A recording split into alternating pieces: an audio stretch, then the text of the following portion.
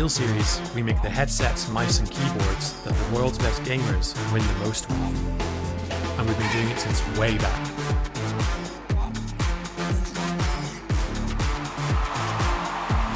It's up to you how far you go, but whatever you do, go for glory. Break it down, break it down. Step on the gas, let's get out of town. We gonna break out and have some fun. We gonna do what you never done. Oh yeah, yeah. Come on, take your body with you.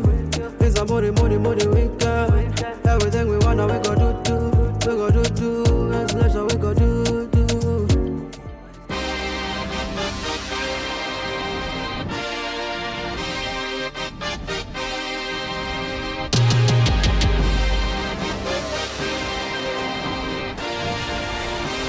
Alex has just put the windwall out to try and keep them all in place. Does go in for the two-man. Bill slides in for the backup as well. The catch name next to the old Alex.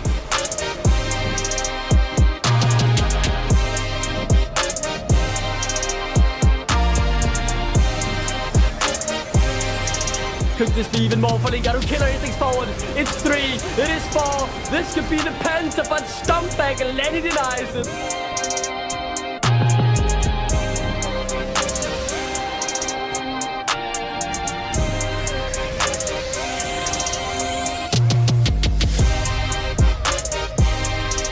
Teleports come flying on through, and the stun is onto Alex, who flashes away. The Moonlight Vigil is solid, but the Glacier Press afterwards big. And look at that! Oh! There's a slicing maelstrom that will electrify the NLC.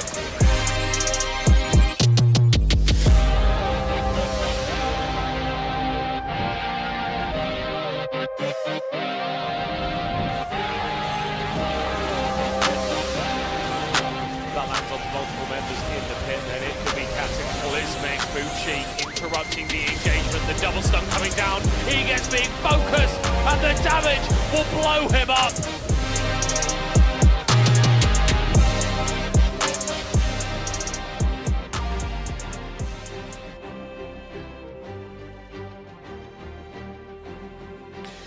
And welcome to playoffs of the Northern League of Legends Championship 2024 Summer Split. It's time to look into the throne. It's waiting for the king, but so far we still have 4 teams fighting for it. We're finally jumping into the best of 5s. We're done with best of 1. We're done with half the league itself, so only 4 teams remain. And with that in mind, we need a proper desk. We need the brains. We also need the new guest as well. Initialize, Duckling, and obviously welcome to the show, Banderas. Every single time we say its name, bam! I'm gonna give it to you. Hey, Duckling, How do you say your name? How do you I'm say doing it? very well. Yeah, how do you say it? Banderas. Banderas, like you say it in Spanish. I wouldn't dare you to try that way, but you know, anything works. I like the Archeron way of saying it, especially with the guitar. Banderas. Not only that, but we also have 2 casters waiting for the game. They are the hit brain, and there's a fox who doesn't drop. How you doing? Hey, how you doing? Yes, I'd just like to say, Banderas he needs to be Spanish. He needs to marry into a Spanish family, adopt the Spanish accent, and go full on to it. He needs to do it. He's got a name like Banderas. He's halfway there. It needs to happen. Actually, Yeah, that also, makes a lot of Archer, sense. Yeah. I know you're a very good guitarist. I've What had are my you time. strumming there, bro? You weren't strumming a single... That didn't feel like a proper coherent chord. Sounded like you were just What? strumming This your is guitar wildly. E minor. There This we is an go. E minor. Yeah. Oh, you want like a... you want like a flamenco? Yeah, I'll kick it with that's a flamenco. Banderas. That's Banderas to me. No, Banderas. It's different. Thank you. So Good glad luck to I'm on the cast. Good luck into some of the drifts as well. What do you mean? Toss it back to the desk. Take it away from this individual. Take it away. Not only that, we have short time to talk about the entire split or the 4 teams we have remaining. We have... Duckling, tell me. Who do we have? I want to talk to you. So, in playoffs, we do have at the top of the table here today, we will be watching Venomcrest versus Ruddy battle it out in a best of 5. Worth remembering, being in the top bracket means you have an extra life, so you can lose this best of 5 and still be alive in the tournament. While down in the lower bracket, we have Nord, who barely missed out on top 2 due to head-to-head or second half wins. I can't exactly remember. And then you have DMG as well battling it out. All teams are qualified for EMEA Masters, but top 2 is needed to log it into the main stage. Makes a lot of sense. Banderas, before we start this one, how are you feeling? Welcome to the show. We were memeing, but hey. Feeling excited. I mean, you gave me a good introduction with the guitar, you know. I liked the last thing you did, you know. That felt like my name. But yeah, I mean, excited to be here. I'm excited to watch some good League of Legends, you know. I can tell you something, as I jump to initialize as well. Banderas, I have like, if we go to 5 games, the chord progression would actually skyrocket, okay? It's like, there's a plan, okay? I'll actually go for Alright, so basically, him calling you out has just made you angry. And you've Yeah, rapidly now he has to brag, yeah. But he ruined Look, if there's it. not a full song for Banderas by the end of the day, then you've messed up, man. Come on. You need to perform it to the max. He's here. The We're gonna have challenge. some background singers as well at the end of this. I need to call my neighbors. With that in mind, I need you to be aware that we still are running a fantasy league. So join in as fast as possible. I know our guest almost won this, so he's just putting that pride on the Danish community since we don't have like a proper Dane on our league. The fact that but he yeah, said that's so just disgraceful. for the fantasy league, you might win a lot of prizes. Might as well show you what the prizes are. We have one for the first place, for the second place, and for the third place as well. I was just went, there they are. You get not only a keyboard, a headset, but also a mouse. If you're taking like by surprise, this mouse is not a normal mouse. It is actually signed by Middlecott. It's Middlecott's mouse that was given by Steel Cities. So we're just jumping from one owner to another owner. And It's like the cursed mouse. Whoever it graces will be left with a duct tape mouse forever afterwards. can you imagine getting the mouse from Middlecott and all of a sudden like you drop from emeralds to like gold? Hey, Oof. we changed. There's someone who There's a isn't Ruddy on change. it. Oh my god, I think that's the first time. Fierce, That's like alright. the first time in weeks we haven't seen the full Ruddy lineup. Ruddy obviously like chaos and like getting kills. That's what scores you high points on the fantasy program. But Fierce doing a great job of that last week, sneaking into the best 5 for week 7. That's impressive. I like it because this also showcases that we have this individual playing versus the other 4. So he needs to step up, and specifically he's going to be fighting Alex. But as soon as we are allowed, we talk about him. But we need to talk about the games that we have ahead of us. You told us, Duckling, but might as well showcase to everybody. We'll be having like the. You can't tell me I'm not like a real You know, thing, man. look. It's All on I'm me. saying is, if much as Tywin Lannister said, if you have to say I am the king, you're not really the king. And if you have to say I am a Dane, are you really a Dane, Duckling? Really? What do you mean, man? Born Really? and raised. I've lived here my whole life. He's got a That is point. crazy. That is crazy. Somehow I know you just don't give off the vibe, do you? do I not That's all give I'm off the saying. vibe? What is Some the people- Danish vibe? Eating pulse and singing songs? Like what do you expect? We'll start playoffs with Ruddy versus Venomcrest, but we not only have that, we'll also have the opportunity to follow Nord. Let's show you the bracket for the remains of playoffs, because just as Duckling stated, they are going to have like a free life. There's a continue. Ruddy versus Venomcrest. Whoever loses this one will drop into the match of loser versus winner of the bottom. So Nord versus DMG will take on each other tomorrow at the same time as well. And the best of 5, whoever wins this one will be fighting versus the losers of today. And at the end, we have a best of 5 to decide the king of the Northern League of Legends Championship. Now that you're aware of what we have, might as well show you predictions, because we haven't talked about that specifically, and since we have Banderas on the desk, I'd like to see where he's standing in terms of predictions. You made other predictions, didn't you, Banderas? Yeah, I mean, I checked the predictions of the other people on desk here and casters and whatnot, and I seem to be the only one deviating from the common norm. And yeah, I mean, I don't have my face on it, but you can you can tell who I am judging by who I think is going to win the series. But yeah, I think, like, I've played versus both of the teams. I watched some of the teams lately, and I think there's a big difference going into BO5s, right? I think you're given a lot of adaptability, and I really think a team like Venomcrest is going to be able to adapt. I still think Ruddy is going to take the first match because I mean, they're really talented individuals and they have some spicy drafts. But I think Venomcrest is going to reel it in towards them. But regardless, I'm happy to be proven wrong. But I think it's going to be really fun to see. It's a lot of Ruddy in the mix in there, but a few Venomcrests popping into my eyes, but I like that idea that Venomcrest will take it at the end of the day. I wasn't aware he would be allowed to vote 7 points on a single part of this. No, I wasn't either. I feel like I've been Middlecat's gaming the system, because he was the one who came up with this negative point thing as well, right? Yeah. Or maybe that was me. Either way, the problem was that I remember for playoffs suggesting we can get like the double negatives or whatever, and it was my fault. But the 7 points there, I think he's just trying to get a leg up considering he's been suffering in the predictions so far, you know what I mean? And I know Foxtrot is going to scale on playoffs. He told us that on playoffs it's his time to shine. He wants to end on top 4. I don't know if that's going to happen. But for those of you at home that are not aware of this, we've been doing predictions for the entire split. And at the end, when we jump into playoffs, it changes it a little bit. If you get a perfect day, you get double the score. If you get an imperfect day, like a duckling day, yeah, as we said before. I haven't gotten one, mate. The only one who has you will have double minus points, so you need to be concerned about that one. Foxtrot is sitting at 0 points. He's going to showcase what he's capable of as an analyst.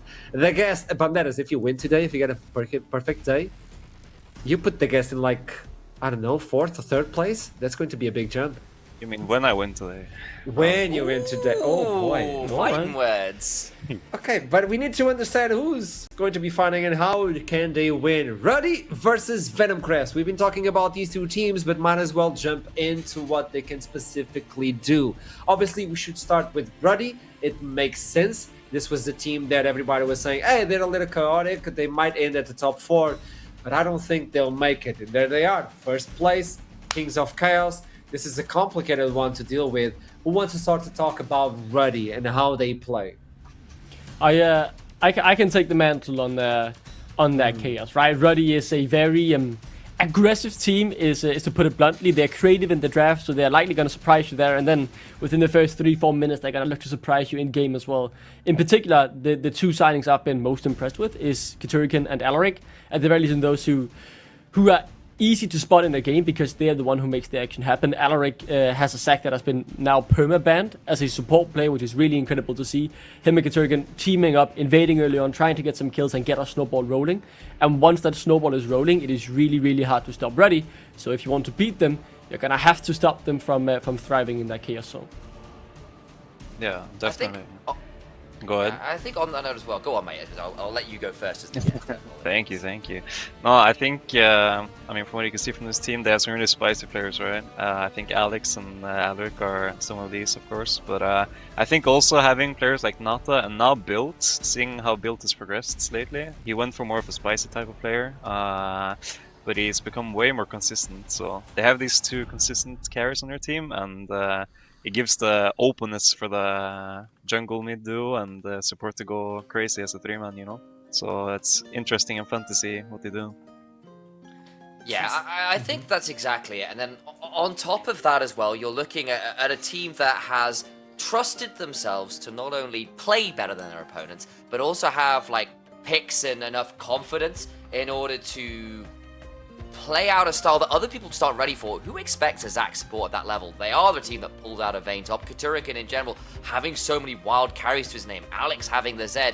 They are a very difficult team to prepare for because not only are they some of the best players in the league, they're some of the most versatile players in the league, at least in terms of the champions they can pull out. And one of those skill sets is kind of having those curveballs that really do wrong foot some of the teams that are a bit more predictable. And perhaps one of the reasons I have a little bit of a worry about Venomcrest, less so than last split where they were significantly more one-dimensional, is I still think they tend to play a particular way of League of Legends, and Ruddy Esports have so many ways to take a look at something and go, well, we'll just attack it from this angle, with this champion, in this role, and maybe flex it to another role because we can do that. And that's very unusual at this level. Yeah, I think Banderas is really also hitting the head on the nail in the point before about Nata. We discussed him a bit last week as being a really unsung hero on this roster because, as I mentioned, when you instantly go into game, well, it's likely going to be Katurkin and Alaric making the action happen around the map, and then Alex and Build maybe getting a few solo kills here and there. And what will Nata be doing throughout all this time? Well, he's sitting in the bot lane, building up a lead, and if that chaos ever backfires, he is their final defense line, because he's always going to be relevant.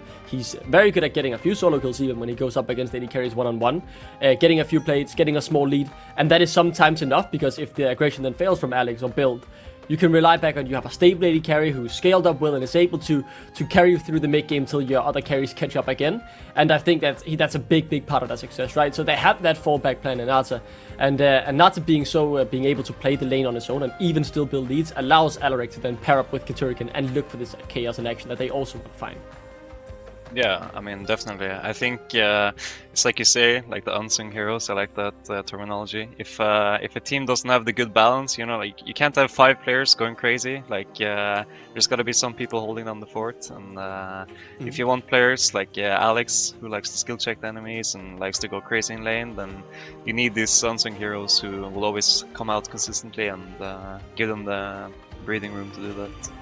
It's really hard to highlight yourself when you're playing a support, but Alaric is one that has constantly been doing that throughout the entire split. Not only because of the stats that he has, but also due to the champion pool, which is quite interesting. That Zac has been banned constantly. Yeah, I think engage, right? That's the name of the game for Alaric, a former jungler transitioned into the support role. And I think that has helped him be able to pair up so well with Katurka, because he knows what a jungler wants, what he wants to do on the map at a specific moment, so he's able to know when the windows are there for an invade and try and punish the opposing jungler. The Zac is obviously the worthy highlight. You mentioned it, permaban throughout pretty much the second half of the split. They got a few wins off it on the back of it early on, and teams just realized we have to ban this even if they are on the red side, and obviously that opens up even more opportunities in the draft for Ruddy to get the other pocket picks that they really do prioritize. But just look at the pool, right? We're talking Alistars, Rel, Nautilus, Broms, engaged, frontline, able to roam around the map. That's the key for Alaric to really get that lead. And yeah, I've been really impressed by his performances in his first split in the league.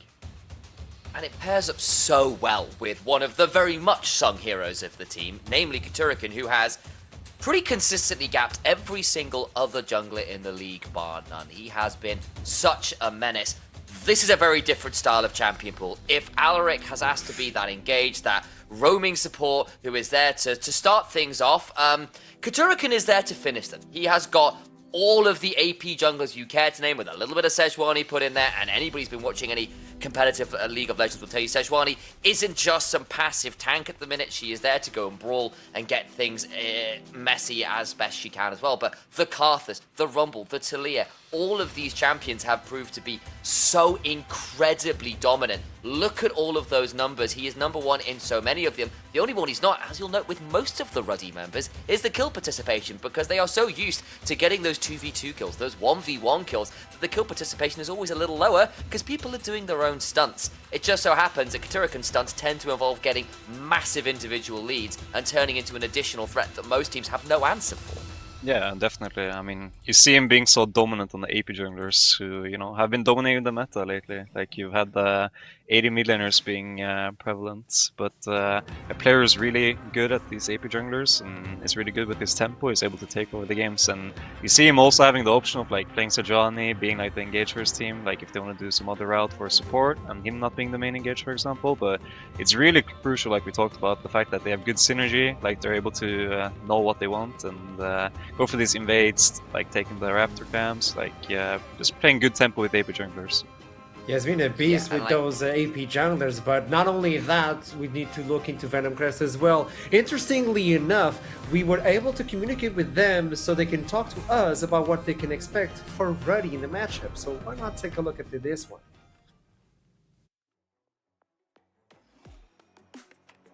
I think that the defining factor in these matches was like, on the first one, we were not that good at that point, and I think we picked champs that we were not comfortable with.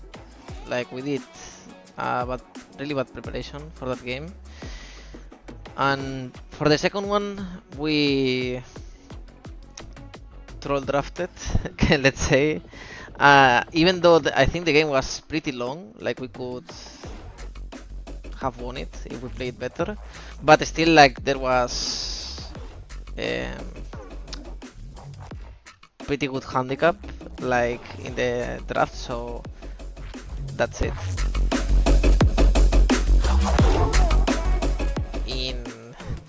a best of 5, I think we can like outplay them in macro, I think as well. I mean, I think we are mechanic wise we are even better probably. Like, I think we improved as well the way we draft lately on, and I think we have better macro than them.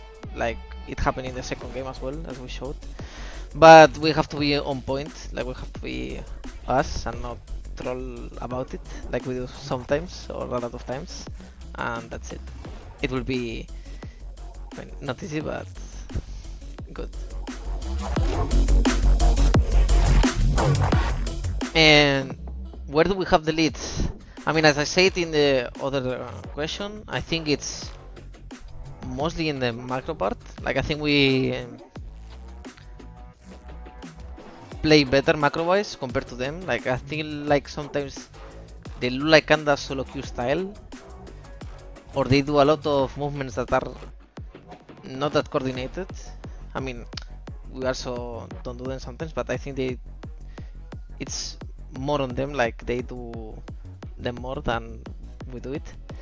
And yeah, I think that's mostly like the biggest point, probably. But yeah.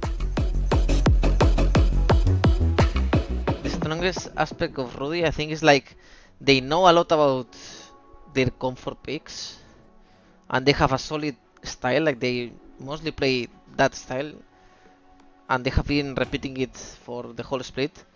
So I guess like they really know how to do it. Like, and they have prepared a lot about playing it, and since they did a lot of specials, they got a lot of confidence as well on doing that. So yeah, I think that's the strongest aspect they have. Like they are, let's say, solid in what they know they can do, or their big style, etc. I think that's that part.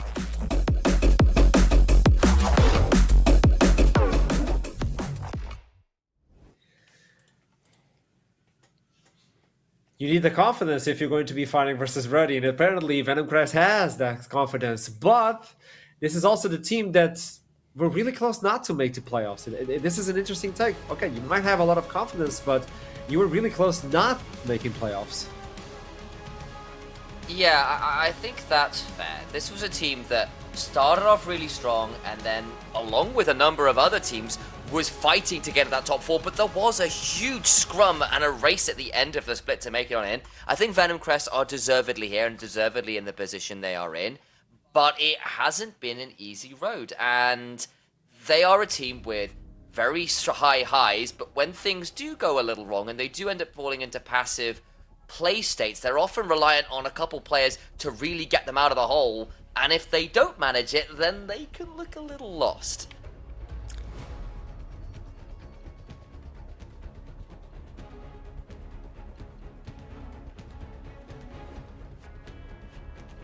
Asha, is your audio cutting out, or am I just mistaken? Lovely. No, okay, you mute yourself. I was sold by your speech. I loved your facial expressions throughout the process, but I was sure something had gone wrong. What I was saying on my is side. the idea that you're capable of just jumping into that back, like a back of one player, the fact that you can jump on one of those players and then carry you, as I was saying, the idea that the bot laner can do it not only as an AD but also as an AP. Lingard has been shining non-stop. Duckling, I know you want to talk about him as well. Yeah, I think Lingard has performed extremely well, and it's tough for me to say this, right, considering he's a Swede, but like hands down one of the best AD carries in our league, and you could also add AP carries to the list, right, because he's able to also survive on his own, but still with the limited resource that he sometimes get. Like, look at the stats, it is phenomenal, right? He's doing a very good job on this roster. He is a swoop for them. He has experience at EMA Masters as well. I can't wait to see him and the rest of Venomcrest go there. If they go into main stage or last chance qualifier is to be seen, but yeah, I think if there's anyone who's going to be able to carry the team fights, have those monster performances, he's the first face I'd look at on Venomcrest to be the safest bet, but let's see. This is not an easy one, because you're looking into an AD carry and he's first of a lot of stats, and you're fighting versus someone that like Nata, who made playoffs, but also X-Drop. Like the AD carry, we took all the first places in terms of stats, and somehow Lingard is is ahead of him. This brings a lot, but not only that, but tell me something about that, is the idea that I knew you wanted to bring how they play and how that can actually shift the entire matchup. Yeah, I mean, it's good that we watched like a little bit of his champion pool as well. I think they play more of the standard meta that you've seen in the other ERLs as well, you know, where you have this type of 80 mid laners, you have this like tank junglers, like you can vary a bit, like you play the Rumble in top, you know. But just the fact that they have the ability to do like 6 ADC and like they can more go for like the heavy tank junglers, like they have good players for playing the standard playstyle, and I mean, it's been the meta for a reason, you know. So I think if they're able to actually perform like they should with this meta, I think Ruddy's gonna have some tough games for them. But if there's anyone to make it complicated for them, it is Ruddy. There is that window, right, where you can see Venomcrest taking games and maybe even enough to win the series. For me, I also look back at history, right? History often repeats itself throughout this whole year. These two teams have played each other 7 times. Venomcrest, they won once. That was at the beginning of the year when Ruddy were in that dark period, right? They looked like a million miles away from making playoffs or EMEA Masters or being a good team by any means, to be honest. Since then, they've lost 6 in a row. They met last playoffs as well, lost 3-0. The big task here for Venomcrest is to stop Ruddy's aggression. They need to be able to deal with that. If they can get to play a control game of League of Legends, then they have a chance. But I mean, if Ruddy succeed at their chaos, this is going to be a rough one for Venomcrest.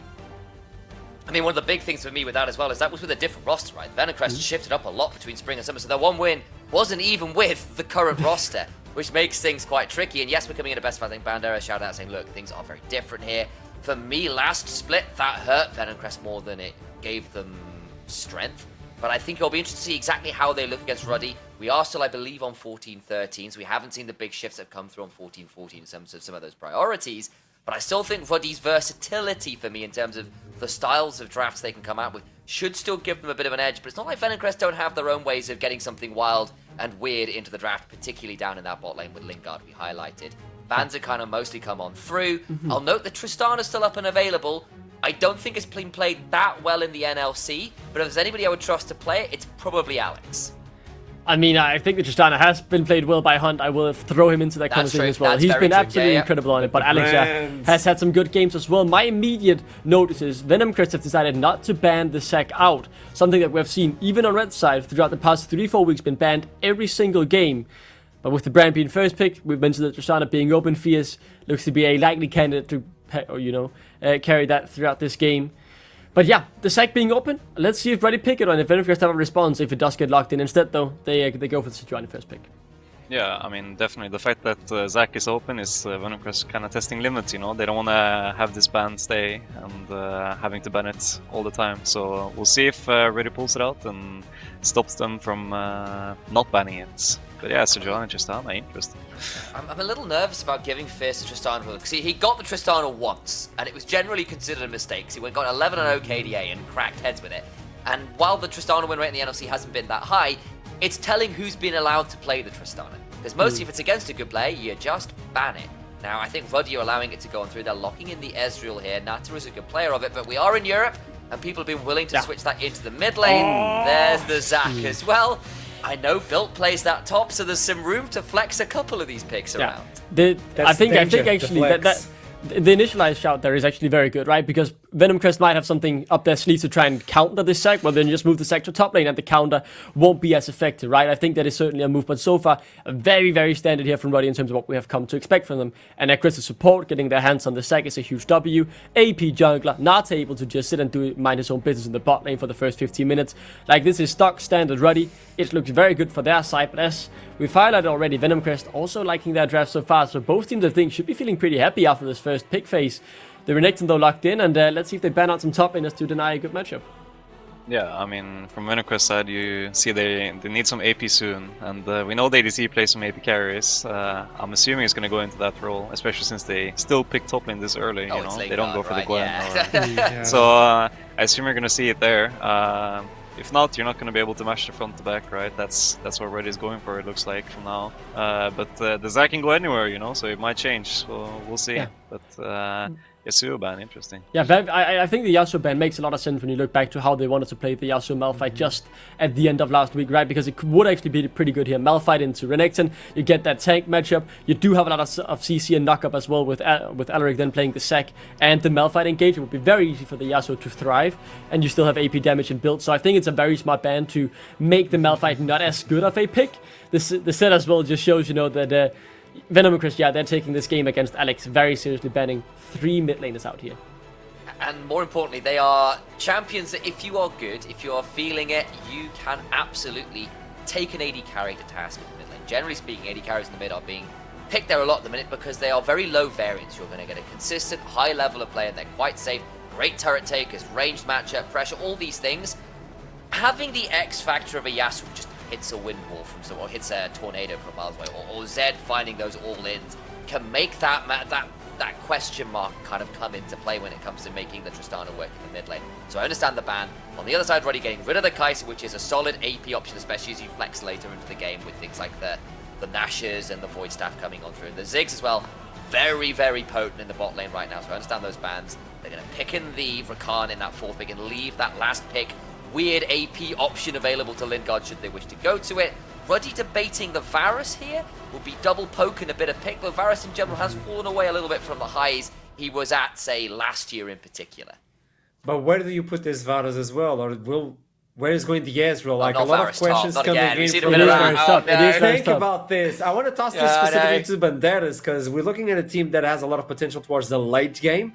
The early is kind of confusing, but a lot of flex in between those picks, right? No, it's mid? Or is this combat? It's actual mid Varus bot, I think, probably. I don't know. I mean, for now they're flexing. They're waiting to see the last pick from Venomcrest side, right? They want to see they can go either or. But what we know for sure, it's a Zac support, so that's spicy. They're happy with that into the Rakan. But we need some AP from Venomcrest if they ever want to match this front to back, right? If they don't want to just rely on. I knew it. I mean, there's some AP in there, but it looks like they're gonna try and match the front to back with the Rakan, but more like these wombo combo fights. But very, very interesting to see. I think if Kyuturukin is allowed to farm like usual and the lanes go normal, it might be a little bit of a hard game for Venomcrest. And yeah, while there is some AP damage on this Venomcrest roster in terms of the base damage is coming through from Sejuani, Rakan, and a bit of this area as well. I mean, this is a very AD heavy competition, right? And I think Build very happy to be sitting on this Malphite, stacking up the armor. He will likely have a blast. I think, I really don't know why they didn't go an AP carry down the bot lane. Maybe they didn't think there were good enough options with the 6 being removed and the Kai'Sa as well, who does have more mixed damage than the Seri. I'm excited to see if they have enough, because I think build could be a huge issue here. But very exciting to see Alex play the Ezreal mid lane, leaving that Varus to the bot lane of Fanasa. Yeah, I kind of agree with you there. I think they will be fine once they get to some penetration items. It's whether they can get there on a decent time frame and not miles behind the curve of the game, because if they do, it gets worse. That's the problem. If you manage to stay even, it's not such a big deal, but for whatever reason you fall behind, an extra armor item comes in and you're waiting for a 3rd item, a 4th item to really do damage. That's where it's going to really hurt them. I will say the Zeri and the Tristana are pretty good if you've got fast fingers into the Malphite, because you can just jump away as he tries to go on in. And part of the reason they've gone for those options is the Ezreal's gone. Your next best option in terms of being able to dodge away from Malphite engage is probably something like the Zeri. So trying to catch both of those key targets in one big Malphite ult, I think might be a little tricky for Ruddy, even if I do prefer their damage profile and their ability for the front line to build armor and be happy. Yeah, I mean, you definitely have some early playmaking for Venomcrest side at least. As we know, it's if it goes normal, the Malphite versus full AD is going to be really hard to play against. They're going to have to try a mismatch with the Tristana and try and take the towers. But yeah, I mean, it's interesting to see if they get an early lead, and if not, Venomcrest better hope that Tristana does some magic on the side. Will she be able to do that magic as we get into the late game? And Malphite will probably have a beautiful time if he gets some support from Kyuturukin. I don't know. We'll have to know that as soon as we jump into the game itself. With the bird's eye view, we have the Costas waiting for the rift. It is Iprain and Fox. Thank you very much, Archer. Hello and welcome to the caster desk. We're getting ready to go into this first game of the day. Yeah, me and you were talking a little bit about the draft. I think my concern for Venomcrest right now is they are mostly an AD team.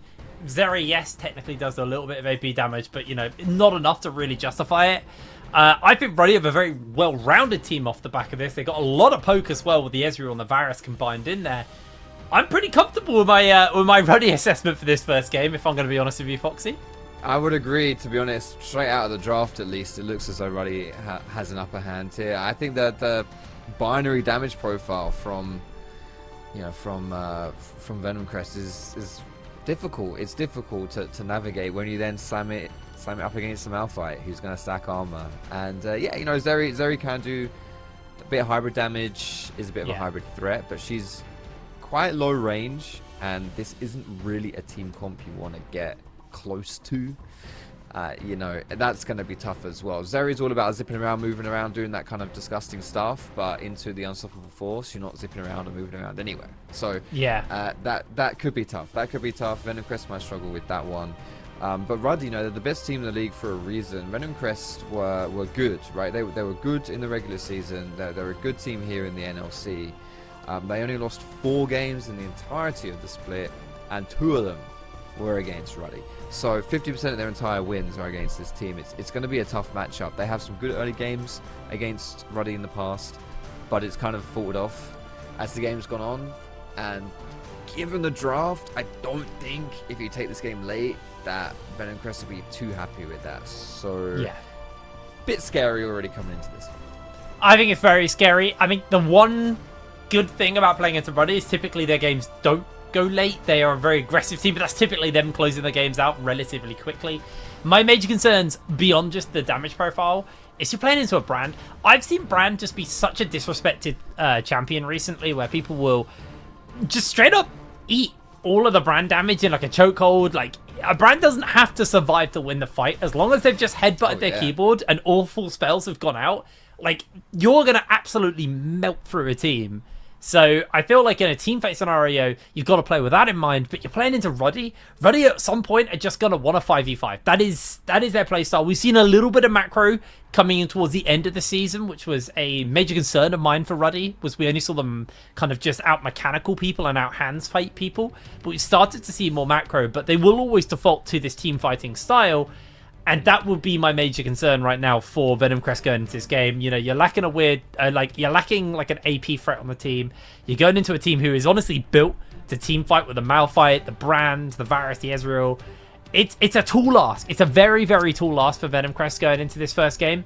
But it's a best of 5, so you have plenty of time to adapt and change. And, you know, we might also just be totally wrong on our assessment, and Venomcrest might have just this game in their heads, exactly what they got to do. Snowball the game out of Ruddy's control and go from there. Yeah, it could be. It very much could be that kind of situation. We shouldn't write Venomcrest off straight up from the get-go here, but obviously before a game started, there's only so much we can talk about, and that is their track record against Ruddy in the regular season and this draft. It could be a bit of a tricky one, but I want to see specifically, I guess, this top side for Venomcrest. Keeping our eyes on them in this first game of our best of 5, because you got that Renekton Sejuani early. It was clearly a priority for Venomcrest here, and they got to do something with it. They got to do something to make it work. And Sejuani and Renekton obviously have good synergy, right? They have a good combination there. Renekton can quickly stack up that stun. You've got a bit of AP alongside the the physical damage of a Renekton too, so you can actually do a little bit more damage into that Malphite, who should be stacking armor early. And that's really, for me, if this game's going to get out of hand early and where Venomcrest can build off of a strong point, it's got to be around that top side with that Renekton Sejuani. Yeah, absolutely. Well, as we are seeing, Theocastus is starting on the blue side, so he will be rotating up towards Bill and Lenny.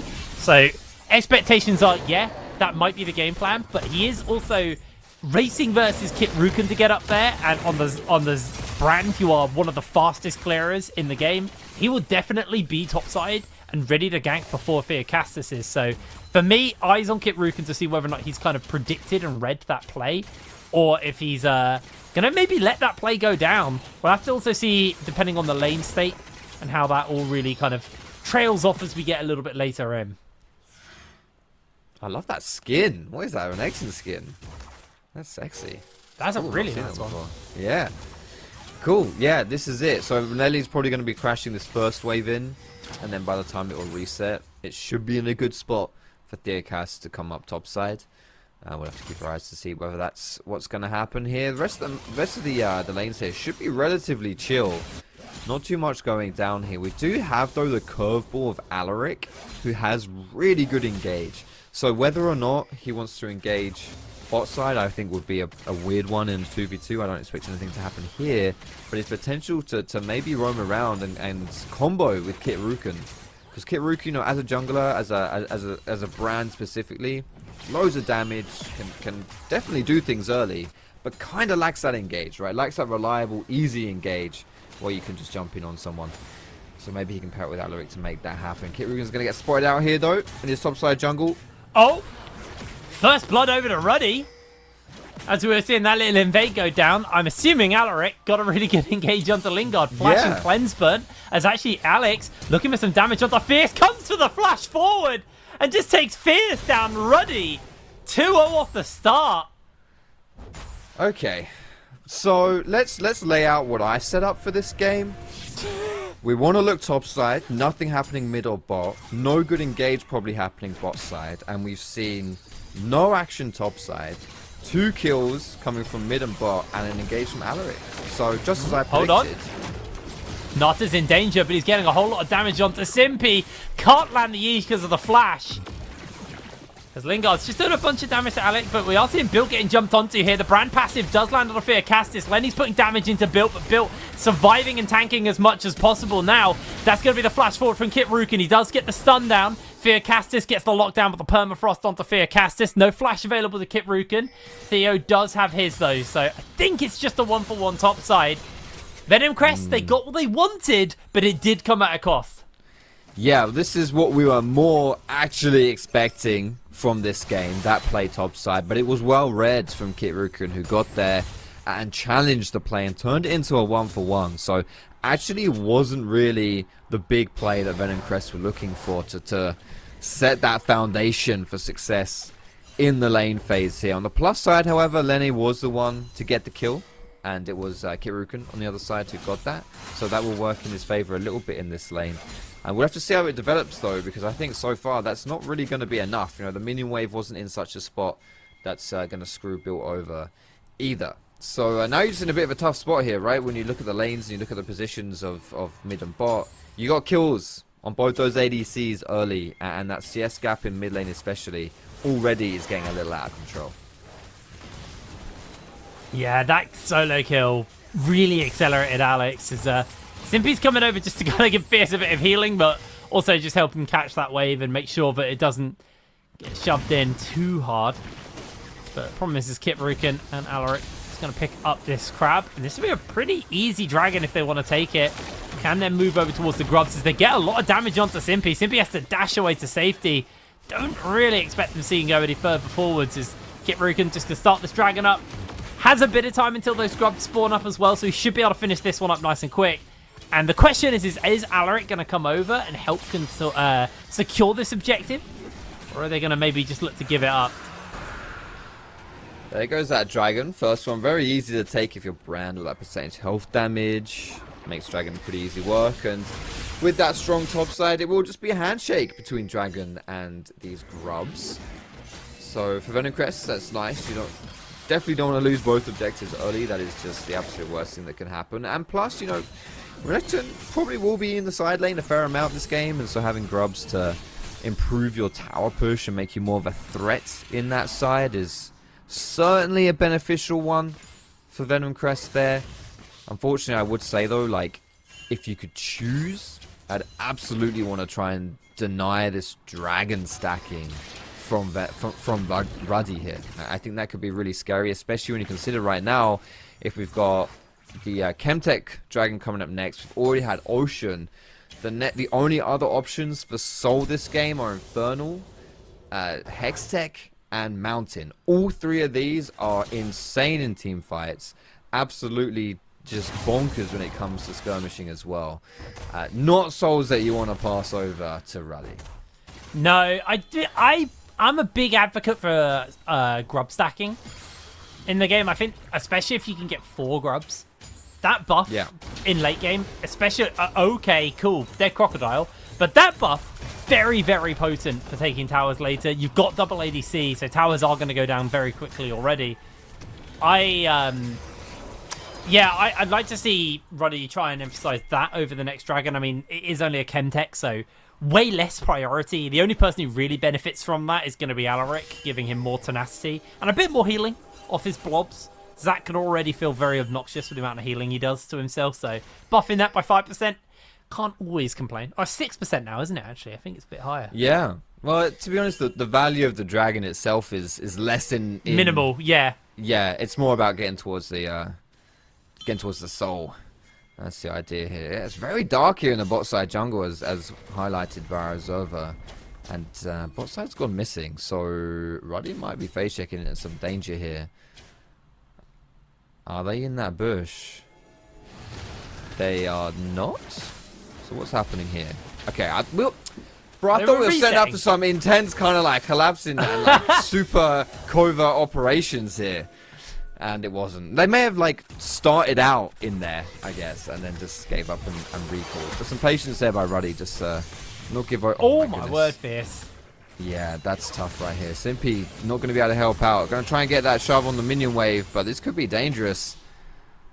I want to get burnt down by Bran. Here comes the engaged blocks. Get the chains down onto Lingard, who instantly cleansed. That should be enough to save Alaric. Nata has barrier and Flash is going to get the permafrost on, but he's underneath the tower. They're going to throw everything down into him. He uses the barrier immediately, holds that Flash a little longer. Lingard is taken down by Nata with the Flash. Theocastus not able to follow up with the kill. Oh, Nata, that was beautiful. Turned around perfectly by Ruddy there. Fierce, I don't know about this one. He needed one or two extra auto attacks there. Not gonna find it. I think Fierce is dead. Kit Rukin has Flash. He can just Flash QE. I don't know. Fierce's W should be up again. Yeah, he's just gonna take the camp instead. Okay, so for Fierce, that was almost quite good, actually. Almost quite bad as well. In the end, the fact that he has to run away, he's got a delayed reset as well. Meanwhile, Alex is just wailing on this mid tower. He's gonna get a plate there as well. Yeah, it's tough, man. It's tough across the board. Anytime Venomcrest try and make something happen, they just flounder. And even when they get kills, it's traded back by Ruddy, right? It's not looking too good right now. The resources that Venomcrest are dedicating to try and make advantages across the map, it's just not happening. And you can see across the board, Ruddy are just very happy with this one. A 3,000 almost gold lead already here at 10 minutes into the game. Very, very big gold lead over to them already. Pretty evenly spread, though, so it's not like one person who's significantly ahead of their opponent. It's 800 to Kit Rukin, which is probably the biggest one. Which, to be fair, has allowed him to finish his item. Keep in mind, Zeke's Convergence on Theocastus, very cheap item, so he is actually tied on items, but the scaling on it. Alex, though, needs to be careful because Kit not there. Theo is in the area. Now we are seeing Built just getting some pressure here onto Lenny, as we do see Nata taking a whole heap of damage. He's maybe going to survive. Oh, not again. Misses the auto attack. Alaric chasing forwards to see if he can take out Simpy. We do have a fight breaking out on the other side as well by these grubbers. Kit Rukin's trying to put some damage out, does get some work done, flashes over the wall. Alex is just chasing onto Fierce. Kit Rukin able to survive the onslaught coming in onto him. Has no pyroclasm, but Alex has just got the damage going through. Can they keep this up? Lenny taken down. Theo going for the flash forward. Kit Rukin finds the lockdown, finds the double kill. Ruddy just cleaning house here. They're running away with this game already, Jake. Game 1 in our best of 5. We're 11 minutes in, and this gold lead continues to get out of control right now. I didn't quite see who took those grubs as a whole, but I know at least Ruddy took, well, at least Ruddy got one of them and Venomcrest got one of them. So I'm not quite sure how it's stacking up in the end there, whether it's a 4-for-2 or 3-for-3 split. Not entirely sure, but either way, the team fight is won, and that's the most important thing there. And look at Kit Rukin now. 4-0-1. He is huge. Alex as well, also getting pretty girthy in this one. Woof. And it's looking kind of tough already here for Venomcrest. Yeah, Fierce is just eating so much poke. Alex, once again, just continuing to whittle him down. Really, really nice stuff coming in from the Ruddy mid laner. Alex has been so consistent this season. Very, very aggressive player. Typically on the Yone, I think that's been his most played. It's definitely his like typical go-to.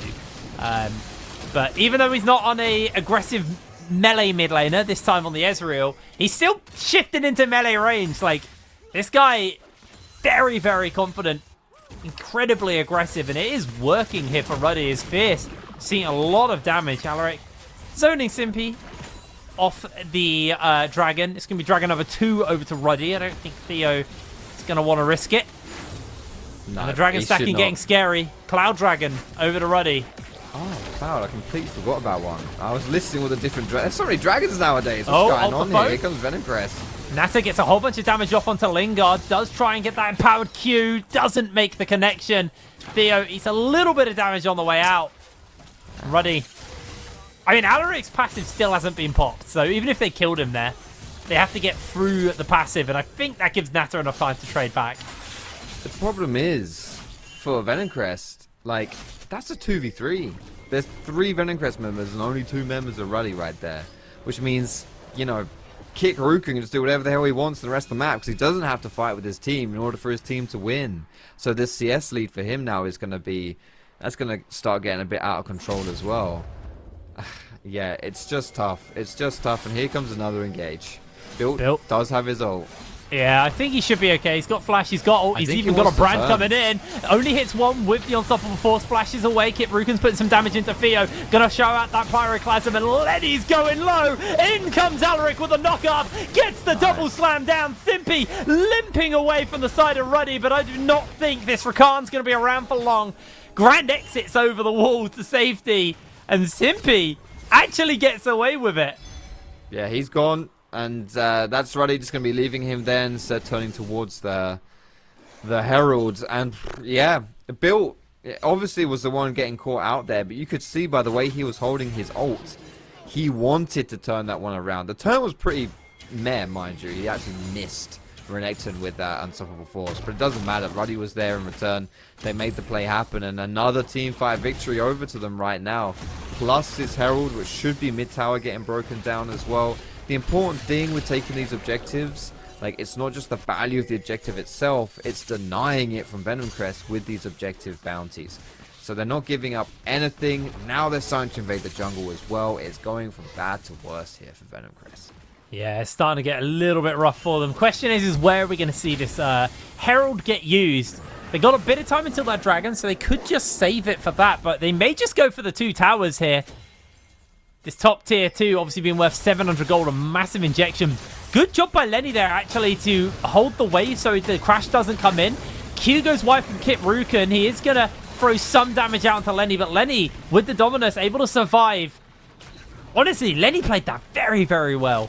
He did. He didn't have much to work with there, but he makes it happen. To be honest, I think that's Kit Ruken was a little impatient with his Q. If he waited for Alaric to layer the CC, then it was, you know, easier to set up that Q right there. But it's all good. The tower's going to go down. Lenny's getting forced off anyway. So, to be honest, objective achieved, mission accomplished. Alex. I think Alex is in danger. He has to jump away with the flash and the arcane shift. Dodges out on the slow. The chains of corruption go a little bit wide as they get a whole heap of damage down, but the quickness connects onto the 2. Alex shifts away to safety. In comes Alaric on the back line, and Lingard gets flanked onto by Built. Built continues to chase forward. The Unstoppable Force is there, and that might just be one slammed ham. Double kill for Built. Oh, that's fantastic. What a TP as well from Built. Nicely done. It's unfortunate here for Venomcrest. It is such a tilting game 1 for these guys, but they're actually trying to do some good things here. They're trying to make these proactive plays. They're trying to catch Alex. It was a really good engage by the Rakan there as well. But they don't anytime, stop. Yeah, anytime they try it, anytime they try and get a positive play, Ruddy are there to turn it around. And for one reason or another, it just does not work. And you can see 14 kills in a 16-minute game for Ruddy. Oh, we're off to a very bloodthirsty start here in this series, and it's only the first game, Jake. That is Ruddy through and through, and I'm so glad the Observer's showing us the vision, because Venomcrest, that's their vision. They just lost the fight on this. Ruddy had no vision. I mean, I think they had one ward, because that was the one that we saw Built teleport to. absolutely flawless by Ruddy. They're playing so well in this first game. A kill a minute for this game as well, pretty much. Yeah, it's gross, honestly. That's what that Vision's a perfect example of what I'm saying. Like, Venomcrest are trying, you know, they're trying to make these plays, and it's like they're setting up for good plays, but it just is not working. And they're not only not working, but they're getting turned around. And Ruddy are the beneficiaries of all these plays. So it's starting to snowball. It has snowballed out of control right now. And Ruddy up so much gold. There's no contest here for Venomcrest and this Dragon either. As we get the cheeky little freeze. Yeah, that was a little bit rough, but it looks like Simpy moonwalks back in. That was just a visual bug. Do get the lockdown onto Built, but he gets the unstoppable off onto Lingard. Lingard caught by the Pillar of Flame, and Kip Rukin with the Conflagrate secures that kill. This should be Dragon number 3 over to the side of Ruddy. Fierce will be able to answer out with an objective bounty taking this mid tower. But the price he's paying for that is heavy because Alex is able to force Lenny to flash. I don't think I've ever seen an Ezreal flash away. Sorry, a Renekton flash away from an Ezreal. Especially pre-20 minutes, right? And that's just kind of how this game has gone here for Venomcrest. This will be the 3rd Dragon of the game as well. On pace for that elusive 24-minute Dragon Soul, which is exceptionally punishing, of course, as well. All the outer towers, well, bot 1 isn't quite dead yet, but it will be gone soon.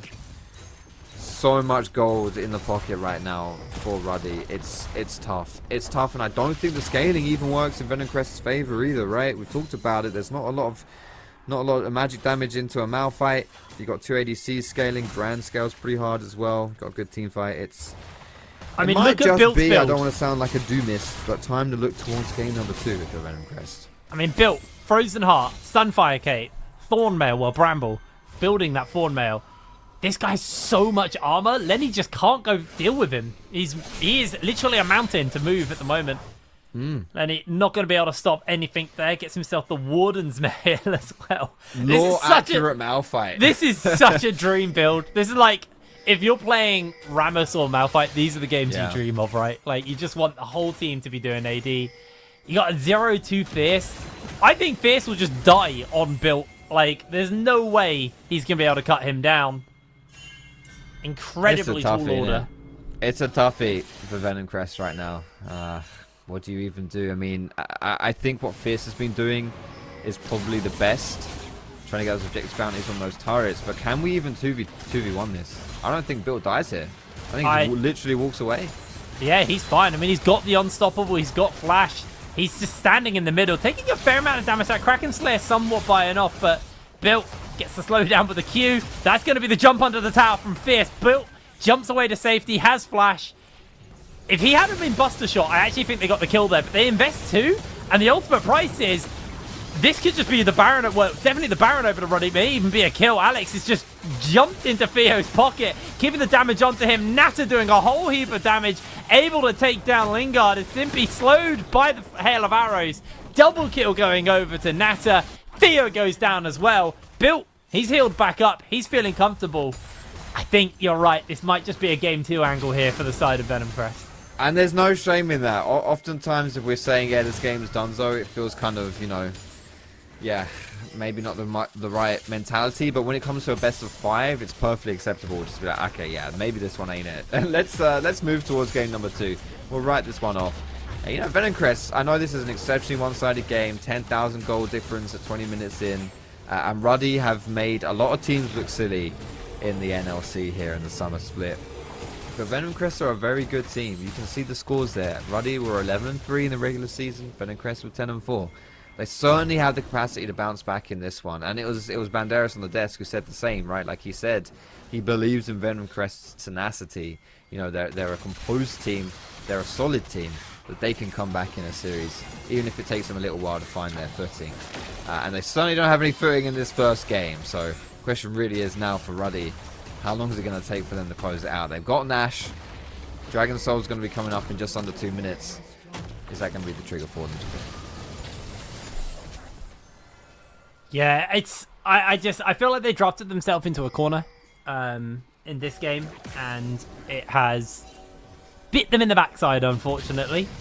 As we are seeing Ruddy just pushing forwards, getting a little bit of damage off, having a And a Crystal Scepter makes life real hard for Venomcrest, considering they're all incredibly low range. Fierce will take a tier 2 tower, solos that gold, but I mean, you are base racing versus a Baroned up team.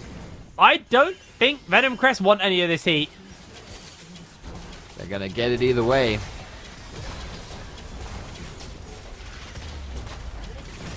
I guess we're just gonna walk into the Nexus. Here comes the fight.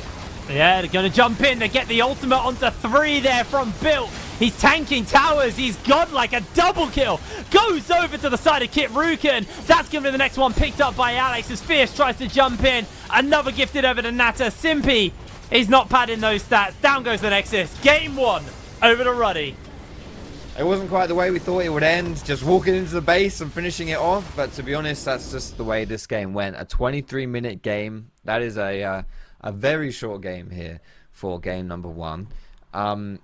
Yeah, what more is there to say than that was just exceptionally dominant from Ruddy right from the get-go. I mean, we talked before this game about the draft and how it was perhaps suboptimal for Venomcrest, right? It would be a difficult game for them to win from that perspective.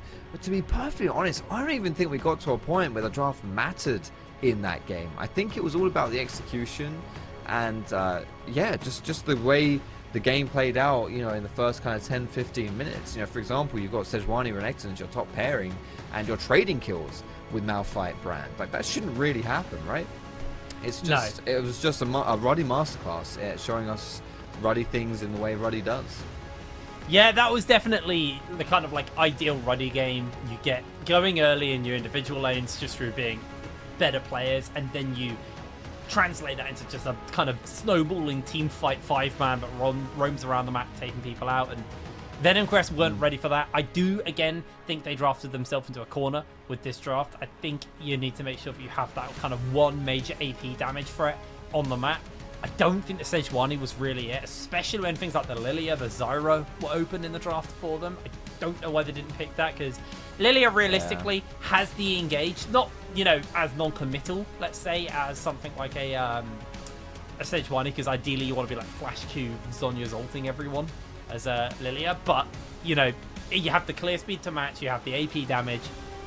You know, there's a lot of woulda, coulda, shouldas here, I think, for Venomcrest in game 1, but this is the great thing about a best of 5. Those woulda, coulda, shouldas have to be adapted on going into the game 2. So I think what we're going to do is we're going to throw ourselves over to a quick break, and then when we're back, we'll be back with that second game off the analyst desk. Break it down, so we'll see you in a moment. Break it down, break it down. Step on the gas, let's get out of town. We gonna break out and have some fun. We gonna do what you never done. Oh yeah, yeah. Come on, take your body with you. It's a money weekend. Everything we wanna, we go do. We go do. It's leisure, we go do.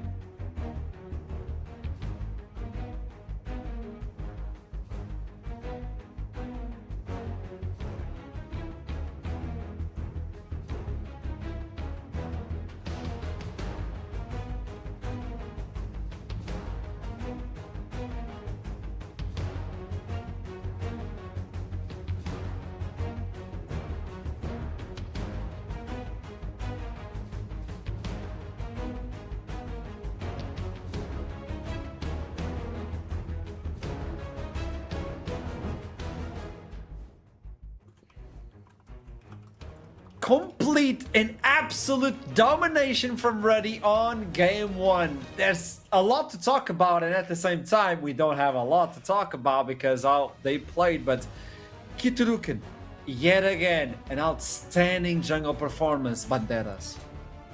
I mean, one hell of a game. I think a lot of people predicted them to win the first game, but definitely not that quick and definitely not that dominant. I mean, from my POV, and I think you guys would agree, it's a little bit of a draft issue. You know, you have the ball fight into the full AD. It puts a ticking time bomb, you know, but that didn't seem to matter too much to them either, seeing as the lanes managed to win pretty hard, even the ones that weren't supposed to. The aggression early on was very, very clear from Ruddy, right? Venomcrest weren't able to shut it down. I think getting the sack final in the bot, they felt very confident, very quickly finding the 2v2 kill early on. And from that, I mean, slowly but surely the game unraveled within 5 minutes. It was a bit of a rough watch because, like, yeah, they just couldn't deal with the aggression early on. And when Ruddy got that snowball rolling, like, they played some control chaos, I think is probably the right way to call it, because they know what they're doing, but they are skill checking constantly. I know I'm stronger than you. I'm gonna take this fight. I know I can do this because you're weaker than me at this point, and then that snowball just keeps rolling and rolling and rolling. And yeah, within 23 minutes, the game was done.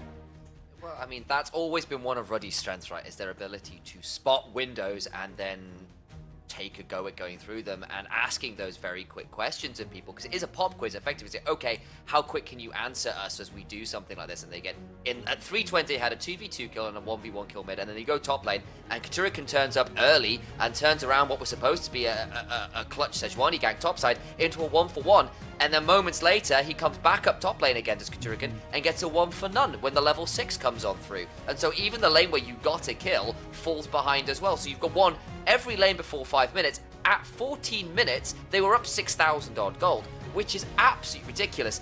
That shouldn't be expected. They got 24 kills in 23 minutes. It is a very, very tricky scenario for Venomcrest, and a lot of that just comes off being, I think, sucker punched in lane, bluntly. Not only you're talking about that, the lead that Ruddy were capable of building, but while we were watching the game, Banderas, you brought up a specific topic. They need to win the early game. They need to get something for Venomcrest. So not only like the champion select itself fell in favor of Ruddy, but also Venomcrest didn't play to the way we were expecting them to play. It's not only about Ruddy, it's also about Venomcrest as well, no? Yeah, I mean, I think no matter what strategy you have, if both bot lane and mid lane dies and getting skill checked, then it becomes a hard game, you know, and you have to reel it in through macro. But even harder when the draft is also a bit hard, you know. But I think another thing to highlight there is the fact that you have Brand Malphite topside versus Renekton Sejuani, and Renekton Sejuani should be way stronger in 2v2. Both junglers path top, and it still ends up on the winning side for Ruddy, from ending up with Scuttle and, you know, 1-for-1, which is kind of crazy in that matchup. So there was probably some mismatch between communication between the jungle there, or not go on from there, but either way, it's good to see Ruddy being able to even win there, you know. And I hope for the spiciness of the next match that Venomcrest fixes that. But yeah. I think one of the things about this control chaos, when you have this lead and you're willing to try and find these windows and try and punish it, is that they got so far ahead that even when they made mistakes, they didn't get punished. They survived with 50, 100 HP. There were multiple times where I thought, surely Katurukan dies here. Surely Nata gets punished for this. Surely they die. And like, despite Venomcrest throwing everything in the kitchen sink and just getting kills, they failed to, I think, 50 minutes in a row and getting just that one kill over the line, because constantly they would survive with a sliver of health, and it was simply due to the wallets of Ruddy at that point being so much bigger than that they were so far ahead they couldn't do anything. Yeah, I mean, that's something I do want to touch on, because you can't expect a game state like that every single time. And I think for Venomcrest to kind of flip this around, they're going to want to come out of this game and wipe it from their memories and go, look, you've still got at least 2 more games to set things right. Hopefully you can get 3, and then it'll all be over in your favor and everything's good. But you've still got another couple chances to get this right. And step 1 has to be not falling apart in the lanes like that, being ready to brawl and not get flinching, because Ruddy will throw those early punches. And we have seen when teams have taken Ruddy apart, it has been teams that have been willing to catch out, counter gank, or throw their own punches early on as those plays start coming on through, because Ruddy will make them, and when they do go wrong, they don't stop making them, they just do it more, and instead of getting away on 50 HP, they get away on none, and you can look in a very different game state. And that has to be a thought process coming in, because I don't think the draft was that bad, at least not to the extent that it was there. That shouldn't have happened the way it did. We were expecting, if things had played out with nameplates off, to be like, okay, we've come into mid-game, the armor stacking's come on through, and the mixed damage is proving a bit difficult for us to overcome on the other side, and therefore Ruddy win. Was the thought process. It wasn't that. It was, we've just styled on you by pressing our flash buttons in weird ways and dodging skill shots in ways you weren't expecting, and everyone survives when they shouldn't. That is not a draft diff necessarily at that point. That's just a hands diff and a snowball diff. Yeah, I mean, in the end, the draft didn't matter that much, right? But I think now they got a feel of each other, you know, they know the level of each other, and I think there will be less skill checking. I mean, maybe attempts at skill checking, but at least less solo deaths for the next game. So I think we're going to see a much more controlled game, and it's going to be interesting to see if Venomcrest manages to slow this game down at least, and not have it go completely chaos. So let's talk about adaptation right now. We heard about the first game. It was a stomp at the end of the day. Nothing that Venomcrest could do after a while, even though they got close to a lot of kills, but close it's not enough. How can you adapt towards the next game? How can Venomcrest adapt to this one? And how can Ruddy actually follow through with what they built in the first game, Duckling?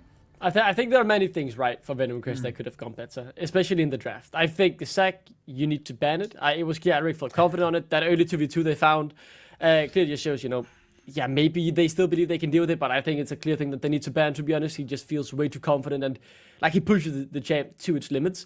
And then I don't want to call this a rookie mistake, but a mistake I don't think they can make again is drafting such a similar damage profile throughout the board. To have this much AD, especially going up against the Malphite. Yes, they had some AP damage in the base damage with Sejuani, Rakan, and Sari having a bit of AP damage as well, but it was nowhere near enough, right? Because as soon as you lost a few kills early on, and especially after Bill got a few kills early on as well with the top lane ganks, yeah, the game was over, because they made the game really impossible for themselves to come back in, because they didn't have this damage profile that benefited them. You discussed it before, I think it was you, Banderas, before we headed into the game, that if they didn't get a lead, this game would be nearly impossible to play, and putting themselves in such a situation from the draft is not favorable in the slightest. I think as well, the more I'm looking at this, and I went to go check out some numbers to see whether my suspicion was correct, and I think it largely is that both of these teams are teams that really like to play for bot side control to get towards the Dragons to snowball the game. They are the two best teams at snowballing the early game. They're the ones with the expected gold value that's the highest. They're the teams that are expected to get the most Dragons in the early game to get the first turrets. They're right up there in sort of between first and third in all of them for both of these teams. And in some ways, that's put Venomcrest in a tricky position because they are second to Ruddy in most of those stats. And so what it means is the style they are trying to play in terms of that bot lane pressure into the Dragons and team fighting and objective setup around that side of the map is something that Ruddy do really well and arguably better. And so if you're trying to match strength for strength and your strength just isn't quite as good, that's not an easy place to be in. And so for me, that means when we do come into this next draft, aside from maybe not losing the skill check so flashily, shall we say? There's probably a better way of phrasing that, but less dramatically. There we go. As we did in that game one. I do need to see them draft for a bit more priority in the bot lane in particular, because I think if they don't, and they can't play towards getting a hold of some of those Dragons, it gets tricky. Yeah, I mean, I think that's where the Zac ban comes in as well, you know, like, leaving this champion open, one team definitely has more practice playing Zac than the other team has playing against Zac, and yeah, I mean, it creates variables you might not want to face. You see Venomcrest on blue side, instantly banning Rumble, very interesting, you know, I've seen Lenny being efficient on this champion, but it seems they want to prioritize something else, so interesting to see what that will be. That's a good question. You brought in that Rumble could be a pick for the blue side if Venomcrest decided to go blue. So that is an interesting take. They're removing away a lot of that AP in the jungle, trying to hit on Kiturukan, but it's not easy. He has a champion pool that's like an ocean. Exactly. Yeah, the sack left open again here from the side of Venomcrest. They instead think the Yeshua was the bigger issue, and it seems like maybe Fierce just wasn't really that practice playing against it, because he did overstep a few times and maybe not too familiar with the damage Yeshua has, at the very least during the laning phase, when you as a mid laner normally wouldn't play against it. But with the brand being left open again, just like Ruddy first picked it in game number 1, Venomcrest will do that here in game number 2, leaving the Tristana onto the other side. Kiturukan obviously getting on his AP jungle grind, this time with the Lilia, with the brand being taken away. I do want to see some adaptation. We've seen it a bit already here from Venomcrest in terms of the picks. But so the Rel again gives them another engage support. Quite early. Yeah. Don't get me wrong. I think the Rel is a really good pick for Simpy in particular. And it's certainly a strong enough champion. I'd argue things like the Leona are higher priority on the whole. They're gonna lock that win. They've got the Jace as a flex option too. Again, that's rising in priority next patch. This patch, it's okay, but it's more like that B tier level of laners rather than the kind of S tier we've gotten used to seeing generally in competitive. So we'll see whether Fierce or Lenny is happy enough to play that one out. But the Zac gets through again. Banderas was saying, look, I just don't want them to get a hold of it. Please don't. You're not used to playing against this in the bot lane. It doesn't look particularly pretty. Well, here it is again, guys. Yeah, I mean, the issue is not even that it's you don't know where it's going yet. You know, they have the ability. They can pick ADC on 4, and they can choose do they want to put this top lane or want to put the support. You know, it's difficult. And I'm gonna be honest here. I'm not completely familiar with the Rel Zac matchup, but I think Alaric probably knows it a little bit better and is a bit more comfortable with that, seeming as they picked it and are able and happy to flex it. Duckling, I know you want to bring something up. I can see it in your eyes, so I'm gonna give this opportunity to you. Yeah. So what I'm thinking, right, is what has Lenny been the most consistent performer on in terms of throughout not just this split but the last split as well? You could go for the Cassandra, right? You have the ability to stop to be untargetable, and I think maybe re-engage while the Zac potentially is going for something to try and disrupt the backline. I think that is a window that I'm just really not happy with Venomcrest letting the Zac through again. To be honest, it is a bit. It feels a bit cocky in my opinion, especially after you just get smashed game 1. But at least they've made some adaptation by denying the Israel here. And surely whatever they have in mind needs to work, because otherwise they have to bet in game 3. But yeah, I think they're very happy so far with what is Ruddy. They're getting everything they want in my opinion, and they just seem very happy. I like the Malphite ban though, but I also like the fact that Venomcrest have a different damage profile. They have some AP damage this time around, so already there is it's an improvement. What's coming into my mind is the idea that you're looking into the champion select, and even Ruddy are picking on the red side, usually get a few counter picks, but it seems like not only on the blue side they won on the counter pick part, but they're also doing it right now. MF and Lilia. Lilia wasn't banned on the first game, and I was wondering why Kitrukan didn't pick it, but he was saving it for the second game. Like, all of these are just piling onto, we are outplaying you inside of the Rift, but outside of the Rift as well. Yeah, and it's also a really nasty combo with specifically that misfortune, because you don't break the sleep when you press R, which is a huge deal. So you've got that really scary combo already. You've got the Zac that follows up on whoever gets slept.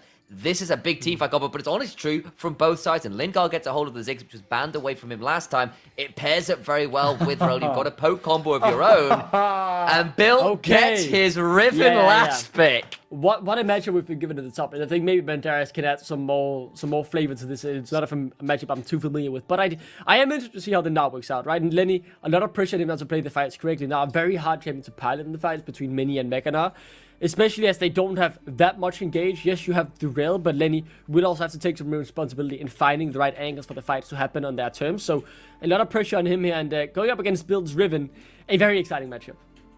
Yeah, I mean, the Riven R matchup is really exciting to see. I mean, I'm excited to see if Bolt goes Ignite, you know, like playing the more aggressive type Riven, or if he goes to standard TP, you know, we'll see. But regardless, a Riven, if she's managed to win lane versus 2 APs, he's happy to build Mercs, and his main problem of CC goes away. I think this might be a 1v9 game, so it's exciting to see if he'll be able to, you know, proficiently get this lead. But yeah, I mean, regardless, a really fun matchup to watch in top, and I hope the observers take note of that. Yeah, top lane will be interesting. Finally, we're getting some top lane action, and then viewers are like finally getting blessed with the top lane, which has always been disregarded throughout the years and years. But when we look into this and the compositions we were looking into, I know you made some predictions, but I want to toss it again. I want to give you an opportunity to correct your predictions, not the ones you brought in at the beginning of the day, but for now, just between us, okay? Nobody's watching. So Duckling, Initialize, and Banderas, after this champion select, I want to know how you're feeling about your predictions and who you believe is going to take the second game. Duckling, you start Initialize, and then Banderas, I'll finish with you. I've given Venomcrest a game here. I do think Ruddy will win. And I thought it would be because they would be able to shut down the chaos, or the control chaos, I think is probably the right term for Ruddy. And this draft doesn't signal that to me, right? It feels like Ruddy are getting their comfort picks. They're playing this, they're getting the start of play that they want in terms of the draft. It feels like something is going wrong here. Maybe this will turn out differently, because what I like, and I want to say here, is Venomcrest have adapted something. They're doing something different. They're not just trying the same thing over and over again. But I think Ruddy have still won this draft, to be honest. I think Ruddy have got everything they want as well. And when they got everything they want, they feel confident. They're able to take the skill checks, and they win that very often here in the NLC. Initialize. I'm regretting my predictions. I should have said 3-0 Ruddy. I should have said 3-0 Ruddy, because that is not the draft I was hoping for. Giving the Zac over that way, the Riven and the counter pick. I think Ruddy are feeling it. I think they're playing like they're feeling it. And I think they've got a draft which will allow them to really be very scary. I think Venomcrest's got an okay draft, but I am worried still with the way things are going and how Ruddy are playing and feeling and drafting. Banderas. Yeah, I mean, I think my prediction was based on, like, I had some drafts in mind, how they wanted to play, and I was hoping for, at least when they're blue side, that Venomcrest would go for the Rumble and they would remove the Zac, but they opted for neither, so if I were to change, I'd probably change to Ruddy 3-1 by now, but hopefully Venomcrest changes and, they stick to what they're best at, and, I mean, they know better than me, I guess, like, between them what they want to do. But I hope they go for the Rumble. I think that really work out for them. And please just remove the Zac. It's a variable Exactly. It's a variable you probably don't want to face. And when you're a team that likes to play standard, removing these crazy picks makes it a lot easier for you.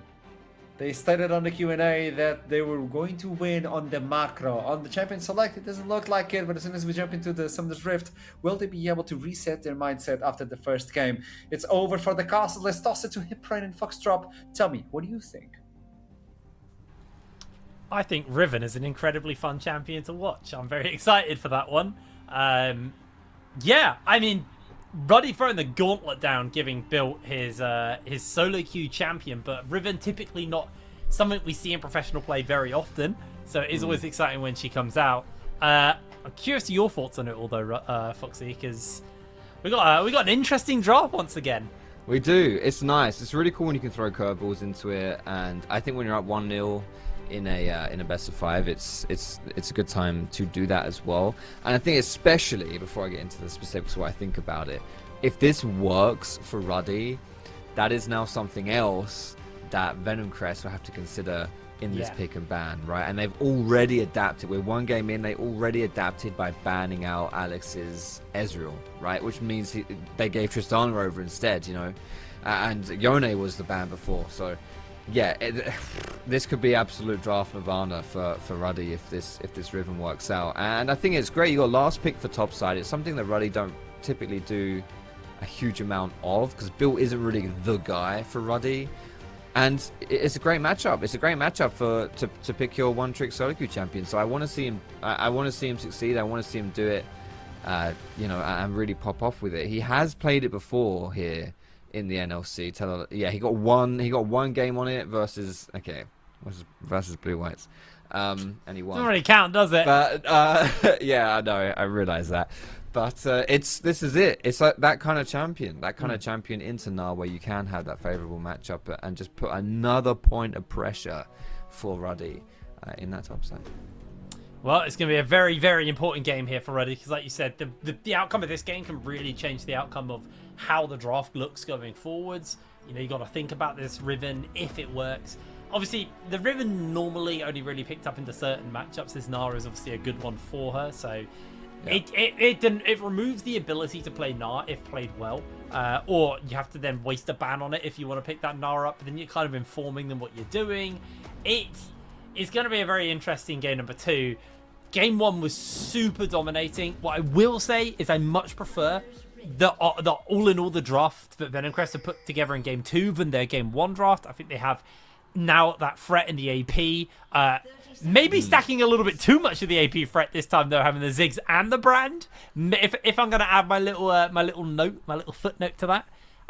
But they do have a mixed damage profile this time around, so Ruddy, while they don't actually have a strict tank anymore, because Alaric is a support, so he won't be able to get super tanky, it does somewhat deal with that.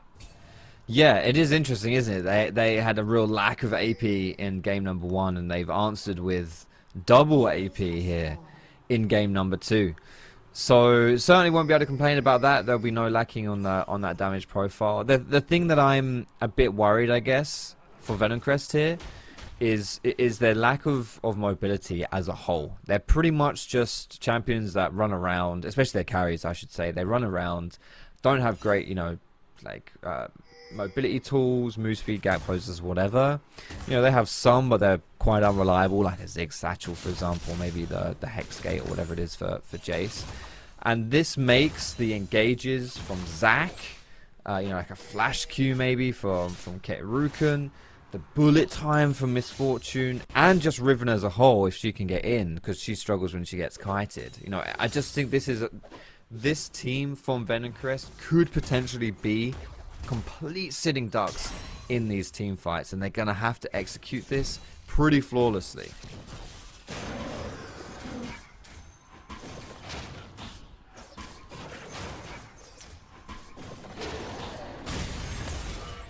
Is Prone still here? Do we hear Jake? Hello?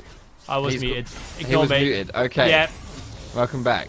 Hello. I honestly, my point was about a skin. So no one missed anything informative. My point was about a skin. What skin? What was it? I was just saying, no, it was the Riven skin. It was the Riven skin.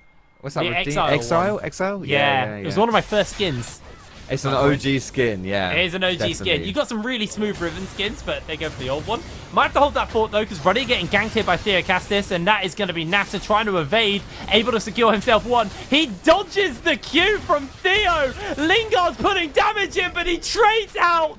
One kill there, 2 for 1 in favor of Ruddy in the 3 versus 2. Venomcrest are not happy about that one. Mate, honestly, what's this about? In the first game, really, it was the same story where Venomcrest would dedicate resources against Ruddy into a play, and they'd come out worse off. Well, that was a bit of a bunny hop there for Alex. I don't think this trade's going to go too far, so I'll keep saying my point. But basically, if Venomcrest gank a lane and the enemy ADC gets 2 kills, that's not it. That is absolutely not it. And Venomcrest really struggled with this in the first game, right? It was a big problem. They sent 3 people, 4 people against 2 and come out even or behind. And it's already started, the very first play of the game, it's already up against Venomcrest here. But a great turnaround. Good credit there has to be given to Alaric and Nata to get 2 kills. Now, did the map swap? I'm assuming they did, because Theo, obviously, he did dive, but Keterukan has a blue. Are they once again jumping into the MS? But Theo can't land a Q because he's dead. Nata dodging every skill shot thrown at him. Ruddy just absolutely gapping Venomcrest's mid here. Nata's 3-1 at 4 minutes. Mate, this just feels like my solo queue games, honestly. Yeah. Like, you're just throwing everything down, and it's, I don't know. I don't really know what to say, to be honest. Like, Ziggs is not this kind of champion, right? Ziggs does not contribute a lot in these kind of plays, right? He's not that proactive champion. He's not the guy. He wants to chill. He wants to clear waves. He's very uninteractive. It's just not it, right? If Lingard was maybe playing an ADC this game, these plays might be a little bit different, but he's not. He's on the Ziggs. And it's just not happening. Like you say, 3 kills to Nata. Keterukan is in absolute jungle heaven on this Ruddy team. Especially these past 2 games in this series. Like, he's absolutely loving life, and he's almost got double the farm of this brand. Yeah, he is very, very accelerated in this game, and Theocastis has now had 2 really, really disappointing ganks onto that top side, onto the bot lane even, sorry. Haven't been able to achieve much now. We are seeing Alaric sniffing around to see if there's a gank potential, but spotted out by the Bloom from Simpy, so just going to be sent back towards the bot side, although he is actually looking to come back around. Alex just eating a little bit of damage, but going down. Just Simpy hovering. thinking about it. This is a tough one to play into Alex here, though. Alex is obviously a Tristana compared to a Jace. Tristana is a harder target for these ganks. So Venomcrest probably won't be able to do too much in that mid lane, unless you can really punish some over-aggression from Alex. But look at this difference already here. Level 4 to level 5 for junglers. BO5 is getting pushed out of his top side. And this will be free grubs. Nutter might actually fall here. Yeah, he's ignited. I don't think he's going to live for long. Shutdown goes over the Lingard. And unfortunately, that kind of just comes off the fact that Alaric spent a lot of time looking for a gank onto Fierce and ultimately wasn't able to get it. But he does get a whole lot of damage onto Lingard. Ignites him. Zac is a champ, by the way. Unbelievable. Actually a ridiculous champion, Zac. What is happening, man? What is happening in this game? Full on disrespect for the support, Zac. And to be honest, it was disrespect from Natter to die in the first place. He's even got his wave pushing into him. I don't know why he's anywhere up where he can get engaged on, which, yeah. I don't know, man. I don't even know what to say about this game. Theocast now, he's got no flash. He's drowsy. Level 4, he's cooked. Down he goes. They are trading out 1-for-1, though. Big ult comes in from the Ziggs. Now Alex has that flash. He's going to have to use it to clear the wall. Gets caught by the Q. Doesn't flash in time. Not sure what Alex was doing there, but he does go down. Oh, Lingard. Right, Lingard now. He's caught. Natter's only level 5. I don't think he's going to be able to live this, because that is just Natter coming in for the cleanse. Gets himself a bit of damage off. Decides actually to cool it off and back away. Wow. I mean, we say that Ruddy games are bloodthirsty. 7 minutes in and we have 10 kills already. It is just all happening here. Bill's going for the engage. There's the flash. Blade of the Exile burnt here. He's got that wind slash to use, looking for the opportunity to get the damage off, but Lenny comes in with the stun. There's the slash through. Lenny, ult available, just needs to get away from the wall. Broken Wings 1 and 2 comes forward, comes in for the knock-up, but the key burst won't slow. Lenny secures the kill. Lenny was just about to gnaw out in that play. All we had to do was buy some time, and that was a crucial flash for him to do that. Bill thought he had it, thought he had the play, did not work out, and he doesn't have TP here. So he's going to lose a lot on this top side. Lenny gets a full shove in as well. Alex gets caught mid-jump there, right? He could be in trouble. I think he might just be dead. His team's coming in, comes in for the flash. Are able to break away. Alex, a little bit greedy there for a plant. It's going to get himself sent back to the base, and no teleport available, so he may just trade plate for plate off the back of that play. Yeah, I think he might just have to, like you say. He was in the bot river for a long time there. I'm not sure what he was doing there. I'm not sure. Yeah, he's just now recalling, which is a little bit peculiar. But either way, that's a good play there, though, for Venomcrest, attacking Alex here in this mid side. We said it was about that aggression, and you could see him. He was really overstepping for that plate, and does get punished for it. Get Ruka out. Yeah, it's hard to land skill shots on a prancing Lilia, but unfortunately for Venomcrest, not going to be able to find that play, and the CS deficit in the jungle keeps on climbing. Really, really rough one on that front. Built going to be able to clear away this wave. It's crazy because we were super excited by the Riven matchup. So far, we've only really been up here once, and that was actually Lenny getting a kill onto Built. Haven't really paid too much attention towards this top side. And I will say, as we move later into the game, the Gnar should actually have a lot to offer to a team fight, where the Riven, it's going to be really, it's kind of like the Renekton in the sense of, like, your team fighting is about finding those flank angles and just being a complete menace to a couple of people. Definitely. No, you're spot on here. Simpy, though, just going to jump away from this. He's drowsy. He's put to sleep. They're going to keep a bit of pressure on. The Mega Inferno Bomb hits the mark, but Simpy, he's level 4. He is not going to live long. Alex gets himself the kill. Nice and easy. That's a freebie right there. Should learn into this dragon as well. First dragon of the game going over to Ruddy. A lot later than we saw in the first game. Yeah, Lingard. He has his flash available. Doesn't have ulti. Simpy is on the way. Just a little bit far for now. He's throwing out those bombs though. Can he survive? Gets the ult down, Lingard. He's just popped back in his own satchel charge. Why did he just not do that? He could have just... yeah. Sorry, I'm a bit confused here. Normally you need to lay a crowd control with a bullet storm like that to get Simpy. I don't know what to say. I'm sorry. This I just got hiccups from how bad this is. Yeah, I'm a little... I'm not really sure. I don't really know what to say about this. This is all this is all developing into an interesting direction that I was not expecting. So yeah, cool. Maybe Bill could be under pressure in this top side for Venomcrest. Theo just took away the grubs. Bill respecting that one, however, and is gonna sit in that bush, or is he? Alex is dead. Okay. Alex is... Is this a solo queue game? Like, is this actually a solo queue game? Bill caught by the slows. I don't think he's going to live this one. Down he goes. The burn should be enough. Theo secures the kill. Bill. Riven's not been quite the menace we expected. Down farm 0-2. Having a pretty rough go of it, unfortunately. And same here for Alex. It's only really the bot and jungle which is going very well. And Kit Rukin's not even up in gold. It's completely dead even between him and Theo. Yeah, this is a very interesting game. Like, there's just so much action happening everywhere. 16 kills at 11 minutes. Not really what I was expecting. And to be honest, what's surprising about it, you know, Ruddy having a 9-kill total and only 2 of those, only 2-kill participation for Kit Rukin. It's really just random plays across the map here. Oh, Alaric. Won't find that engage.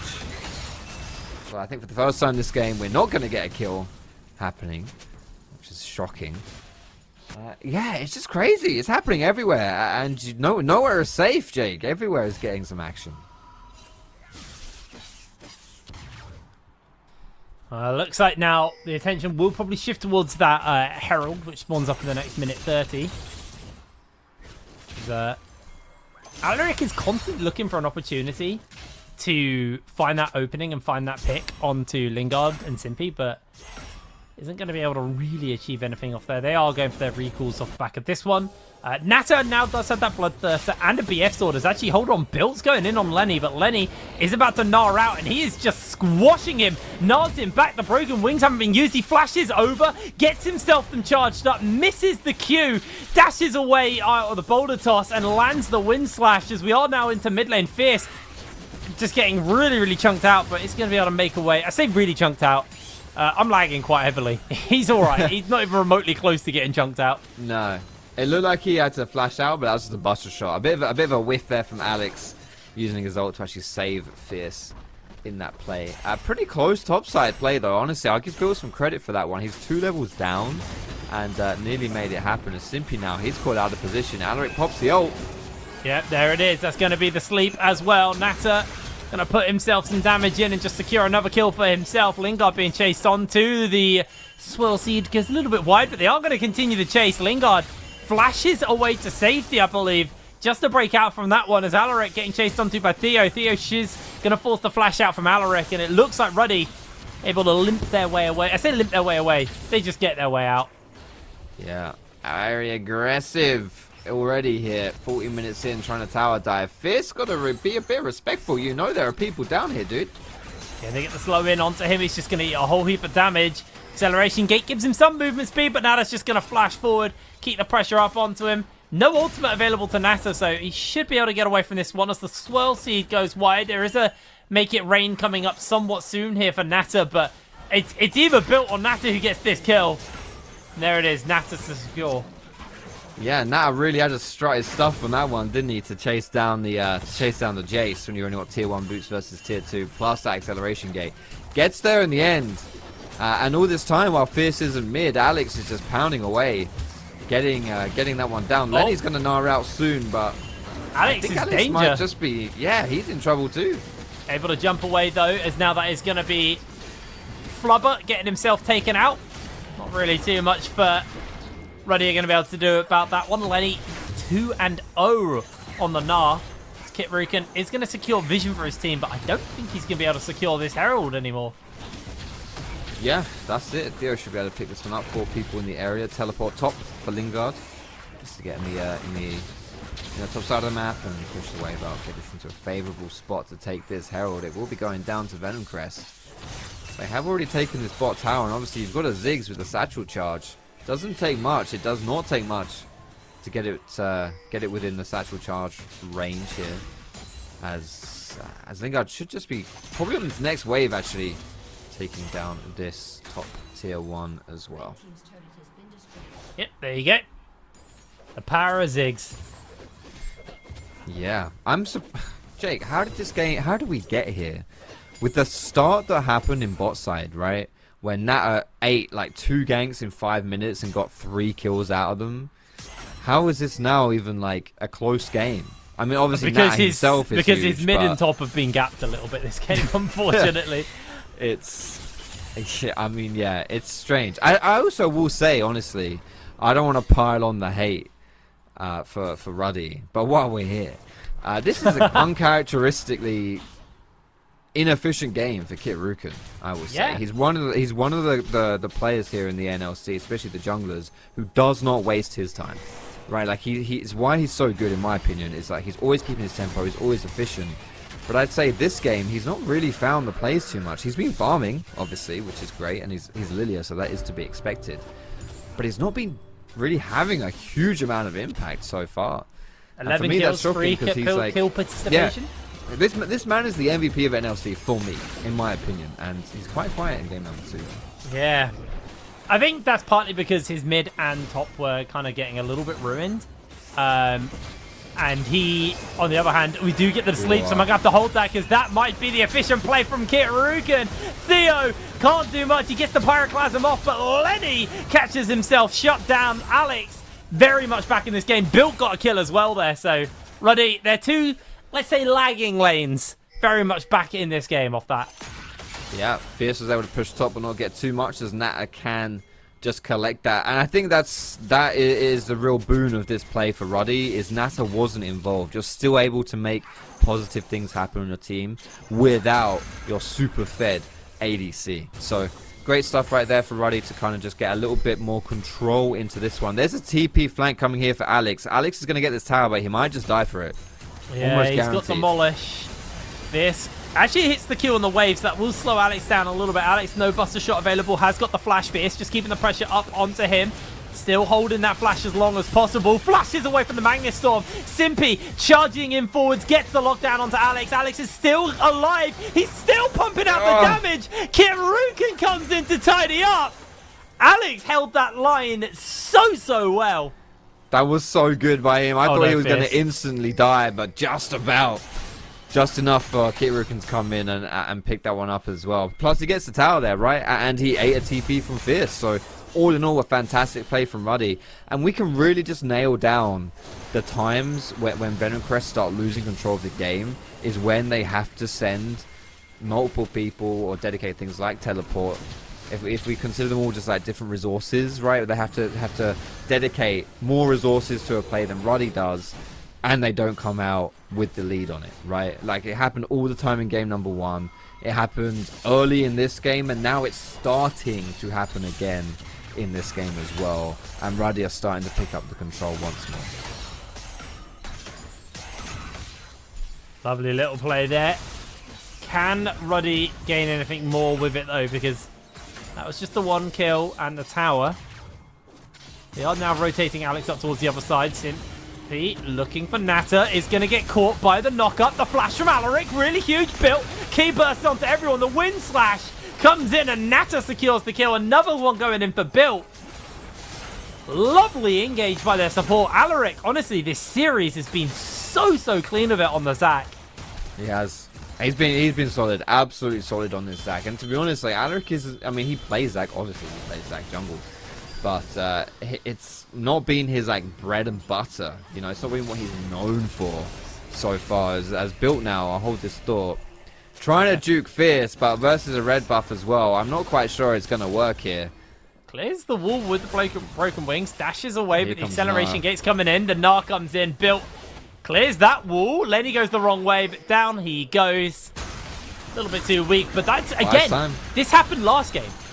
They invest so many people into a kill on the other side of the map, and Ruddy quite happily just take the Baron. Now, in comes Venomcrest. Can they actually do anything with it? Nata jumps away. They get a whole heap of damage off of that Pyroclasm. Kit Rukin now just trying to break away. Bullet time comes in. The sleep is there. It's not going to quite hit the markets they need, but Simpy going low. Lenny on that flank, about to gnar out. This could get very bad. The 4-man gnar by Lenny! Ruddy! Baron means nothing if nobody lives. That is the end of days. What a flank by Lenny, shutting Ruddy down. Triple kill to Fierce. Absolutely huge by Venomcrest. It's a clean ace from Venomcrest. They can now push down the mid with this Herald. That's going to be 1 tower, soon to be 2 towers as well. Like you say, that Baron means very little if no one is alive to be the beneficiary. Can Bill take Lingard down though? He has successfully interrupted the Herald, but I think he just wants to dip out of this one. Has his hop, dive, skip, jump, dodge, skip, dive away. Easy peasy as you like it. So a nice hold there by Bill, but still, what a play by Venomcrest. This game was skipping away from them. And now, finally, just an objectively, no questions asked, easy as you like, good play for Venomcrest. Oh, Alaric looking to jump in onto Lingard. Not going to make the mark. It's just a back away. Dragon going to get spawned up, and Ruddy turn their attention towards this one.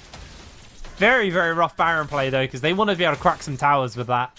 It's very hard to push towers into a Brand Ziggs unless you have the Baron to kind of give the extra magic resist to the waves. Really going to slow down the advance here from Ruddy.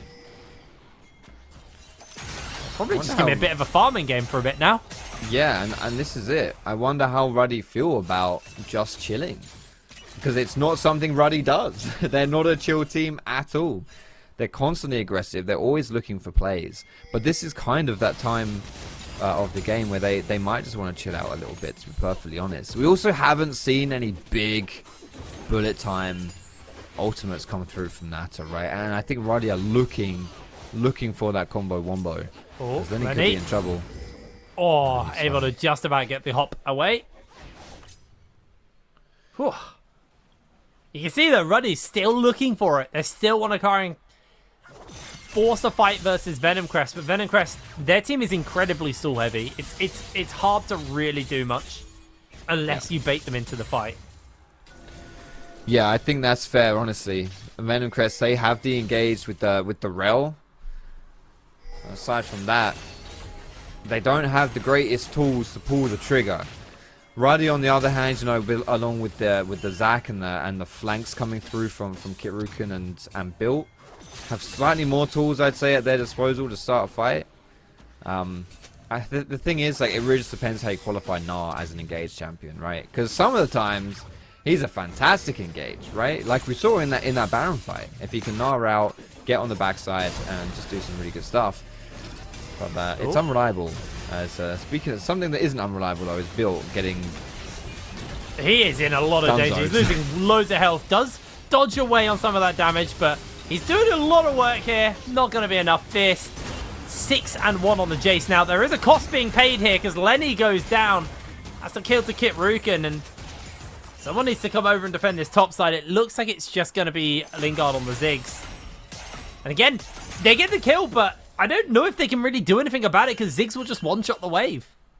It's true. It's so hard. It's so hard to push right here. You need to be able to dive or something along those lines to really put an impact in this one. And it's why everyone dying at Nash and that Nash response by Venomcrest was crucial in this game. Because against Baron, you know, Lingard probably will struggle to wave clear. Plus, like Jace Shock Blast and Brand, stuff like that as well.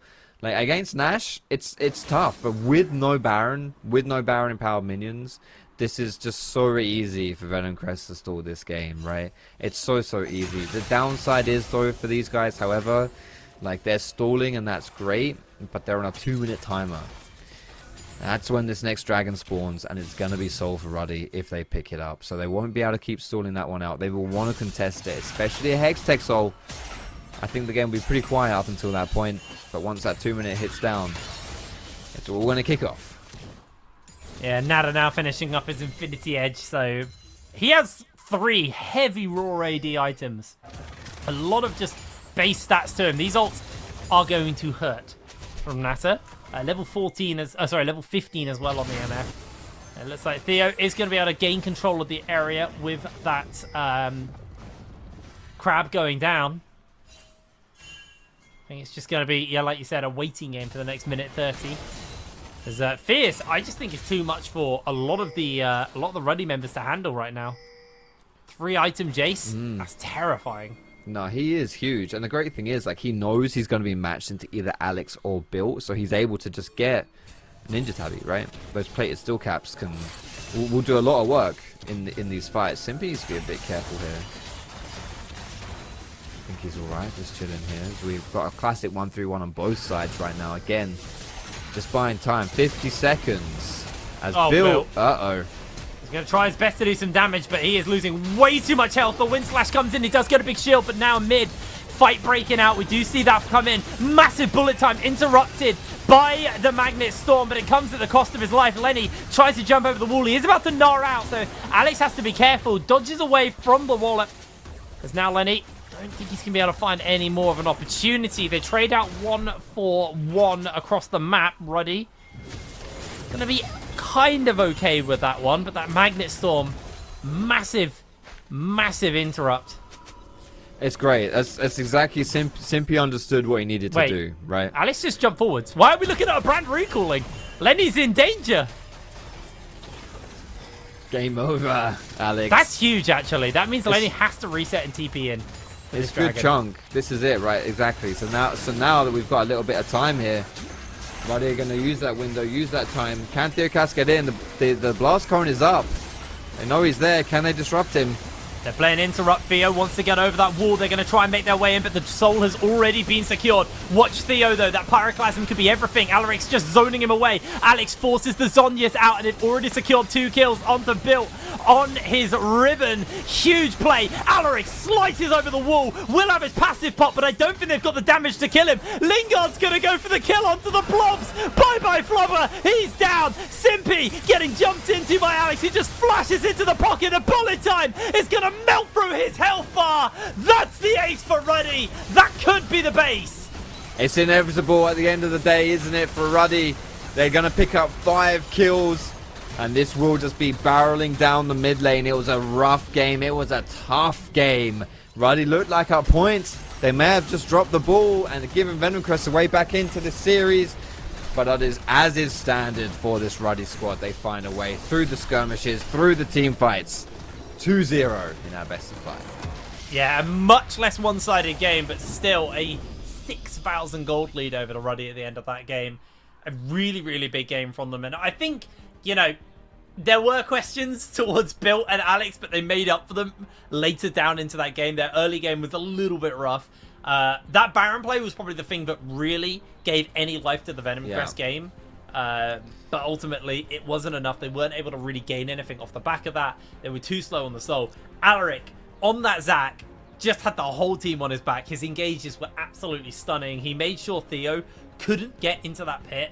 And when he did, he just played interrupt. And there was no opportunity to get that kind of like 4 or 5 man pyroclasm where it bounces around and hits everyone, because he just had a Zac in his face. Really, really clean game by Ruddy towards the end anyway. That was what was really tragic. I think we kind of, the writing was on the wall, right? The writing was on the wall that if Venomcrest don't have control in the river around the Dragon Pit, they're going to have to face check into it, and they're going to be put in a spot they don't want to be put in. Ruddy are too good at these team fights. It's not going to work for them, and that's exactly how it played out. But the fact that Zac jumped over the wall, sat on top of the blast cone, and he's so thick, right? He's so fat. He's He couldn't click the blast cone. He was standing like Zac just stood there. He literally just planted his bum on the blast cone and stood still. And Theocast was wandering around, you know, Zombie Brand, trying to actually hit the blast. He couldn't do it, and so he couldn't get in until the dragon was actually dead, which is pretty insulting, to be honest. It's certainly a way to whimper out of the game, and from then obviously push down mid and you win. Very, very good closing there for the side of Ruddy. They made that game not as close, made it a little bit more exciting for us to watch. But we're going to throw ourselves over to a quick break, and when we're back, we'll have the analyst desk to talk a little bit more about their game 2 and get ready for game 3. See you in a moment. Break it down, step on the gas, let's get out of town. We're gonna break out and have some fun. We're gonna do what you never done. Oh yeah, yeah. Come on, take your body with you. It's a money weekend. Everything we wanna, we go do. It's leisure, we go do.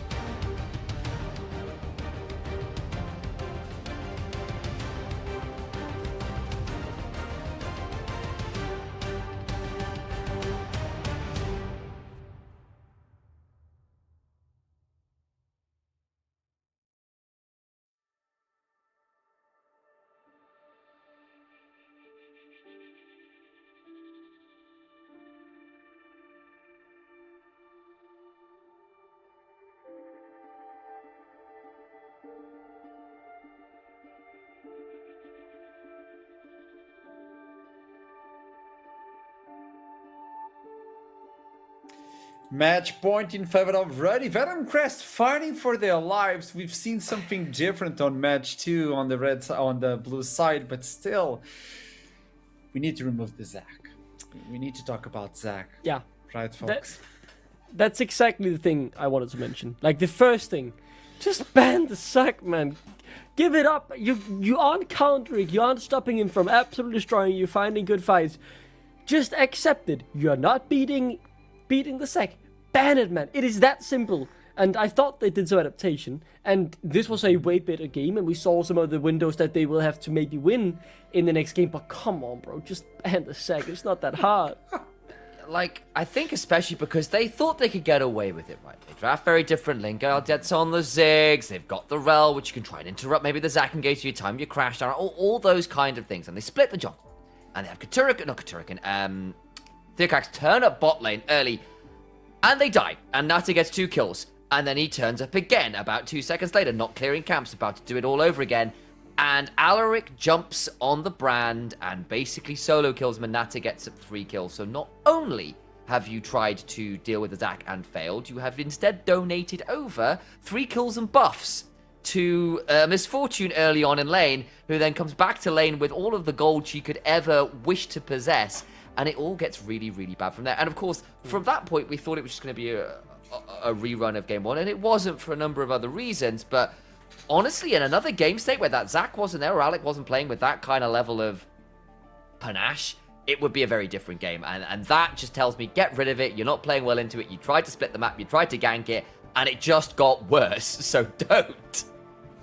Yeah, I mean, a lot of that is thanks to what happened top lane, you know. Like, saw the matchup going the way of Lenny and took control, and it helped them a lot, you know. I think the fact that Jungle was that behind and he was still able to play the game was pretty impressive. Then again, it's really disastrous when a champion like Misfortune gets to get her BT really quick, and then the poke from Ziggs is not that scary as it should have been. So I think really disastrous early game from Venomcrest, and kind of exactly what already needed. But then again, if you're not going to go for the Rumble on blue side, and if you're not banning the Zac, then you need to win these early skirmishes at least, or it's going to be a really tough game. You need to adapt, and curiously enough, we're talking about the brand pick now working as intended, because you see it working in the blue, like on the first game, and then when you transition to the other side, it's not the same. It's not Kitirukan playing it, but I'm gonna say it, Banderas. I'm gonna say it, and maybe I can toss it to you, Duckling. Riven, the one trick from build, it was not that relevant, was it? I gotta say it.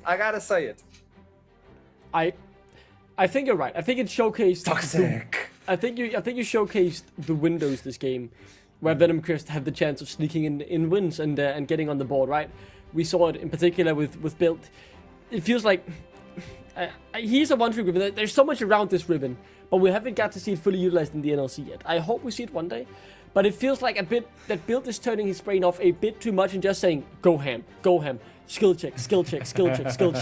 And the thing is, when those don't work out early on, well, the Riven matchup suddenly becomes hard. You can see it at the end, because I thought he had some close 1v1s against the Jace later on, but he was too far behind after he had made too many skill checks that failed earlier on. And that kind of leads into the conversation conversation of when you have the windows, or when Ruddy skill check too much and you punish that is when you get the window of winning a game. Yeah, and to kind of step in on that, I remember 3 games particularly of that Riven where I've been on the broadcast, and this is probably the worst of them, I think it's fair to say. The first one, it was a very quiet game, didn't do all that much, but played it with the teleport, turns up to some of the late game fights, snaps up a support, gets the jungler straight after, wins the game off of that really clutch engage. That was the first one. Second one, he actually plays out a really good game, it's a solid Riven performance, best one we've seen, and then there's this one, where it goes wrong one time when he goes for that 1v1. The Mega Gnar comes on through, Lenny plays it out really clutch, and then he dies, and he doesn't have the teleport, and he comes back to lane, and Theocax, who's miles behind, but has just been given sort of a kill because Alex and Kitirukan try to catch him out in the jungle. It doesn't go well, and Lingard throws down an ultimate. So he comes in with a bit more gold, and he turns up top lane as Riven has finally walked away back up to this tier 1, exhausted from the journey back, and then there's a brand waiting for her. They dive her in the tower, and she falls down, and from that point, it's a 1,500 gold deficit that matches the Misfortune on the other side. And suddenly there's a way back in, and suddenly some of those aggressive moves that were not being punished, those flips that were weighted in Ruddy's favour in game 1, weren't so much on the top side of the map. And it was the way back in And part of that's the volatility of Riven. I think part of it as well is, not to put too fine a point on it, but some of the map decisions from Ruddy, you called it on the cast. Turrican was a bit more interested in trying to get the individual lead than helping support that matchup, was playing more around the bot lane. And credit to Lenny for taking the opportunities to provide it, because I think in another game where they hadn't pushed that game was over. And the fact they do find that angle back in and really put the hammer down on the Riven was very impressive too from Venomcrest, to give them some way back into that game, because they felt very difficult for lower portions. Yeah, I mean, it's important to note that when you play Riven, it's a champion who likes the skill check, but the issue is that you're playing as a team that's coordinated, right? It's not like in solo queue. They're all ready to shut you down with the CC, and yes, at the same time, if you create space, then the team can do something on the opposite side. That's what happened with the Baron, right? Like, he made a play, even went behind, and gave him the Baron opportunity. But I think overall, the Zac pick just did too much this game. You can see them already punishing Venomcrest when they were going for Vision, like it's 1920, I believe. Going for Vision bot side when the next objective was Baron, getting punished left with Zac, you know. I think if you're not ready for that, for these cheese cages, yeah, you're not playing with your number advantage, then probably get rid of something that's both hard in lane and hard to play against in game. You need to adapt from that one. Yeah, you need to adapt from the first game to the second one. I believe that was an adaptation. The Zac is a must. You need to deal with that Zac. But I'm going to bring it up. Venomcrest decided to go for the red side for the last possible game. Like, they need to turn it around, reverse sweep, or they're done. It's Ruddy with a 3-0. Initialize. Obviously, Zac needs to be removed, but what else? Yeah. I think that they can leave the Riven up. I think that's not going to be an issue. Ruddy tried to flex that in here and say you've got to respect ban that in the second phase of bans, and that didn't really work out. I think especially I do want to see something happen a bit more proactively, because I think Fierce had a good game, especially after Alex started trading a little bit too aggressive. You can look at the Jace again, that's fine. But I think actually trying to get something with a bit more pressure bot will help them out, because Lingard did become scary on the Ziggs, but not early on, and actually partly it was the Zac, partly it was the failed ganks, but partly as well it's just the fact that they don't have that priority and that aggressive element in there that I think is really hurting them. And they have got that counter pick. Maybe they'll try and give it again over to Lingard.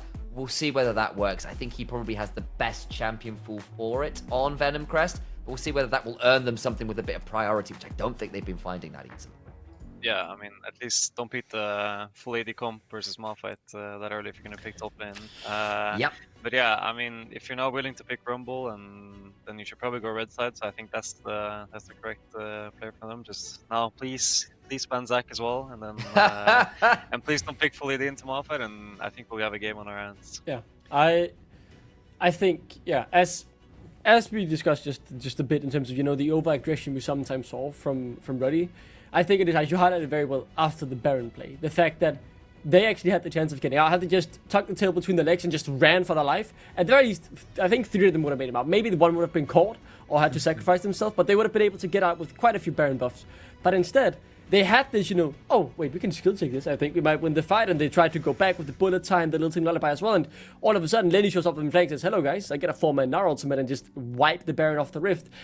And these are the things that you need to try and do, because Ruddy, while they're very good mechanically, and while they're very confident in what they do, if you call them out on their skill check, when you realize, no, they can't do this, they aren't that far ahead, they are making a mistake here, you can punish them. And I think Venomcrest were better at doing that this game. We still need to see more of it, and we need to see Venomcrest be able to take that and lead it into, you know, taking turrets, taking drakes, getting some of the standing gold into their own pocket. But this was certainly an improvement. Yeah, and I think, again, you look at game 1, you look at game 2, and you look at the aggressive moves that Ruddy were taking in both. Ruddy got away with it entirely in game 1. It felt like nothing they could do was the wrong move. They got away with absolutely anything they dared to try their hands at. Game 2, that wasn't the case. It wasn't as clean, but the thing is, they're still better in the mud than you. And the fact that they dragged you into the mud is a bit of a problem. And maybe it'll be different if instead you were the ones with the lead. If Venomcrest can come out with a bit of a lead themselves and aren't having to deal with this kind of very weird split map in terms of where the strengths are, they might be in with a better shot of it. So that, I think, has to be a look in for it. But you're right, they do have to be ready to deal with that. But we are into picks and bans. And Zac has been banned. Finally, he's removed from the table. Yeah. Instantly, you go in for the Ezreal for Ruddy, but keep in mind, you still have a lot of AP junglers, and so far Turrican has been the king in the jungle. Zyda is available. We haven't seen it yet, but that's a possibility. I think this is a very smart move, right? Because obviously, Venomcrest, yes, banning the Zac is phenomenal. This is what we needed, or this is what they needed exactly. But the positive with the Ezreal, right? The ability now to flex it between Alex and Nata just adds so much more depth to their composition and their drafting throughout this whole process. So I think it's a very smart first pickup.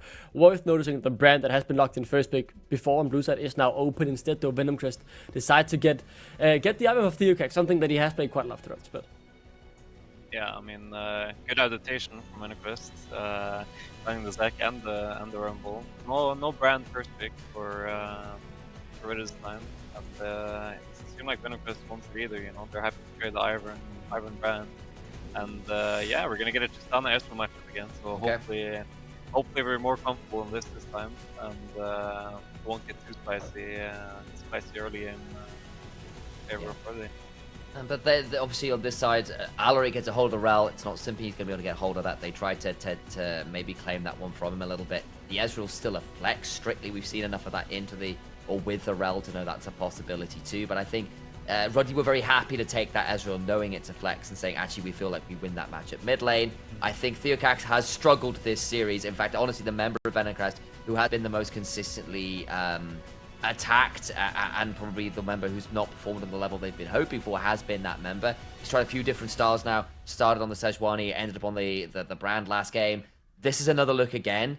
I do then need to see another champion that will really pair up well with that Ivan, and I do need to be a little bit aware of the lack of AP damage as it stands. That could prove quite tricky for them. Lingard, we know, plays them, but I suspect the Hui will get banned in this second phase of bans without fail here from Ruddy, which would be Lingard's choice if they get towards it. Yeah. If they do go towards the double AD carries, it's great with the Ivan, don't get me wrong, but you're still going to run into those issues we started to talk about in game one, even if that draft never really played out the way we were expecting. Yeah, Venomcrest missing a ban here. In the end of the Malphite will then be their only ban of the second phase. What I will say though, I like the Leona against these immobile AP junglers, right? Because pretty easily with the ultimate Sword of Flare, you have the possibility to force the flash or either get a good engage. If you land that ultimate, you force the flash out of a completely immovable or immobile champion. And if the flash is on cooldown, well, then you hit the ultimate and you have a way of engaging. And you do this pretty risk-free because you don't have to commit before you throw the ultimate. You can throw it just to try and force out the flash cooldown. And if it connects, well, then you can go in afterwards. And I really do like that in terms of this matchup. And I think it's a very smart lock in here for Simpy. So the AP again, though, now for Lingard on the 6th. Not the worst performance from him, but not a standout one either. And we were really counting on him to be the standout player, but he hasn't been able to find that this game. Yeah, I mean, I really like the comp from Venomcrest there. As you said, they have the Leona to lock down the kind of immobile targets, which is, you know, Brand and MF as well now. That has Ezreal might be a bit harder, but they have the Ziggs follow up and they have the counter pick for top. So they have a straight up plan. They have the Ivern to tank the Ezreal poke. You know, I think this might be a closer game than the other two at least. But yeah, interesting to see what we see in top lane.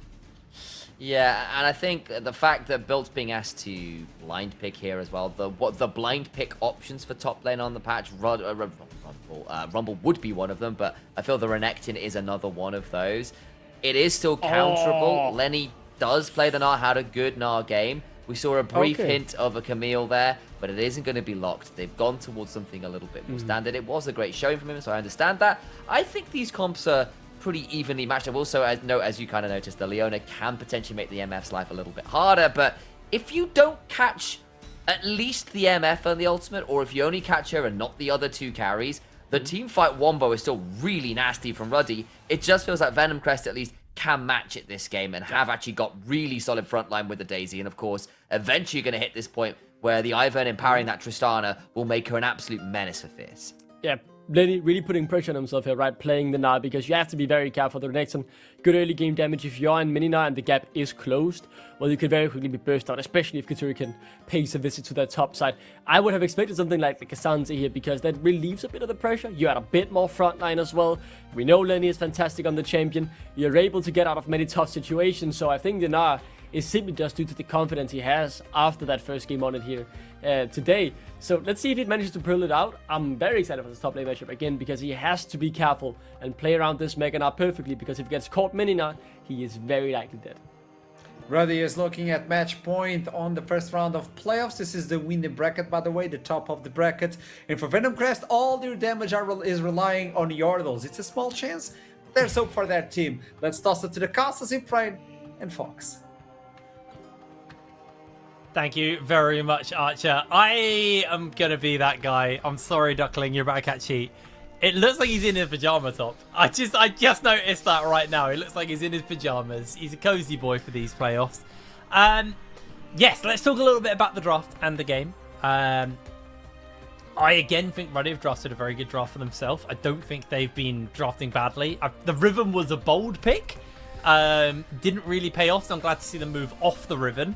I do think Venomcrest once again have improved. This time they're not double AP. They have AP, they have AD. They kind of got everything that they need it to be.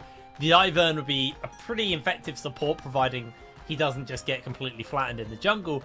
I just think the wombo combo and the ease of execution is in Ruddy's favour, and they've already been playing a lot more consistently than Venomcrest in this series, so this is going to be a hard ask here for Venomcrest, because they need to win this game or it's done. They can't give Ruddy any more games at this point. It's going to be tough, yeah, exactly. Like you say, literally cannot give away any more games. Like, it's it. It's do or die right now for Venomcrest. I mean, this is the upper bracket, so, you know, it's do or die for this series, at least. And I just think the one thing that stands out for me with the Ruddy team comp is Misfortune Rail Brand as a combo. Pretty gosh damn poggies, if I do say so myself.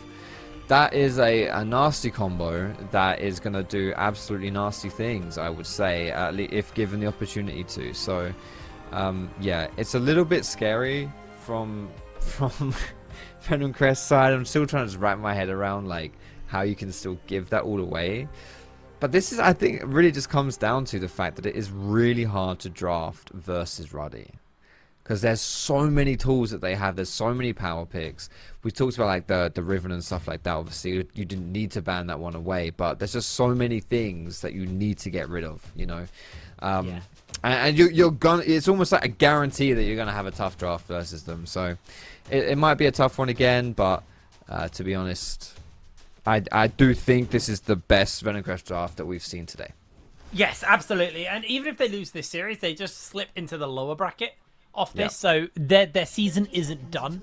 They do have a lot of work to do, and also for all four teams who are in playoffs, they've all qualified. They've all made it to EMEA. They're going to be going. They're going to be representing the NLC.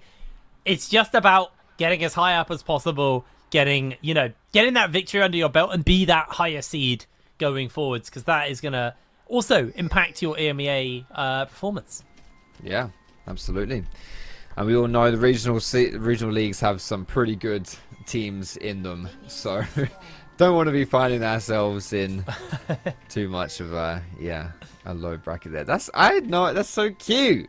I love it. I didn't know Ro could do that. That is so cute. I love that. So There's a much. few good like dance or taunts in the game. Another one of my favorites is the Gwen one, where she turns into the little doll on the big scissors and starts spinning around. Again, That's I didn't know one. she'd do that as well.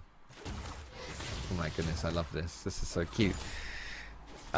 Let's see. I don't think Alaric is going to be quite as cute as his early game taunts would suggest, though. He's quite ruthless when it comes to playing League of Legends. Not on the Zac, but on a pretty similar style of champion, and Rel wasn't played in the regular season. So I don't want to weight anyone's opinion, but I think Alaric has been MVP for Ruddy for this series so far. We have had, like, game one was very hard to call because literally everybody won. Everybody popped off. Alex got a whole bunch of solo kills, and Fierce like totally slammed him on this very matchup, by the way, the Ezreal versus the Tristana. But I do think that Alaric has just been consistently amazing. Now, Fierce taking a fight here versus Alex. I don't know if he really wants this one. There's the flash. Solo killed at 2 minutes. you did say something about that, didn't you, Jake? Yeah. You kind of mentioned that a tad. Yeah, it's a tough start here already for Venomcrest in game number 3. The hopes and dreams of this series on the line for this one. Nat has got his misfortune again, and hopefully, fingers crossed, he doesn't get 3 kills in 2 minutes like he did in the previous game. But it's a great start here, and Alex has just been... I mean, you said Alaric is MVP. I actually think so many members of Ruddy have played exceptionally well in this Yes. series, and we do have to take into consideration as well. It's Venomcrest. Venomcrest are not a bad team by any means, you know. And I think Alex in the mid lane, I've had some criticisms of him this season. I think he's been sprinting it quite a lot. He is a psycho. We all know that. We all know the way he likes to play mid lane. But even with that in mind, I think he's been heavy sometimes. But this series, he has just been an absolute force in that mid lane. I think in the NLC, he is just completely outpaced every other mid laner. When we get to EMEA, I am going to be very interested by his performance, because his performances could cost Ruddy some games versus better teams. But I might have to hold that forward, because Nada, he's found Simpy. Simpy's going low. They do get the satchel charge off. This may force Nada to flash. I actually think that satchel charge saved the life of his support, but it may come at the cost of his own life, because he is stunned. Nada's getting the damage in. He has to flash away. Okay. Whoa. Venomcrest. Low HPs. Already, though, a lot of pressure being put onto Venomcrest. It's a toughie. Yeah, like you say, low HP bars. But fortunately for them, they don't actually die. But the question is now for Ziggs, you know, you have no flash. You have no escapes and gap closers and whatever that you are just, you know, because you're Ziggs. Satchel charge is a bit of an iffy one. So if we get a return play with a good engage from Alaric, for example, a Hex Flash play potentially, then that could just be a dead Ziggs. So I have to keep our eyes on that one. It could be a scary situation here for Venomcrest and bot lane. Alex needs to be a little careful, because Simpy's in the area. We'll just catch him with the Q and the E. I think Alex is going to be okay. He's got that Arcane Shift available to him. But does lose a lot of HP. Support damage is surprising at times. Yeah, it's really gross. It's really gross. It's like, I was thinking that exact same thing. Level 5 into level 3. I mean, you have Aftershock up and stuff like that, and Leonie presses W and whatnot, but... So yeah, it makes sense why she's so tanky, but she also did half of Alex's health. Like, goddamn. Okay, this could be a kill. Lenny's about to gnaw out. Yeah.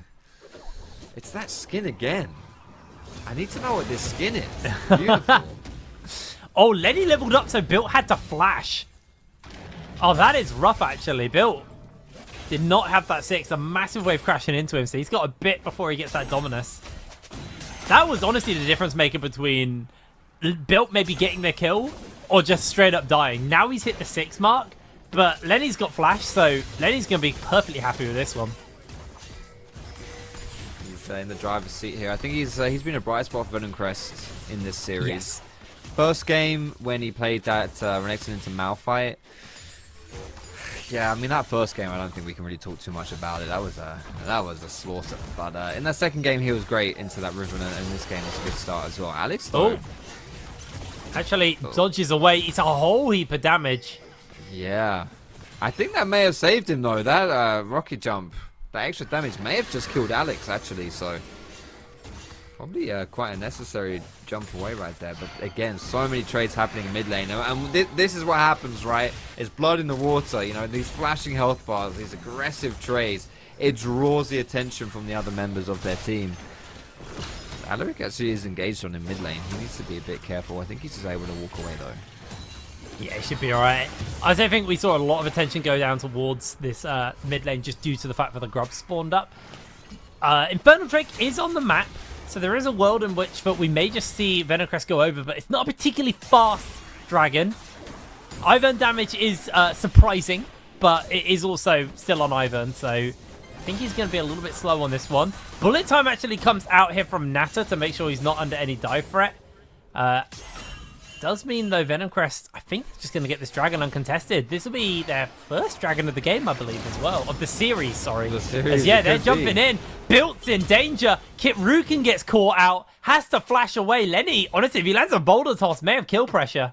Yeah, no flash, though. He's waiting for that E to come back up. He's going to chase on a Kit Rukin. He's got no flash. Oh, good stun. He dodges away.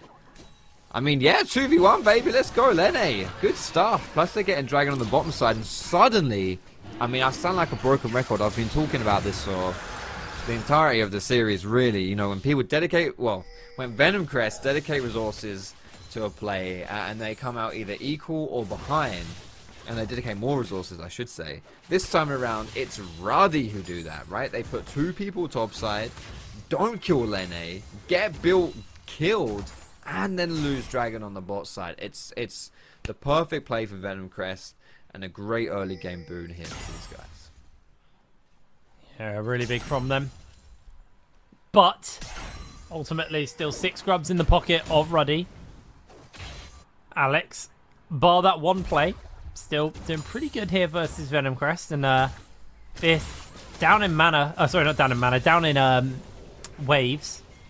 It's going to crash this wave into the tower. Alex should be able to tidy up most fits. The cannon is the one tanking. Looks like Built once again, finding himself in danger, has to dodge away from the Q, is able to get it, but the wallop, the daisy, the damage is there. Down he goes. Lovely gank from Theo. Nicely done. Again, this top side, this is the strength. I believe I started talking about this maybe an hour and a half, 2 hours ago, playing to the top side and, you know, using that as your foundation to like leap yourself into success here for Venomcrest. It took 3 games, but they've finally done it. They've finally been able to build around Lene here. Built is super struggling on this Renekton, and it's Renekton, you know, it's not. You know, I know this is why you don't like this champion, Jay, because you have to do things early. I'm a Renekton you're a hater. certified Renekton hater. I get that. Yeah. You hate the crocodile, and that's fair. I casted for a year with Aragon. I'm bored of hearing about this crocodile. Now, Simpy gets interrupted by the satchel charge. So, oh, sorry, Natter interrupted by the satchel charge. Lingard saves Simpy's life. Yeah, nice little satchel charge, like you say, to interrupt that one. Is the downside, I guess, of Misfortune just standing there and throwing that down. I mean, to be fair, a solo target of Simpy probably isn't who Misfortune ideally wants to find with that bullet time. Almost brings it down though, mind you, but still lots of pressure being thrown down. A very equal early game here. There's literally no gold in it. Now, this first dragon going over to Venomcrest is you know, really the only thing that separates these 2 teams right now. Well, we are in a bit of a slower state of the game right now. Ruddy probably looking to put their attention towards these grubs. Though the pings did go down from Venomcrest, so they may actually just look to rotate themselves over there. I think Venomcrest would have the advantage if they decide to do so. Able to just push in this top side. There is no flash from Lene, and there is a flash on Renekton, mind you, so that could be crucial in a team fight. But I feel like Ruddy recognize, you know, this is not the strong point of their map right now. Just give over those grubs, don't force that fight. I mean, the fact that you can see Kit Ruken is clearing his Krugs means he probably doesn't care about these grubs. I hate how close those 2 words are, by the way. I'm constantly mixing them up. Grugs and crubs. Crubs? No, I'm not. See, that's what I do. And that's what I do. They turn into grugs and crubs. It's Krubs is a good name. Krubs is a good name too. Krubs feels like a jungle player. Like, that's the name of a jungler. Yeah, I like that actually. Krubs. Yeah. That's cool. Well, in another world, in an alternate universe, maybe old Footshop here wouldn't exist and I'd just be Krubs. It doesn't sound particularly flattering though. I sound like the kind of dim member of the Yeah, you do. But the jungler. I'm the stiffer of the crew. Could be a worse fate, I suppose. Yeah. Like I said, the jungler. Listen, I'll have you know, those chickens are hard to outmaneuver, okay? They got some macro plays up their sleeve. The amount of junglers you get outpositioned by a scuttle crab.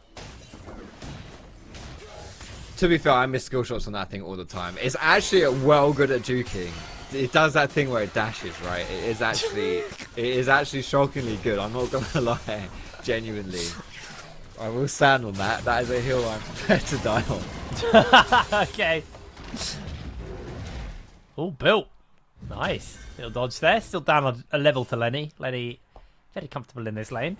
And the game has really had the brakes put on it. I don't think everybody are used to this. We are 12 minutes in with 3 kills. This is the most Ruddy game I've ever seen. Yeah, no, for sure. It's an exceptionally chill game here. And precisely as you say, it's just not very Ruddy. Mind you, they have still managed to find themselves a bit of a gold lead here. It was equal, you know, I said a few minutes ago, you know, bang on equal, and now it's a 600 gold lead, which doesn't sound like a lot, but it does kind of show you just that Ruddy are still able to find small advantages through the lane phase, and it should be a handshaken, I guess.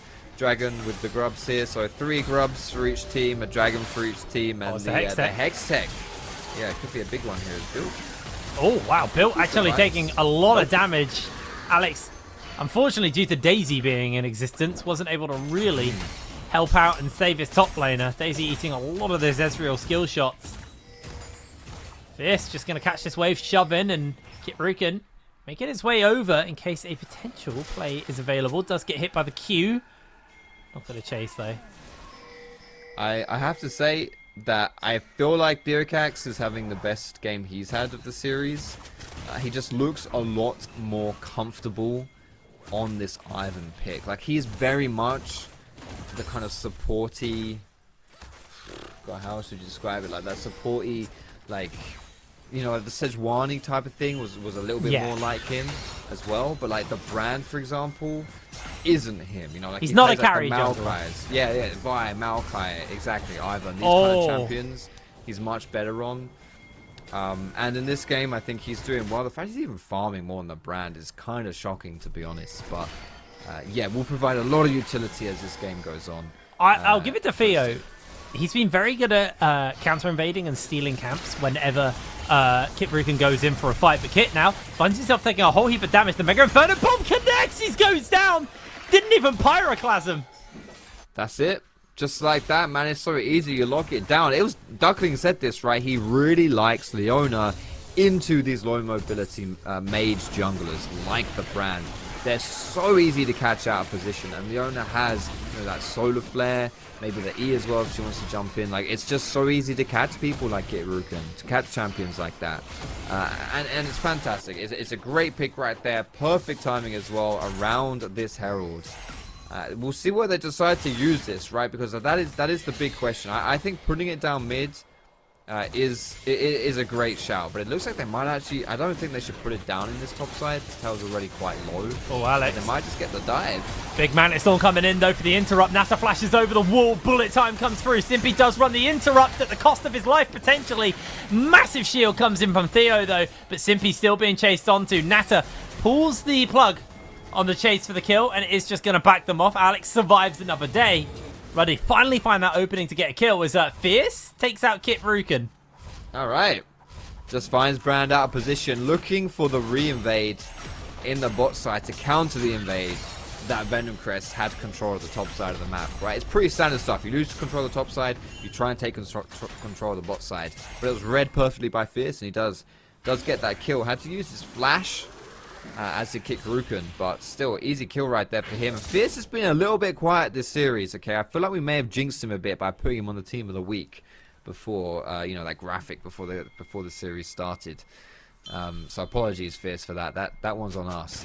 But this game number 3, he's picked up that kill, got a nice proactive play, and it's something that Venomcrest need if they want to turn the series around.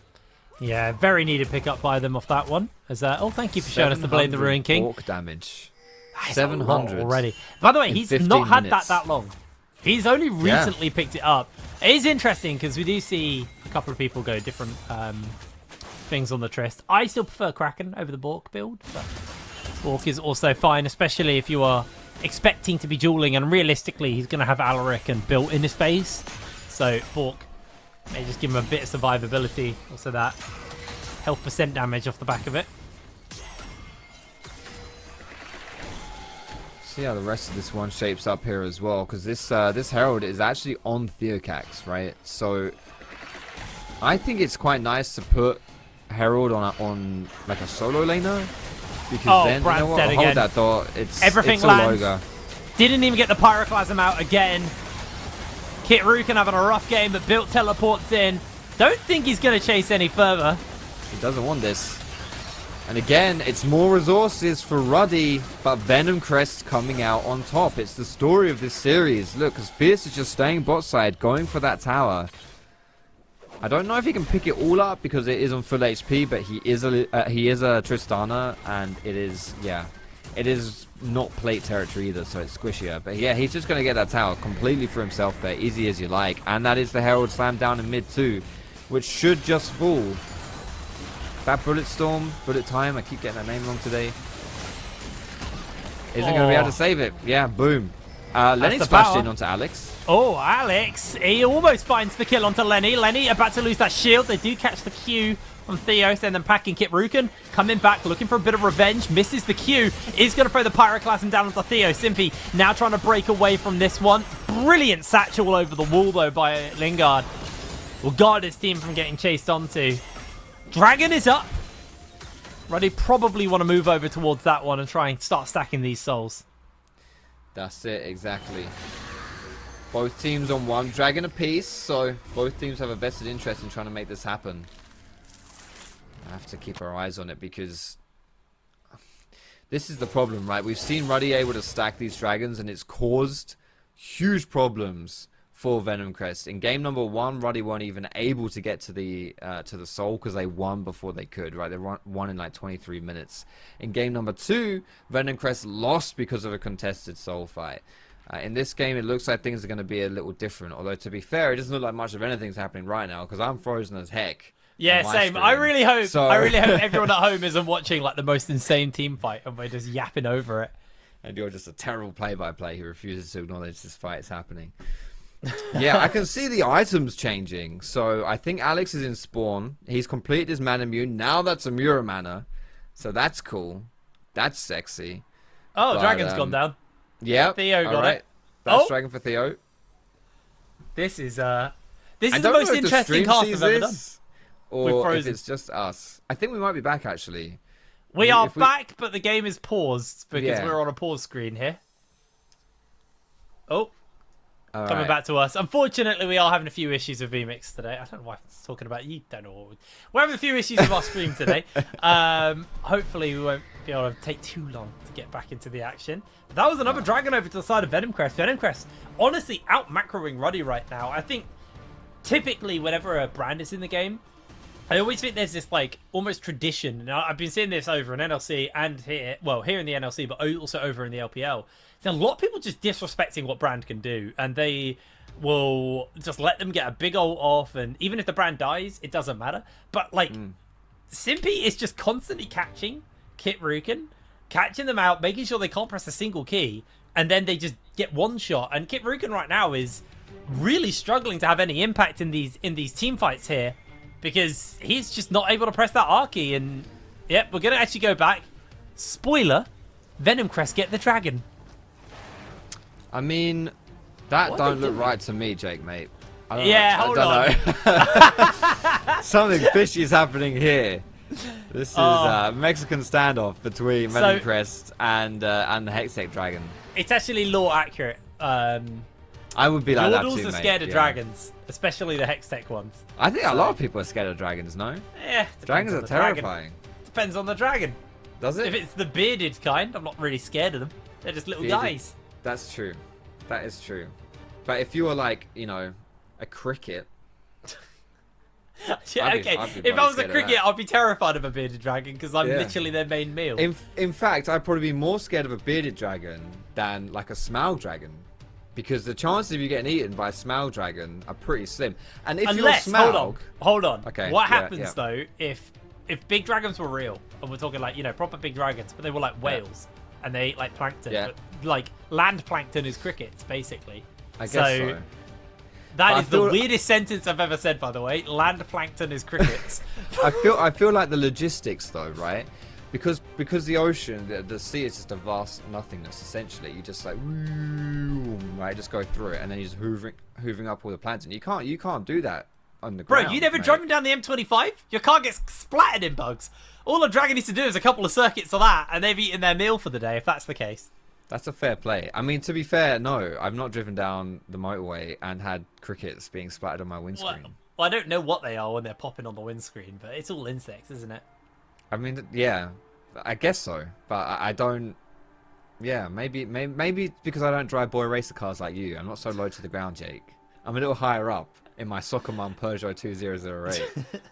So, it's in point break. Oh god, it's the car. In bro, Need what for car Speed. do you drive? It's like a Mazda. Or you did drive? No, a I Mazda, don't drive a Mazda anymore. I had a Mazda. I did. To be fair, I had a convertible Mazda. No, I've got a.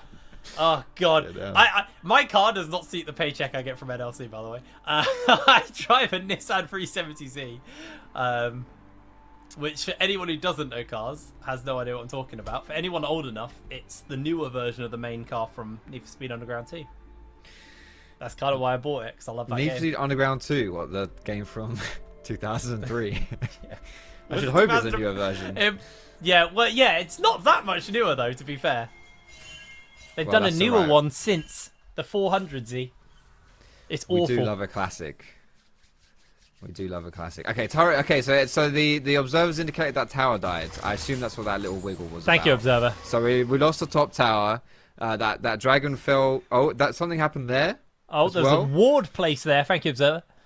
Maybe yeah, something happened there. I can see that Ivan also put a bush in the bush, so that's fantastic.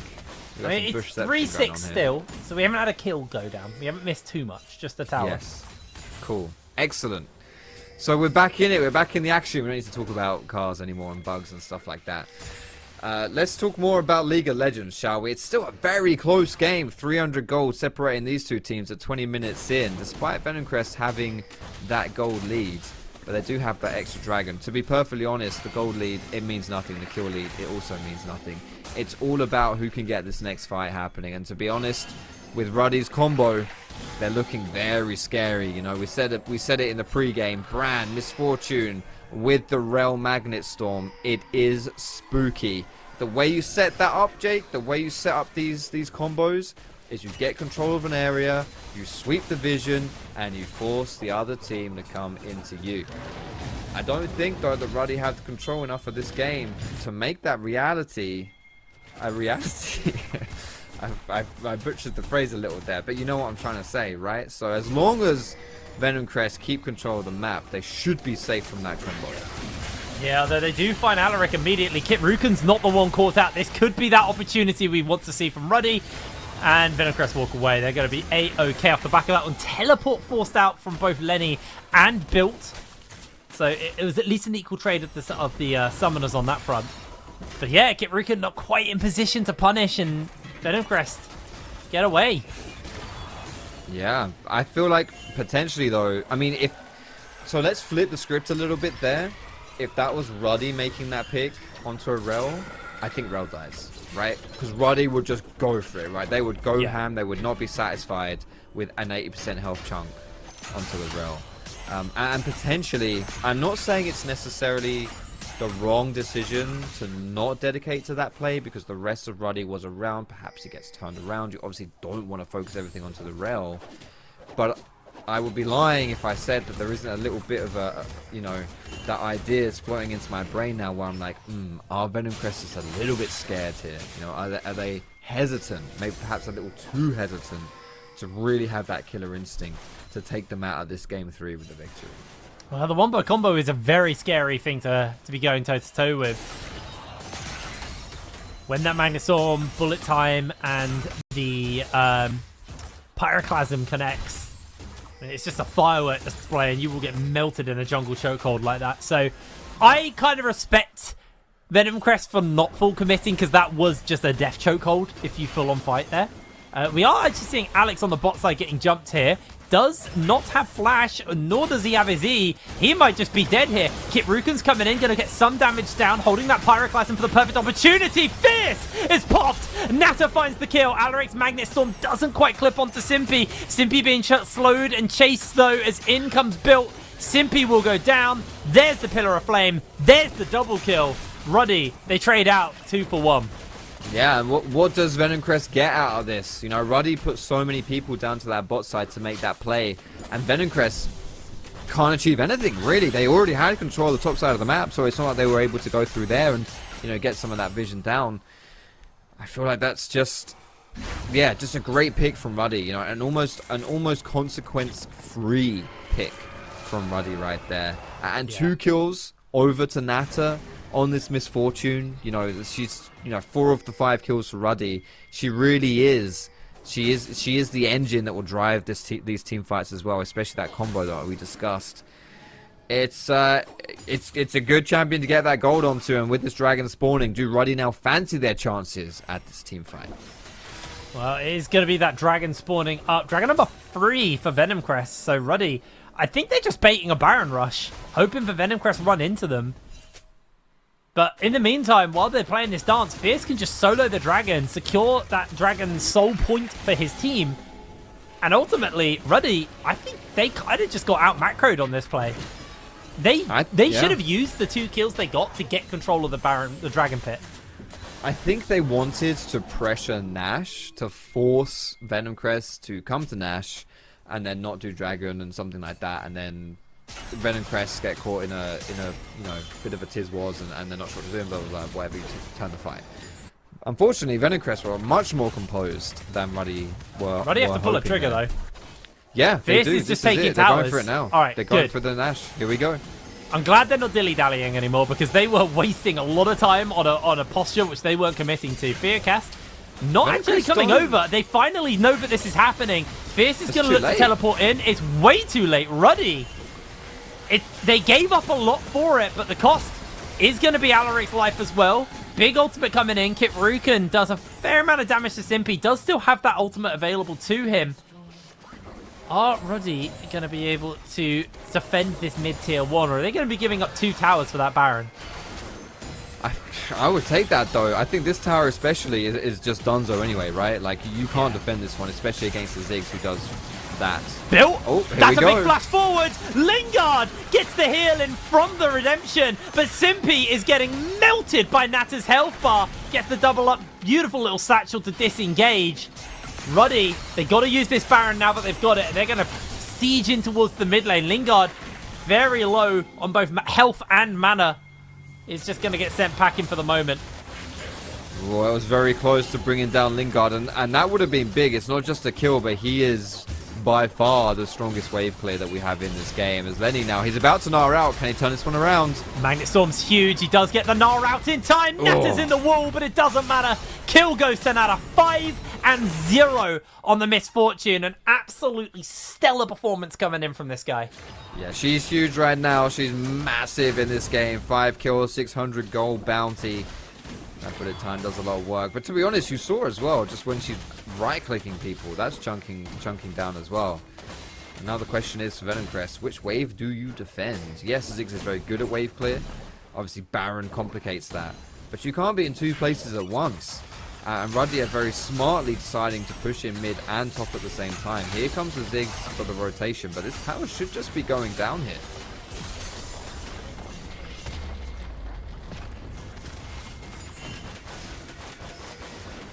Over to mid lane as well instead. I assume Blake's muted himself. That's fantastic. Yeah, I have. Once again. Yeah, he's back. Classic. They still haven't cracked that bot tower. Tier 1. Oh, hold on. They've got themselves a big opening here, but a massive bullet time straight through the health bars. Simpy eats the pyroclasm, but he walks away from the team, so it's not going to get the bounces off. And again, Kit Ruken goes down 0-4. He's had an amazing series, but this game has been pretty sad by him. He's struggled. He's struggled in this one. Hello. Oh no. Alaric able to interrupt. Ooh, wow. Simpy. I mean, Alaric got caught, but Natta's 3 items, and he is melting people right now. Yeah. It's he's just so strong right here. He does so much damage. It's really, really gross. He's a big problem for Venomcrest to have to deal with, but to be honest, I don't think Venomcrest really needs a team fight, right? Like, they seem to just be okay, just staying pretty far away, playing a really frustrating style of almost like a disengage, like a conflict-averse style with Ziggs, with Ivan, and it's something that Ruddy just don't quite have. Maybe aren't quite used to playing versus. They're getting pulled around the map quite a lot. Having said that, though, this Baron power play has been very effective. Oh, right? They took tower top, they're taking tower bot. He's alright. Okay, with that Baron did take almost every tower on the map, outside the base, other than that tier 2 in mid. They're going to get the resets off, head back, dragon in 40 seconds. Ruddy have to fight this one. Alex does have teleport, so him going for the reset, not going to be the end of the world. Picks up a brutalizer, so building towards that Shirelda's Grudge. There is 4 items on Natter.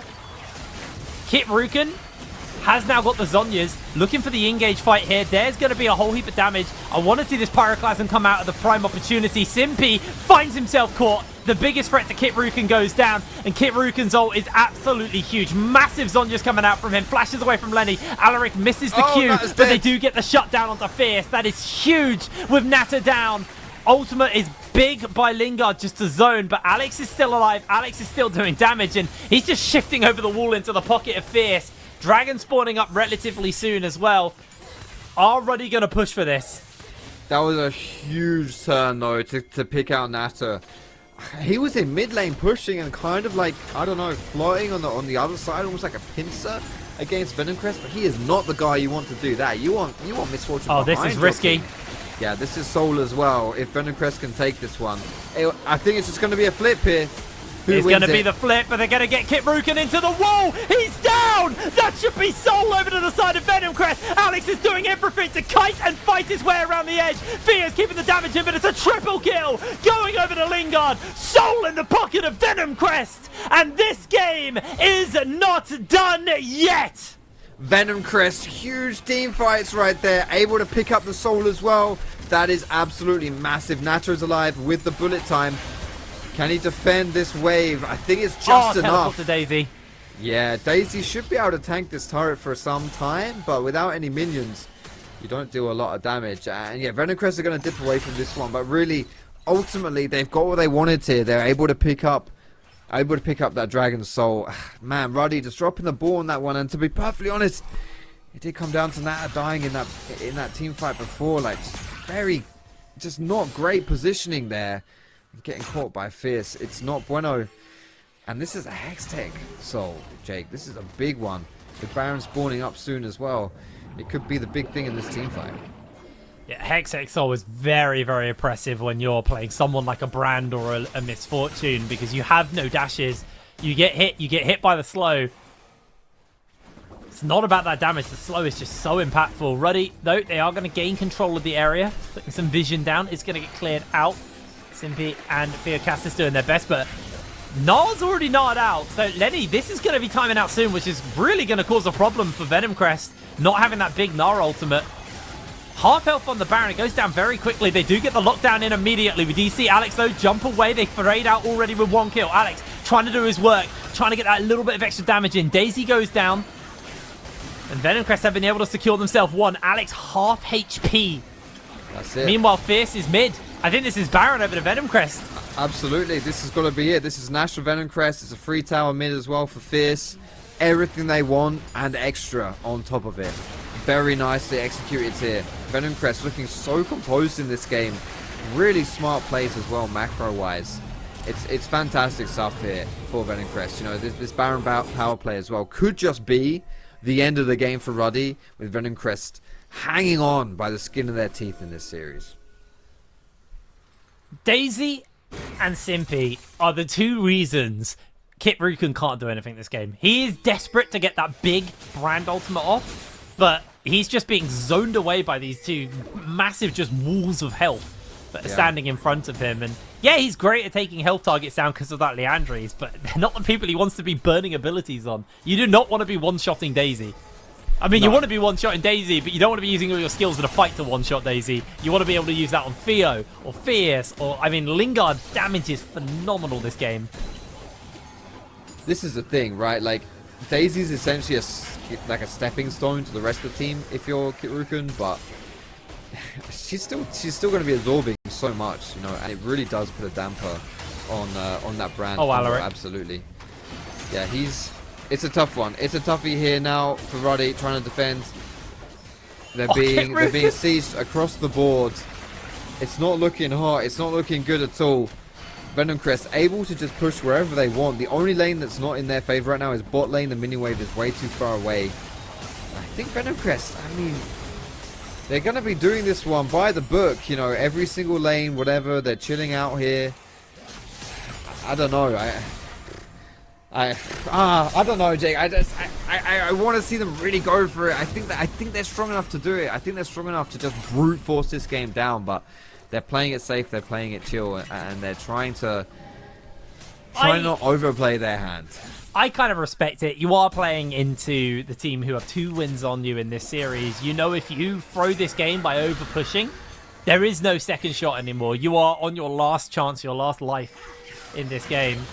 You can see that Alex is doing his best to push the wave in, but Simpy catches out onto Alaric. Daisy gets summoned up. They do get a little bit of damage off there. Kit Ruka's looking for a big ultimate. Is going to be able to hit it. Massive Magnet Storm into the bullet time, but it only kills Daisy. They trade out. They cut the tree down. Simpy eats a little bit of HP in response as well. They've reset to Alex. Alex has been able to shove top miles away from the fight, but Lenny's Q slow is huge. Alex losing so much HP, and that's going to be Lenny jumping forwards. About to go for the Gnar route. Kit Ru can get some damage off on to Lenny, but I think they're just going to be pushing this one forwards. Lenny tries to go for the shove. The Gnar is too much. The Soul is too much. Kit Rukin too low on HP. There's the Gnar by Lenny. Nata finds himself caught by everyone. Alex does answer out, but that is not going to be enough as he dies to the bombs on the floor. We're going to game number 4.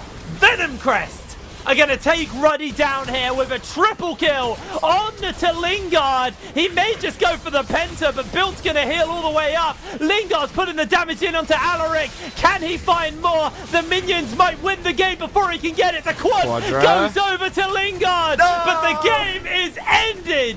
Ruddy crumble in game 3. Oh, the minions for Venomcrest. Disrespectful. Not letting Lingard get that pentakill. Honestly, how could they do such a thing? I'm sure Lingard is happy with the Quadra and the victory here in game number 3. It was a great game for Venomcrest, honestly. I think they played really solid stuff. And they didn't rush things. They were very composed in that game. I've used that word quite a lot, but I think it really does... It's what you need to beat Ruddy, because Ruddy will come at you. They'll come charging, they'll come fighting, they throw everything at you, and it's hard to deal with that. It's very difficult with the amount of threats that Ruddy have on their team, just individually talented players. But this time around, you know, Venomcrest weathered the storm, and it was a very impressive game.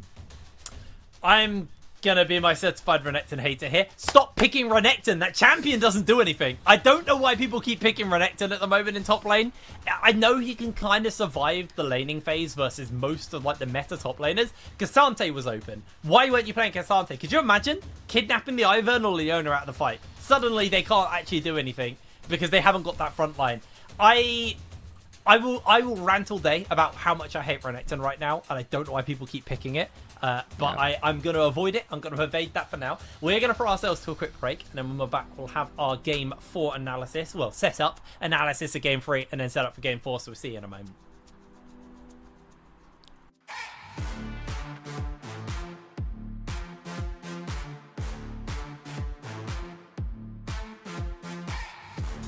At SteelSeries, we make the headsets, mice and keyboards that the world's best gamers win the most with. And we've been doing it since way back.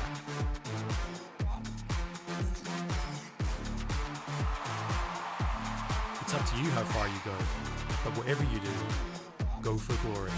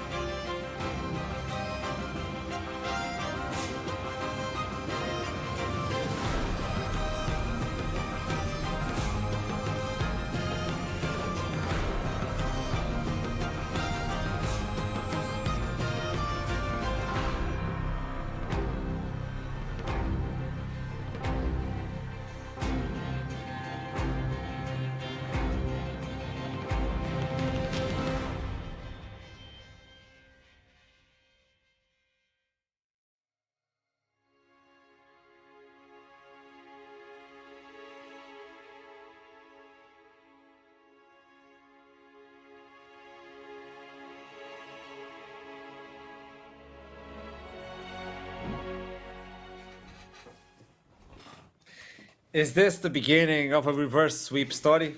Is this it? I don't know, but at least Venomcrest are able to put Ruddy back in their place. 2-1 so far, still match point in front of Ruddy, but quite a different story to begin this one. And how did it start?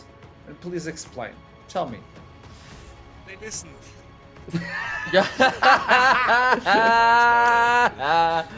sure the coaches were here listening to us talk about it, and did some adaptations, and yeah, with some really good plays from. I mean, I gotta highlight Lenny, just being a rock for them throughout this game and the last game, and well, I hope they can do that the next games as well if they want to have a chance of winning this, you know. But yeah, I mean, I want to see Ruddy's response to this, you know. What they pick, decide, like, what they want to adapt. Do they want to go red side, seeing that Venomcrest like doesn't want to pick Rumble and Blue, you know? Like, it's interesting to see the adaptation. But either way, we got a series on our hands. Yeah, I very much agree. I think Lenny needs a lot of praise here. Like, the locking in Gnar in what is very much a skill matchup, right? You need to be very careful about Gemini Gnar around the Renekton, and confidently after a good game 2 on it. Yeah, he was phenomenal this game. I think that his Gnar is actually a real threat now, and maybe they either have to counter pick it when Ruddy will now go on red side, or they might just actually have to ban it away, because it has been a real nuisance for both of the last 2 games that have been way closer than the first one, which was of course a stomp. I think it seems like pretty much the lot over at Venomcrest roster started to step up a little bit more and be more consistent, make less mistakes. This was not a flawless victory. It was very back and forth, and there were moments when I thought Ruddy were coming back into it, and you know, it was a scrappy game, but it was crucial for them to get the win, not only to keep the series going, but get that win on the board. It had been at that point 8 games since they won against Ruddy up until this point, so it has been a while. Back to spring week 4, so finally they get that on the board. The mental is reset, the series is still alive, and you now have a chance of going all the way. Yeah, and I think part of it, as you said, is that the scrappiness is still there. I mean, you still saw like that solo kill mid lane again in the Ezreal versus Tristana matchup, got a bit scary. But what happened better this time is I think that Venomcrest were tracking what Ruddy wanted to do on the map way, way better. They weren't caught off guard by Ruddy going for some of those think fast sucker punch moments, and they punished particularly Katurikan multiple times when he was hanging around corners looking for kills, and instead Simpy goes forward, doesn't die himself, really punishes the brand. Or when Katurikan tries to cross-map, going for the invade on the other side of the jungle, and Fierce is there waiting in the jungle for the brand to walk in, and dies as the 2-2 that Tristana in the 1v1, and he's about 0-5-5 at some point in the game. When's the last time we saw Katurikan, of all junglers, at 0-5-5, falling behind in farm to a bloody Ivern of all champions as well? That is a very, very unusual state of affairs, and that's real credit to support jungle, yes, of course, of Venomcrest, but also the fact that they did have a winning lane in the likes of Lenny having a really good shake. The fact that they did have a much more stable laning phase in general. Again, it wasn't clean. There are things to call out still, but that's what we need to see from Venomcrest if they do want to drag us to that silver scrapes. There was an analysis that we brought up in the previous game where we stated that Theocax was behind Kiturukan by a lot, and on this game he accepted that, hey, I'm going to be a support jungler. That was a massive difference. I need to play for the team. I don't need to be the carry. And the shields and the heals into the late game. And there was no answer towards that. We were talking about, hey, MF, buy Serpent's Fang, maybe. There's too many shields. Like, the adaptation from Venomcrest was lovely, and it seems like Ruddy were not capable of doing so, right? I think this was a really, really good adaptation. I think, you know, along with the sack ban, those were the 2 main things that changed this game. I think that as well, right? Because the games, to me, when they don't get the sack, just become a lot less chaotic in the laning phase, because Alaric is clearly confident enough in pushing the champion to its absolute limits, and I feel like his use, I mean, he's not bad at rail by any means. He's still a good engaged support, but he just does, when he's on the side, it feels like he's all over the rift, always at the right time, always the one fighting the engage, impossible to kill while helping get 1-2 down pretty much every single play.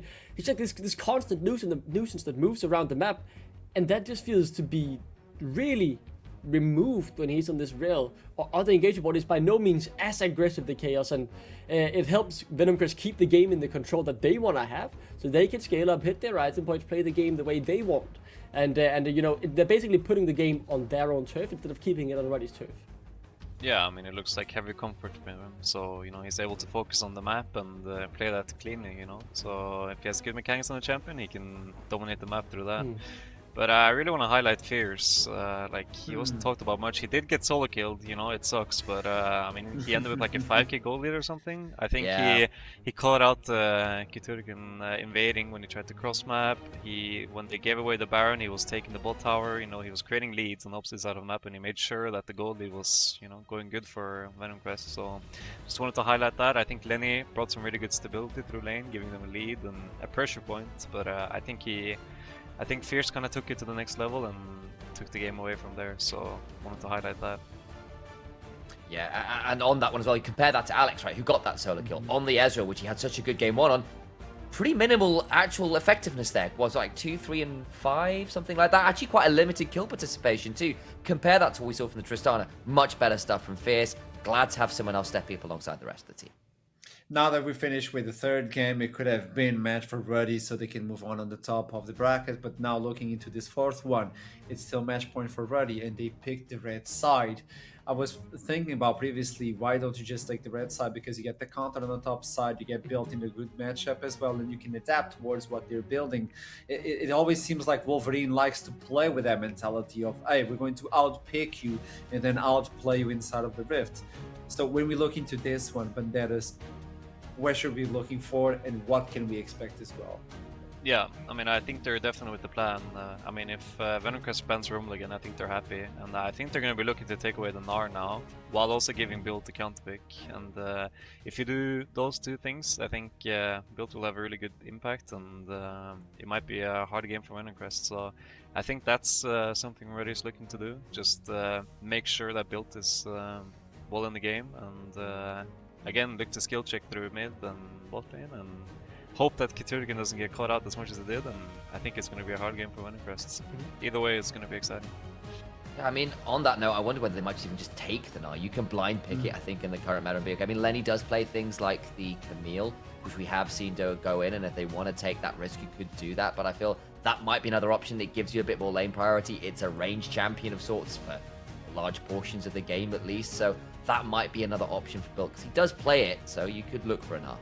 You talked about something, Banderas, and it's really interesting, like giving Lenny that priority or giving that counter and all that. And the last time we got to interview a Ruddy's player, it was the only interview, by the way, so far, in 2 splits. We got to talk with Built, and he was triggered. He was massively triggered, so we know this team can be brought into the ground just by the mental pressure of it. And if Lenny's taking that lead on the top side as a top laner, that's devastating.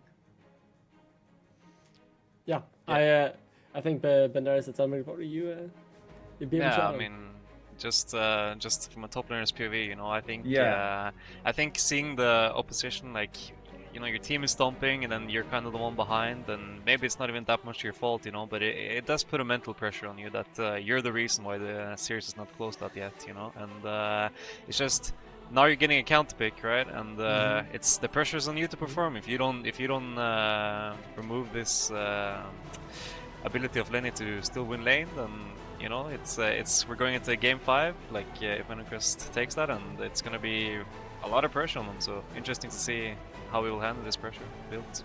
Yeah, I think that's a very good point, right? We've seen Alex as well in the past.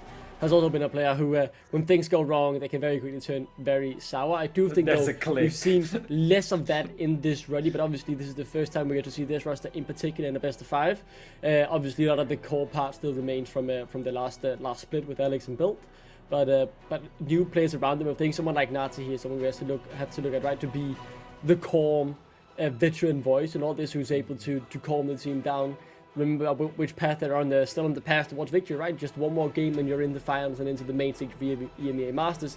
Liking the ban so far still for Venomcrest, keeping the SAG ban is key, and Ruddy have decided to ban this Jace, as they didn't really deal that well with it in game number 2. Yeah, but it does allow Venomcrest to go and first pick the Ezreal themselves. I think Alex was still really irritating to deal with in the lane for Fierce, so they're saying, look, we'll just take that side of the matchup. I wonder whether Alex is saying, yeah, but I'd play the Tristana just fine, and they're super happy with that. I can see it. I think Alex is, with the way he plays so aggressively, so forward in lane and inside lanes, it makes sense. Tristana is by far the best champion in mid lane, sort of getting value out of that, so we'll see how that goes. I will be interested to see what the style of play we see out of Ruddy this game, because for me, game 3 is always that most dangerous game mentally, because if you are 2-0 up, and you lose that third game, it does get to your head. And if you lose this game as well, I tell you now, Ruddy of all teams might be that team to start tilting, and that could well be the start of a reverse sweep. It is the known quantity. I think Katurukin going back to the brand makes some sense, but I do need to see him play better than that game 3. Oh, sorry, not game 3. Yes, it was game 3, we just lost. There we go. It wasn't a particularly good showing there, but I don't think Venomcrest responding with the Ivern and after the success last game should be a surprise either. They may well lock in a second AD carry now and be done with it. Yeah, by no means a shocker, right? Very similar to what they did just last game. The only difference really being the Ezreal preferred over the Tristana in the grand scheme of things. For Alex here, right on the Tristana, I think having just played this matchup twice, obviously same goes for Fierce, but playing it as the Ezreal, right? You're the aggressor in that lane state. I think Alex knows exactly what he needs to make that lane work. As the Ezreal, he should also know exactly what is needed to deny that power that the Ezreal has in the laning phase on the Tristana side. That's at the very least what I would expect, coming just from that other side of the matchup, as it is the Alistar locked in, so a change of plans. With the second now banned, Alaric is starting to flip through his champion pool of engage supports. The Alistar, very good at going forward, but can also work as the peel if needed. Yeah, I mean, you see the Leona look in here, like, again, trying to punish the immobile carries like Brand. But at the same time, it's important to notice that Lingard probably wants an AP carry here, but they can't ban Hwei, Gnar, and Ziggs, you know? One of the champions are going to be open, and you see them banning Gnar, so that means you're either getting Hwei or Ziggs, most likely in bot lane. Something to punish this immobile Brand, so interesting to see if Kiturukin will get caught out again like he was, but at least this time they have Alistar to buy him a bit more time in these fights. If I'm not mistaken, Yeah, this I will be think the on that first one they time Way is open as well, initialized. Yeah. I'm going to toss it to you. This will be the first time. I'm pretty sure it is, and again, it's still, I was about to say, one of the big things is whichever one gets through, it's a good pairing with the Leona, because it locks someone in place so you can't miss your skill shots. It's why it's such a good pairing with the Ziggs more commonly, but for Hwei, it's like, well, now your Severing Bolt doesn't miss, and your whole rest of your combos don't miss, which is really, really scary. I think Nata going back to the Varus, which he actually had a very, very good game 1 on, makes some sense. You can potentially punish people like the Leona diving in a bit too far forward. You can catch out people like the Ezreal if you've got a good eye for it. I could see them doing it, but the Misfortune's also been pretty clean. I think Nata in general has been the most consistent player. Maybe other players have had higher highs in games, but he's still been very, very consistent. The Misfortune's been a threat. I don't hate them locking it in. Yeah, I mean, he's performed really good on it, so, I mean, I get why he wants to go back to it. If it's worth, why change it, you know? But also, like, this is a champion able to build Bloodthirster, right? And if you're assuming there's a way coming in, then, you know, you want to maybe see with some sustain, even if it's an immobile champion. But then again, I think both teams are kind of happy with that, you know? Yeah, your Venomcrest and you have your Leona lockdown. Of course, Misfortune's gonna go cleanse and stuff, but then again, you burn that, you now have a window to look at one of the mobile carries. But always, you can always look at Brand. Okay, might be looking at the Renekton here. Maybe we'll get a no, that Malphite's banned actually. Yeah, both now Malphite banned, right? Maybe it looks for something like the Kassadin. That is that's quite good here. By, yeah, likely expecting just that to come through. So the Dr. Mundo in the top lane. I think that has to be the first time in years we've seen him in NLC Division 1. I can't remember seeing this champion be played in our league. Yeah, I mean, it's been seeing some presence in other URLs, and I think it's a champion that's really good, especially against like low damage comps, you know. And I wouldn't say that it's like super low damage from Venomcrest, but you have Hwei. It's not like super consistent damage, and you have the Ezreal that's consistent damage. But Renekton usually wants to build a mid-board Bruiserish, you know, wants to go Sturk's Gauge, Black Cleaver. You know, you've seen some adaptations with Bork and LDR to be able to kill the Mundo, because Mundo's is that good versus low damage comps. Yeah. You know, he builds the Warmugs, he gets poked a bit, he doesn't care, and he just makes it a lot easier for his team to play. So if Kiturukin doesn't get caught out in this game, I think it's going to be really hard for Venomcrest to play this game. We have seen one game of Mundo this split in the NLC. Quest played it in the jungle. that's right, things. yeah. It didn't quite work out, but was a bit of a nightmare. And I believe we saw someone over in LCS played it, and they had to try and build it. It was Whippo's Renekton was into it, went for a full burst bow with the Blade of the Rune King, and it was great for the Mundo, but it left you very squishy, which could still prove problematic here. So that change in the playstyle could still mean that your frontline option there in the Renekton might not be much of a frontline. At least you've got Daisy, at least you've got Leona for that if you're forced into that build, but that will change the way you have to think about building, because who else is going to kill the Mundo easily this game? Yeah, I mean, exactly like you say, you have Leona, right, and you have the shields from Ivern, but if you have to go this build to kill the Mundo, then you technically only have one front line, you know, and Alistar is gonna out-tank that Daisy, front line every baby. time. Yeah, I mean, you have Daisy, it's just when you have two ADCs, that Daisy goes away kind of quick, so it's just, it looks like a pretty hard game for Venomcrest, I guess, unless they manage to build some leads, so then again, let's see if they're able to do it, and yeah, I mean, it's gonna be a banging game regardless. If there's no way to stop Mundo, Ezreal and Wei are an issue, that are in trouble. So that's interesting. Ruddy coming in with the last pick just to change the tides of battle. They are one game away from moving on in the playoff scene in the upper bracket while tossing Venomcrest to the bottom. Can they do it? Will the reverse sweep happen? Well, hit Brian and Foxtrot, do let me know as we jump into the fourth game.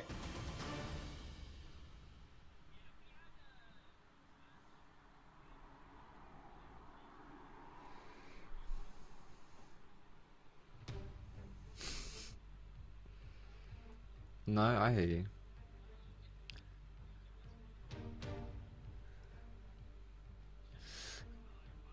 Okay. Okay, cool. Yeah, so Jake doesn't have Renekton. I think Renekton kind of has some uses as a bit of like an early, like a lane that you can maybe play around. Are you good now? Do you think you're okay? Apparently I'm back. I don't know Cool. what happened there. He's back. We missed you. Fantastic. Although I could hear you the whole time, so I don't know what that's about. Yeah, but I think the Mundo, it is very difficult for Venomcrest to kill Mundo. They don't have a lot of options for it. And obviously Renekton, yeah, not really the guy to do that. Either not going to be doing that one either. Just a singular ADC to try and bring that down. Yeah. Not a huge fan of it. The thing that I actually find a little bit surprising, and you also actually talked about this too during the draft, was Misfortune into Leona. I think is a very tough matchup, very tough champion to play. Like anytime you want to put down your bullet time, solar flare, boom, on your head every single time. And to be honest, we saw it even last game. I actually think Nutter played well around it still. Like he was still able to be effective, but the amount of times you saw him like channeling maybe half a bullet time and then stopping to dodge a skill shot, to dodge something that's going to interrupt him. I'm not keen on it. I think Natter is sticking almost a little bit too much to this Misfortune. I think he has been one of the standout players, consistently very good. Yeah. But I do also think that this MF is I don't think it is the one here. And it's weird because I'm just going to go over to like LPL and what we've been seeing as the answer to the Leona. It's actually Braum. Braum handles Leona really well, but obviously Braum lacks engage. So what do you put with that? You normally put an Ashe with the Braum, then you have that engage. I'm amazed we don't see something like that coming in here for Ruddy. I feel like picking the Alistar MF is... I don't think it really does much because, like, for me, it's like you've got MF, you kind of want to just have a lot of control of the lane, but Alistar doesn't do that because he's not a champion until level 2. Therefore, the Hui and the Leona are going to get control of the lane.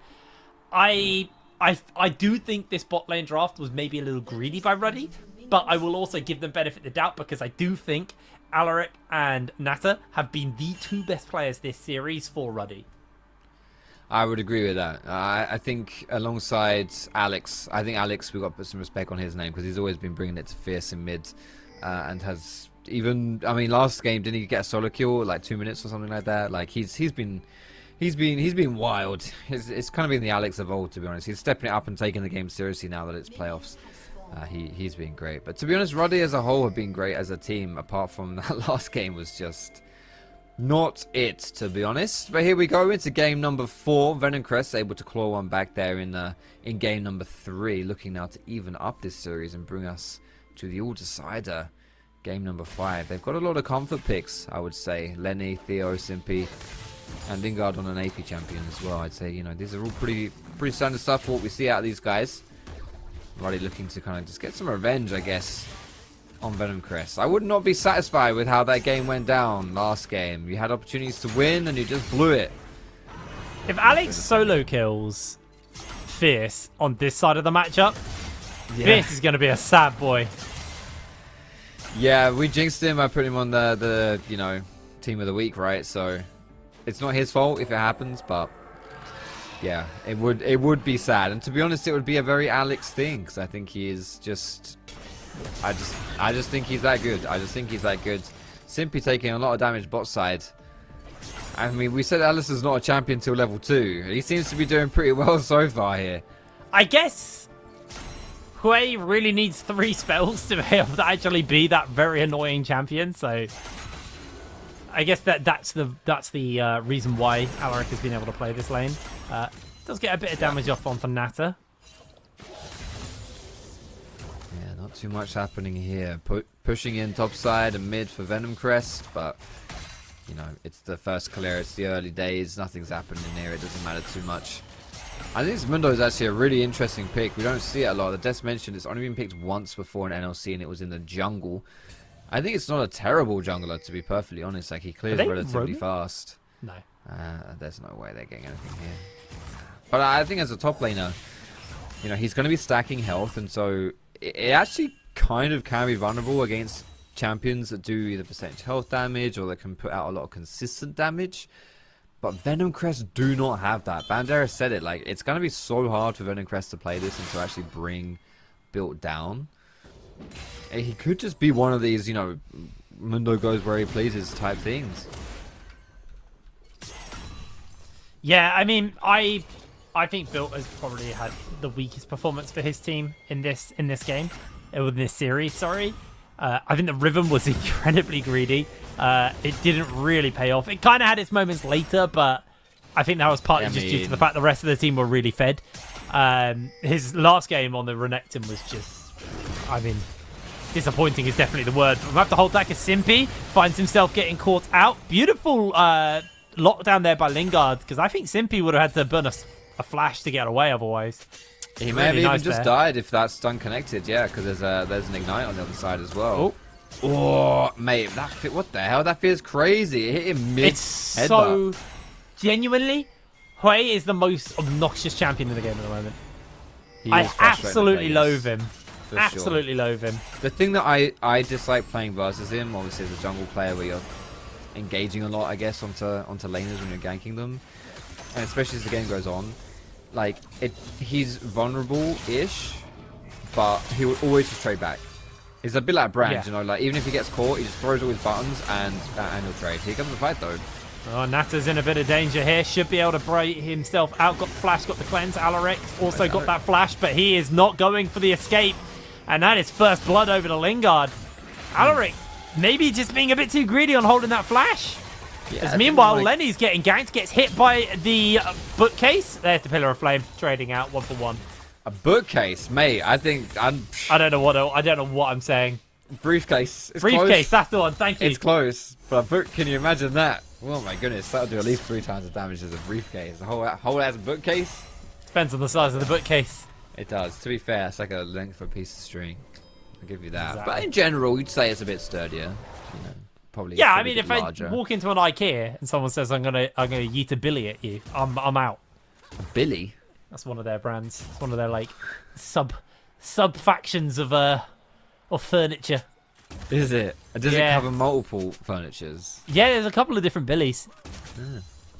I have a bully bookshelf, that's why I know that. Oh, I see. That makes a lot of sense then. Okay, cool. I mean, well, it's fair. If given the choice, I'm going to eat a bookshelf at you or a briefcase, I think I'd take the briefcase as well. But either way, to be fair, topside, we did get a kill from for Ruddy against Lene, but Mundo is struggling right now. I think this is kind of to be expected though, right? Like, these early levels do favor the Renekton. He still has a crazy amount of damage. And Mundo, he wants to get like 1 or 2 items maybe, you know, that Warmogs, maybe that Heartsteel if he's going to opt into Heartsteel as well.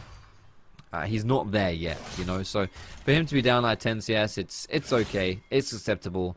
It could be worse, to be honest, with the way that Lenny's freezing that top side. We'll see how that develops here, because we are just going to get Venomcrest playing towards the top side again and using that as their strong foundation like they did in the previous game. Nada just about avoid the Zenith Blade there as well. I think that could have probably been him, but Void Grubs go over to the side of Venomcrest. Ruddy decide to prioritize the Dragon. I do think, especially in this matchup, Kit Rukin is being a lot slower paced with what he wants to do. He's a little bit more farming focused and not really going for the plays.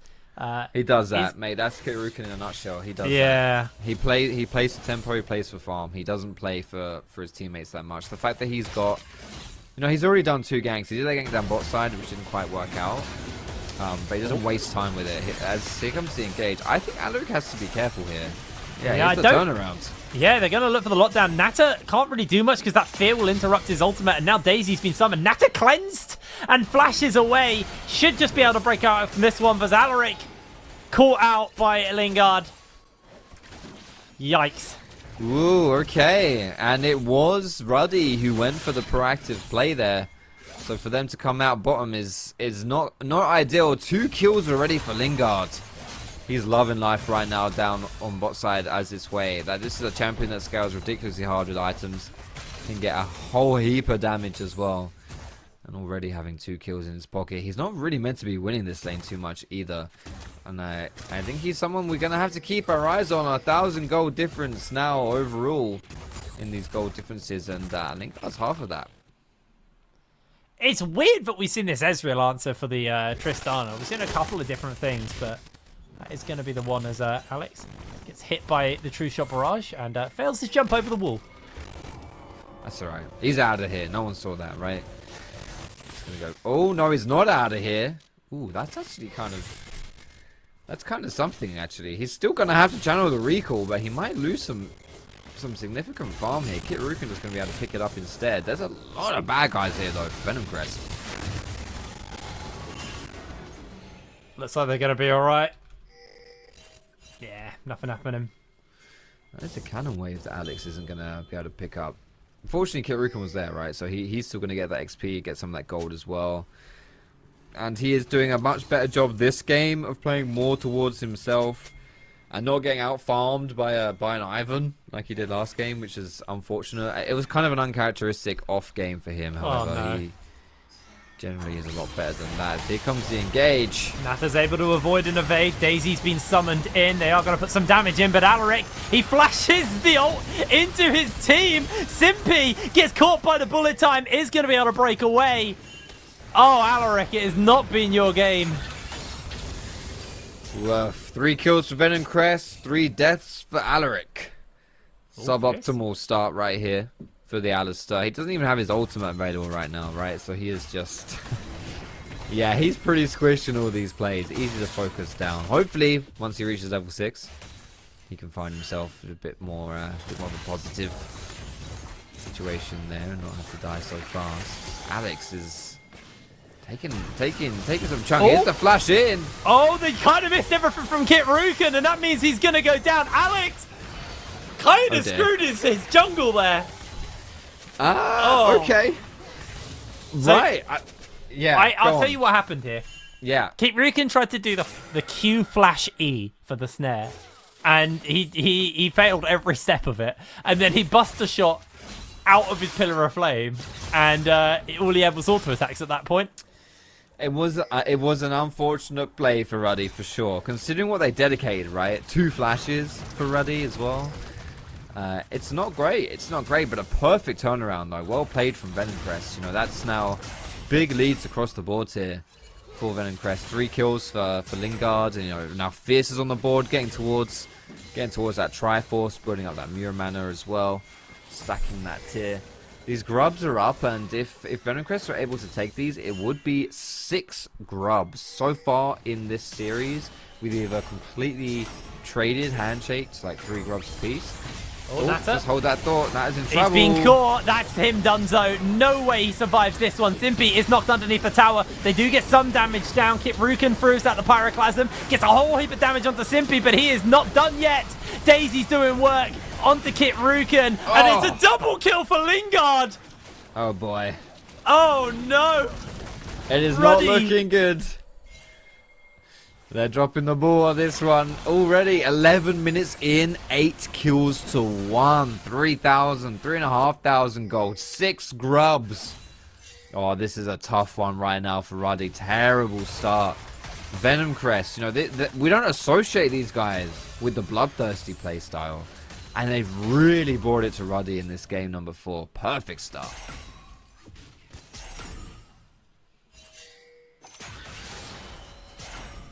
He's unmute again, Jake. No, sorry, I was no, yeah, I was just turning on. That's mentally. Cool. Yes. Very nice. Just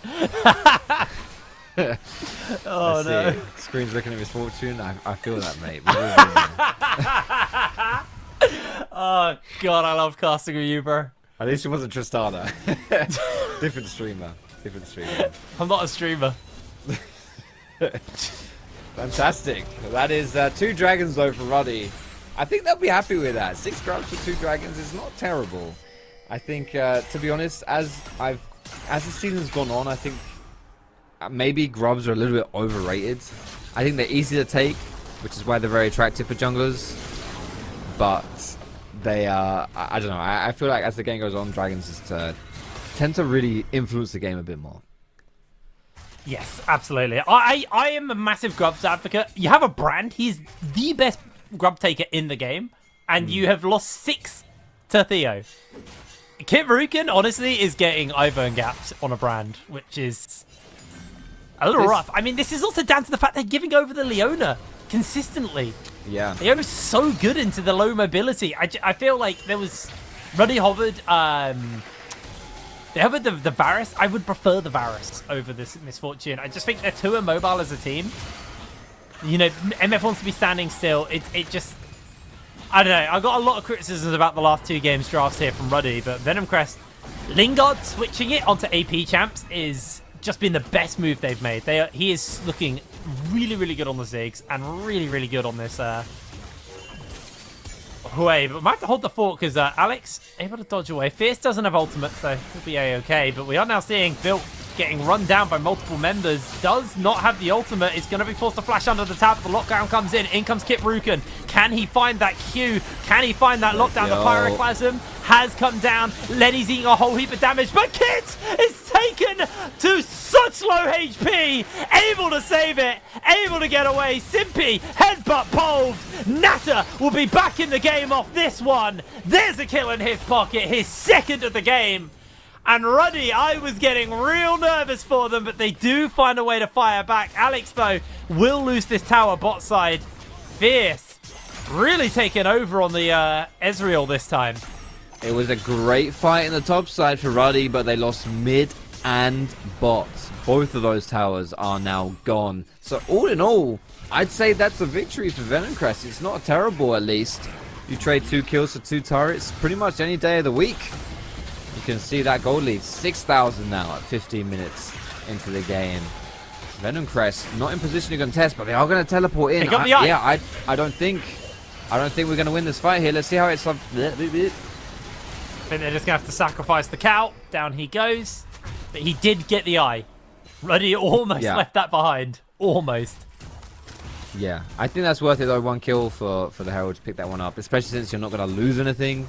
If you're Ruddy here, there's no, dragon to take or like a tower that's going to get taken down in response. So that Herald being picked up, the question is where Ruddy decide to slap it down, because I don't think Ruddy really have any damage on any turrets here. They've not had any pressure in any of the lanes. So it's going to have to be a dedicated push if you want to actually get a tower with this Herald. If it's just for a little bit of chip damage, then you can slam it down wherever you want, but it's a toughie, to be honest, to decide where to put this one down. There's not an obvious decision for that one.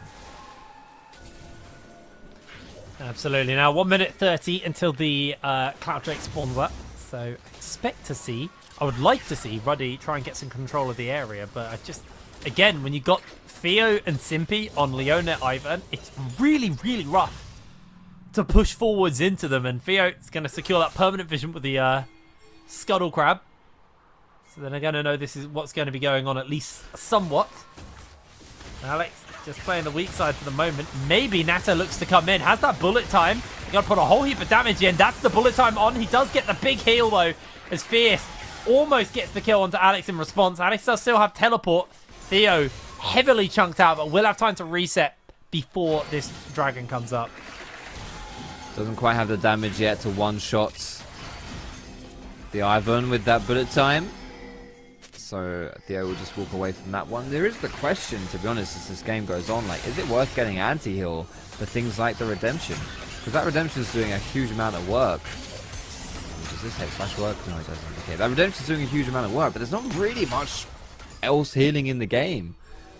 So I'm not really sure, to be honest, because we've seen it twice now. It's a great counter for the bullet time. It's amazing, right? It basically does the same thing as bullet time does, just as like as a reverse. So it's working pretty well for Venomcrest.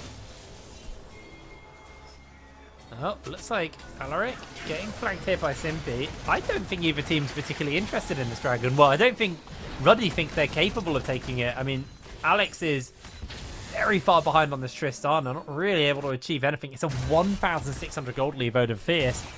Alex just doing his best to try and get some gold injected into him, but being down a whole level to his counterpart. They're going to summon the Herald up in the mid lane while Dragon goes down, but Simpy going to just do his best to try and play interrupt here. Charge goes out. That's it. Half health on the tower. Nothing special, really, is it? Also, keep in mind, Alaric died for that. Alaric died for half health on a tower. Yeah, you still get a bit of gold when you actually kill the Herald as well, and like some experience and stuff like that. But I mean, yeah, as far as it goes, that is so far at least, that's not a great teleport on Herald Nata. use. Yeah, Nata's in a bit of a pickle here. Who's that going to be? He's very It's quick. Fierce, right? Yeah. No, it's here. Fierce trying to chase forwards, but now with that Make It Rain is able to slow Fierce down enough. Now Alex is coming in. He's jumped over the wall. Fierce should have that arcane shift fairly soon.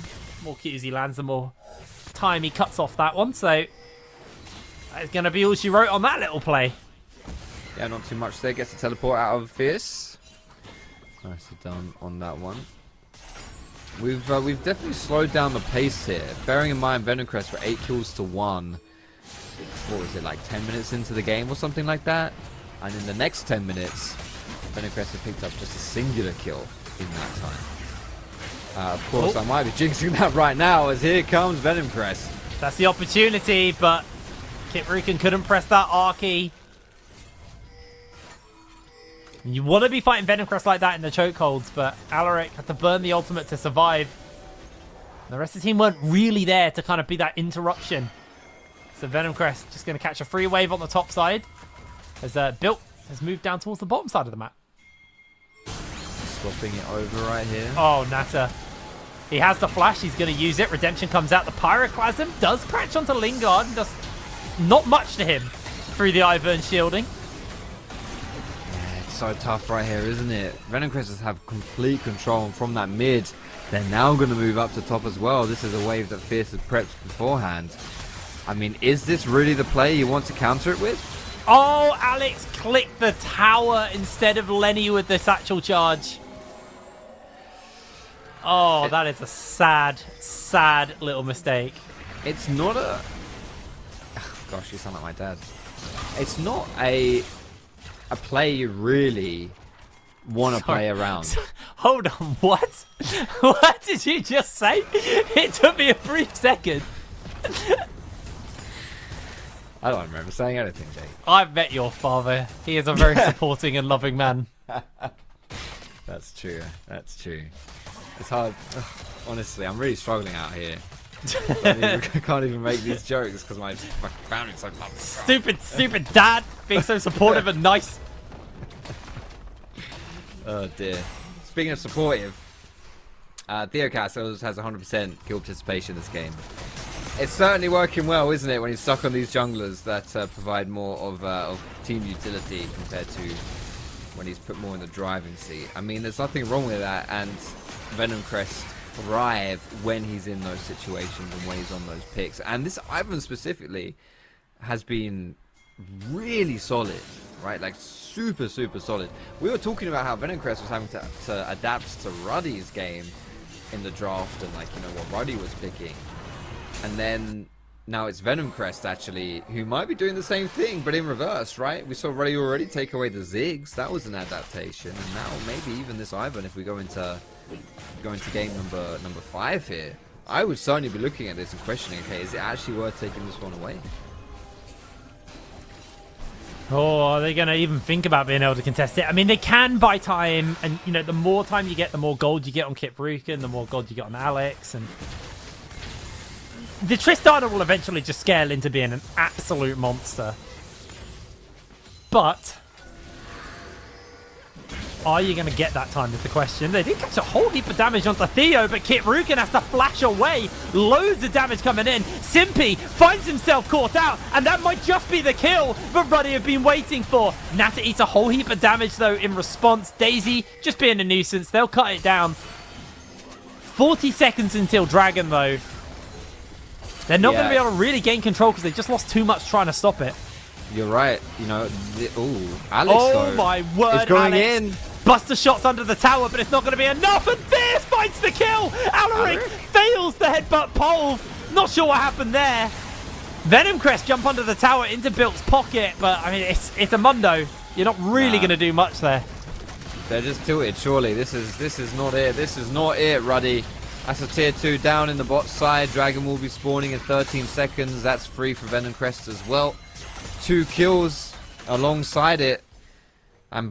Wow, this is insane. Like, I mean, game number 4 that Venomcrest were able to put down. I had some criticisms. Like, yes, they were clean, but I thought that they lacked the killer instincts. And to be honest, that can be a detriment to your team because it means you're potentially giving avenues for the other team to get back into it, right? If you're just closing it out. But this game, Venomcrest are just not that at all. You know, they are absolutely pulling these triggers and they are happy to go for it.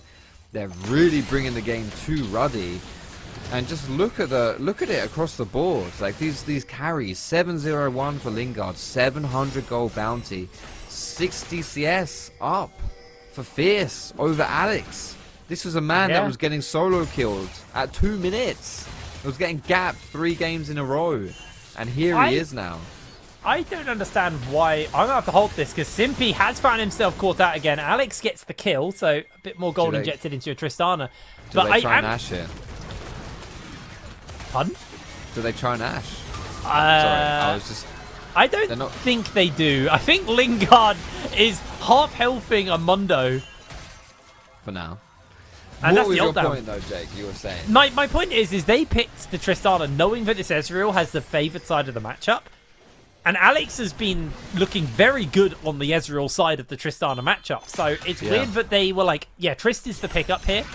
Knowing that maybe they didn't know that Fierce had this Ezreal in the pocket. Maybe it was just it was just a kind of miscalculation. I think they are very much aware though that Lingard very, very good on these AP champs. And I think that's been the biggest difference maker. I think Lingard has just looked super, super impressive on these AP bot laners, and it's really enabled Fierce to then play these AD mid laners and kind of take over the game off there, because Theo, I think, has looked like a fish out of water on AP junglers. So him being able to play the supportive role like you said he likes to play, then Lingard flexing around, because you only really need that one avenue of AP, and Lingard is enabling that for his team.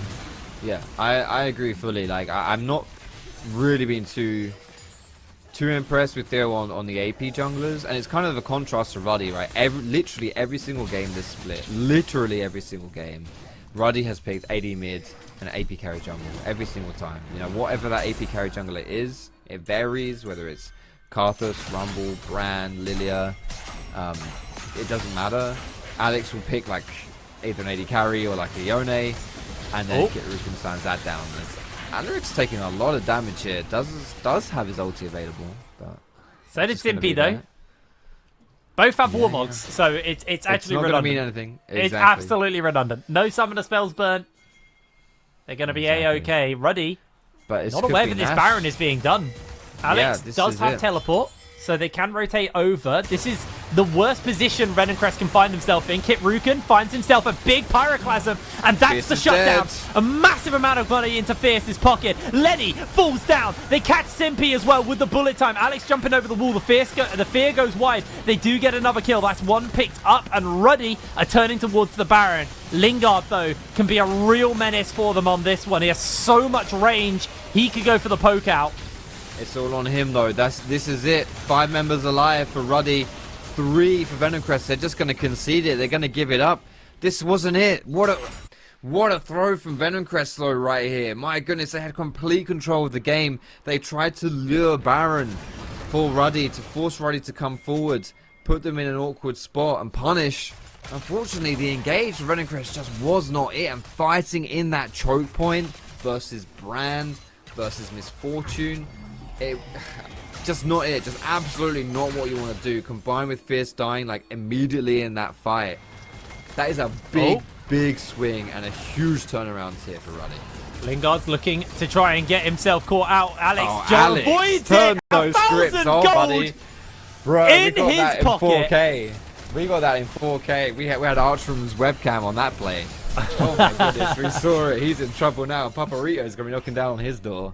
We saw that, mate. Negative gaming. You can't be running those in the game. Did you see the way he played around those skill shots? Holy That was crap. beautiful. That's the Alex I remember, not the one who's been a little lackluster for the rest of the series. Well, for the last couple of games anyway. He's been pretty good for the first 2 games in his defense. He just remembered he is him. And was Yes. like, you know what am I doing? Oh, I am What him. am I doing? Yeah. Let's just win this game. And here he is. What a 3 minutes we've had here, Jake. Like, this is crazy. I mean, it was so Venomcrest favored up until that point. Like, they had control of everything, and now it's like that never happened. Ruddy just... They've even got a goal lead now. They're running around the map doing everything they want. Oh. Here comes the fight. Lenny in a little bit of danger, not going to get himself caught out, although the Pyroclast was melting through him. The bullet time is huge. Heal reduced by that Oblivion Orb on Kit Rook, and that Renekton Q not going to do much healing. And now Ruddy, with all those towers injected, all that gold injected into their pocket, going to turn their attention towards this dragon, look to pick this up, and that puts them on soul point. Mental. Absolutely mental. Just how quickly this game has flipped right here. I thought for sure we were going into game number 5. I was even talking about draft adaptations for Ruddy. Can't write these guys out, man. One faux pas from Venomcrest around Nash, and suddenly Ruddy are now just like completely in the driver's seat. And I will say, okay, one thing I'm going to say here. I question whether or not Anti-Heal will be worth it. I poised it like maybe yes, good idea. Kit Rukin has actually decided to go for it.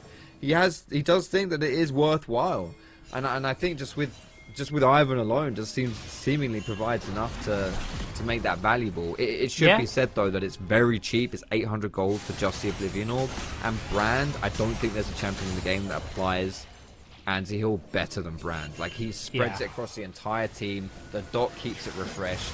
It's really quite OP on him, to be fair. Yeah, he's very, very good at it. Very, very good at using it. Now, last tower outside the base will not live long. Solar Flare comes down, does hit everyone. The Simpy, his health bar's being melted by Alex. Look at the bullet time as well. Lenny will be cut down. Ruddy. That game number 3 looks to be a little bit of a mistake as Alaric jumps in forwards, catching onto Lingard. They get the triple kill onto their MF. Taking them down for the quadra kill. A clean ace for the side of Ruddy. And that is all they needed to close this one out. It did look a little bit dicey at one moment, but goddamn did Ruddy come back. 3-1, and they're going to take this series. Game number 4, it was not pretty as you say, but it doesn't need to be pretty, it just needs to be. And at the end of the day, Ruddy, it felt inevitable, to be honest. It was a stellar game from Venomcrest for 25 minutes. And then at 30 minutes, if you said to me, you know, put it on the line, oh, by the way, the script says this game ends in 5 minutes time, I'd be like, oh yeah, okay, cool, right, let's see what game 5 has. Oh no, suddenly it's Ruddy. It's Ruddy that win. I don't know where that came from, but it just shows you the strength of this squad, how scary they are. That I think that was probably the most, aside from game number 1, the position Venomcrest will win was like the most one-sided position that we've seen the entire series, right? Yeah. And then from that, they lost in 5 minutes. They had a really significant lead. They genuinely had a really significant lead. Lingard was worth 1 grand. Alex suddenly just turned his brain on and absolutely outplayed him. Got that great K in his pocket. Jumped very comfortably back into that game. And yeah, I did have my concerns for a little bit in that game. But Ruddy, Alaric is so good. I again think that Braun would have been better, but he proved me wrong and just plays super, super clean on that Alistair. Absolutely huge one from him. I believe we're going to throw ourselves to a quick break, and then we're back with the analyst desk to break down this day. So see you in a moment. Break it down, step on the gas, let's get out of town. We gonna break out and have some fun. We gonna do what you never done. Oh yeah, yeah. Come on, take your body with you. It's a money weekend. Everything we wanna, we go do. We go do. It's leisure, we go do.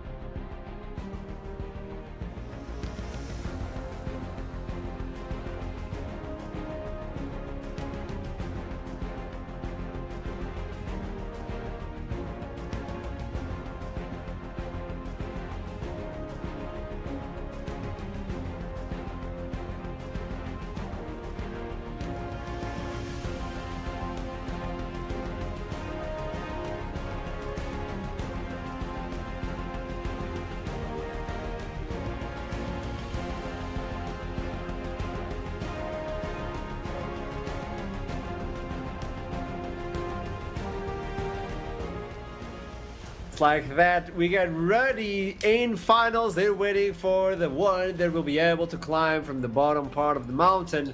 A 3-1 stepping in from Ruddy, and a lot of predictions completely destroyed, but initialized. Let me know. Yeah, I think this should not have been a 3-1. Should it, guys? Everyone, No. gather round. Let's be real. That game had no business being won by Ruddy. They failed around a Baron setup to Venomcrest, and you noticed in the inventory of Mundo, he'd finally picked him to resist. He'd been stacking that Heartsteel, and then walks into 5 people and just autos them down. They get a wonderful Brand Ultimate, a wonderful MF ult, and the game all turns around. But let's be real, that was not a clean series from Ruddy. They are, I think, over the course of the series, the better team, and that's fair. And a clutch game 4 to come back into it and stabilizing from a rough early game is credit to them. But it was messy. There's going to be some questions, and I think Venomcrest are going to feel a bit frustrated they couldn't take it to 5 because they very much had this game in their hands. Yeah, this was by no means clean from Ruddy, as you just said, right? I think the big thing is that there were moments before Venomcrest were able to take their lead and run away with it, right? I think Banderas, you in particular, in the green was saying, go Baron now multiple times. Yeah. And in the end, they had other priorities which really hurt them in the end. They were able to take a lot of standing gold on the map, Venomcrest, which was good. But the problem was, when they then lost that Baron, I think Ruddy had only taken like 1 bottom lane turret at that point, so they had so much standing gold on the map. So that 7k gold lead that they had built evaporates as these turrets just fall left, right, and center. 1.5k from the Baron, gold from turret, gold from, all of a sudden that just adds up. And within, I think, 3 minutes time, a 7-8k gold lead was back to an even game state. And yeah, I think that just really flipped the game on its head within that one big team fight. Yeah, I mean, I think they kind of got baited. They were really ahead in gold, and they took the mid-tier 2 tower, top tier 2 tower.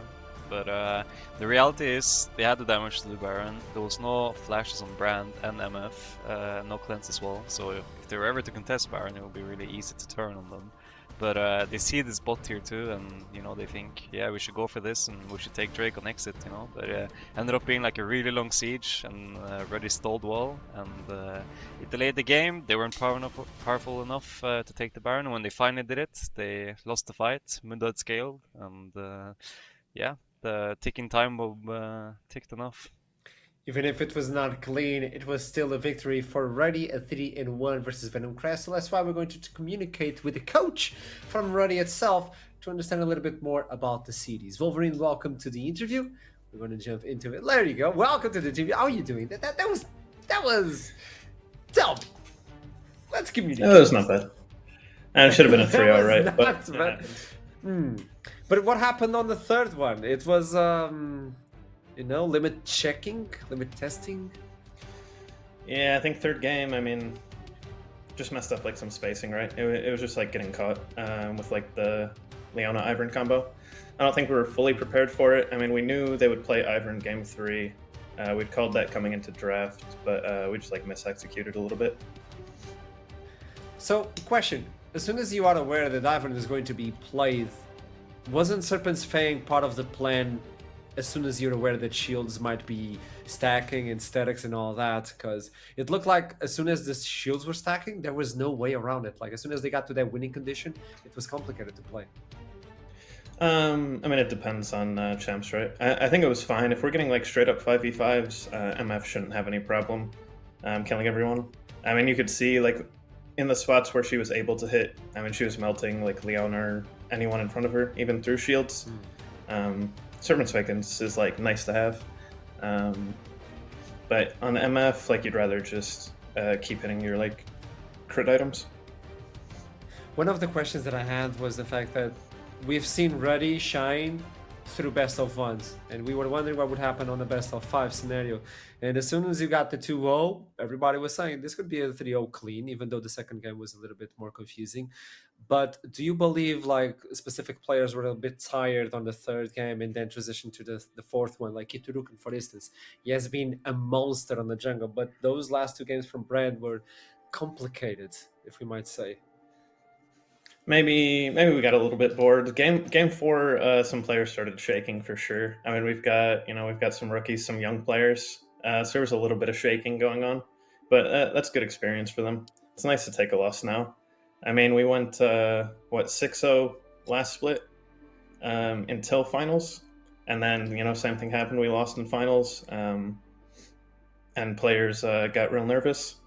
So I guess it's nice to get it out of the way. Ruined our perfect record versus Venomcrest. It's a little bit sad. It is, but now you're waiting for someone on the finals, and when you look into the bottom of the bracket, DMG, Nord, or even Venomcrest for the rescheduled fight, who do you think is going to join you on finals?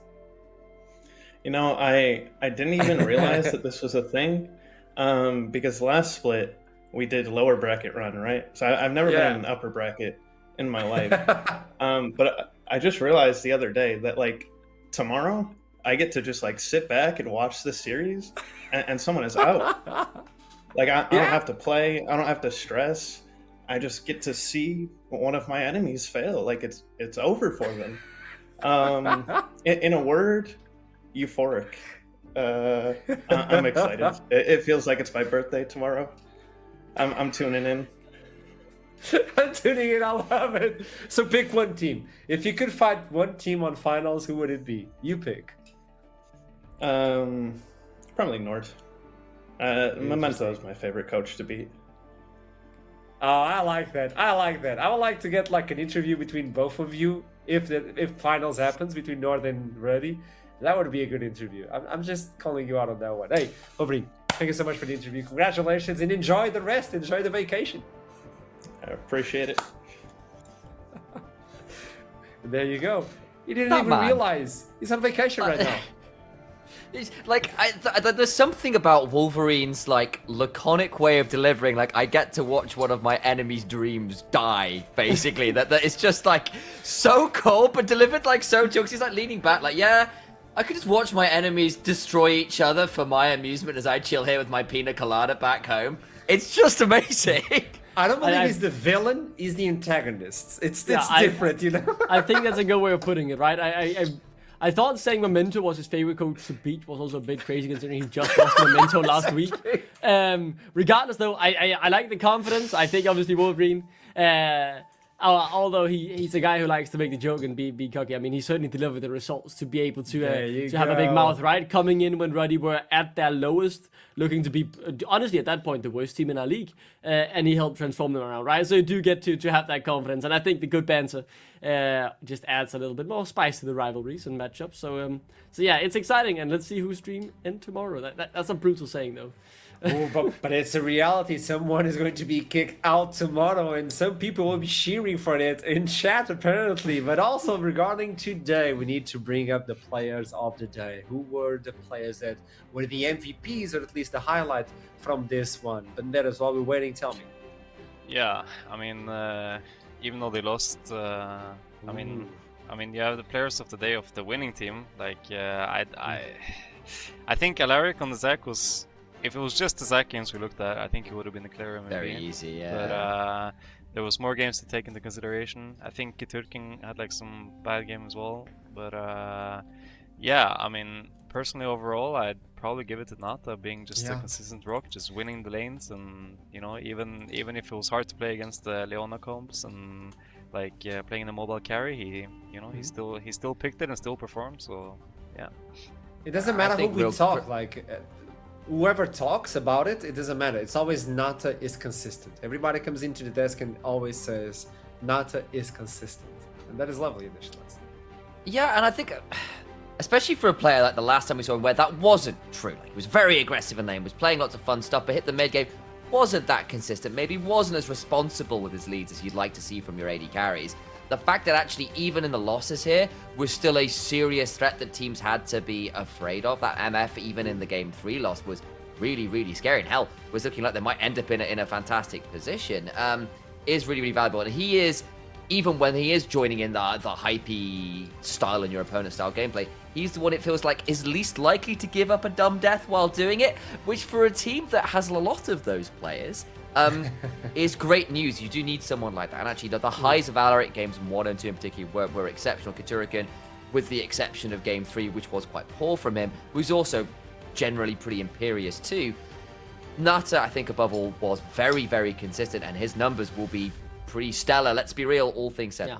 I think pretty much Nata is the exception to the rule, right? But everyone already had had some of their ups and downs today, and we saw both the good and the bad in this roster, because we can see the performance sometimes the skill checking doesn't go that way, and when that happens a few times in a row, the situation is so tough that even if when they start playing well in their skill checks, they sometimes still lose it because they are too far behind.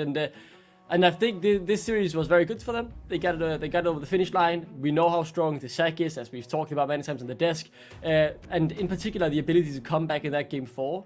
There was I was genuinely thinking, had Venomcrest won that game, I think it would have been 3-2 Venomcrest. So I think, yeah, that was really huge for them. And now they get the time to study how the other teams play, study their own mistakes.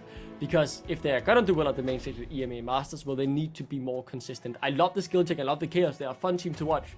But we need a bit more consistency, otherwise it's a bit too much up and down. I hope they can bring it together, because when they're at the best, man, watching Ruddy is an absolute treat.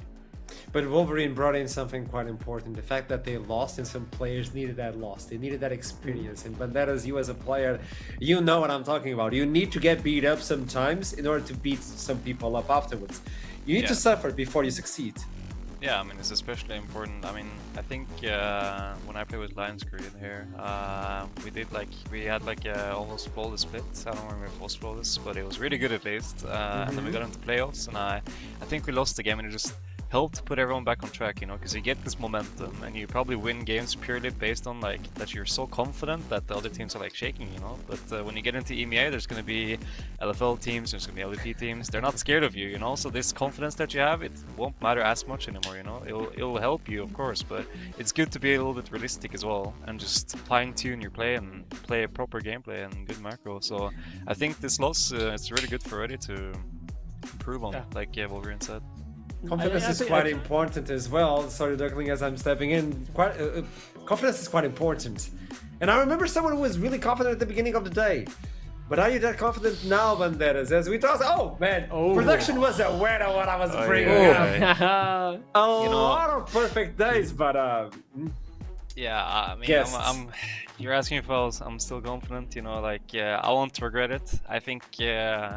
I think my take on it was decent, but I think, as we mentioned earlier, if Venomcrest with the 7k goalie would have won this game, I think it would have been 3-2. So I stand by my guess, but then again, I think well deserved for everyone who voted 3-1 to Ruddy as well. I think it was a pretty stable guess as well. Could have been either way.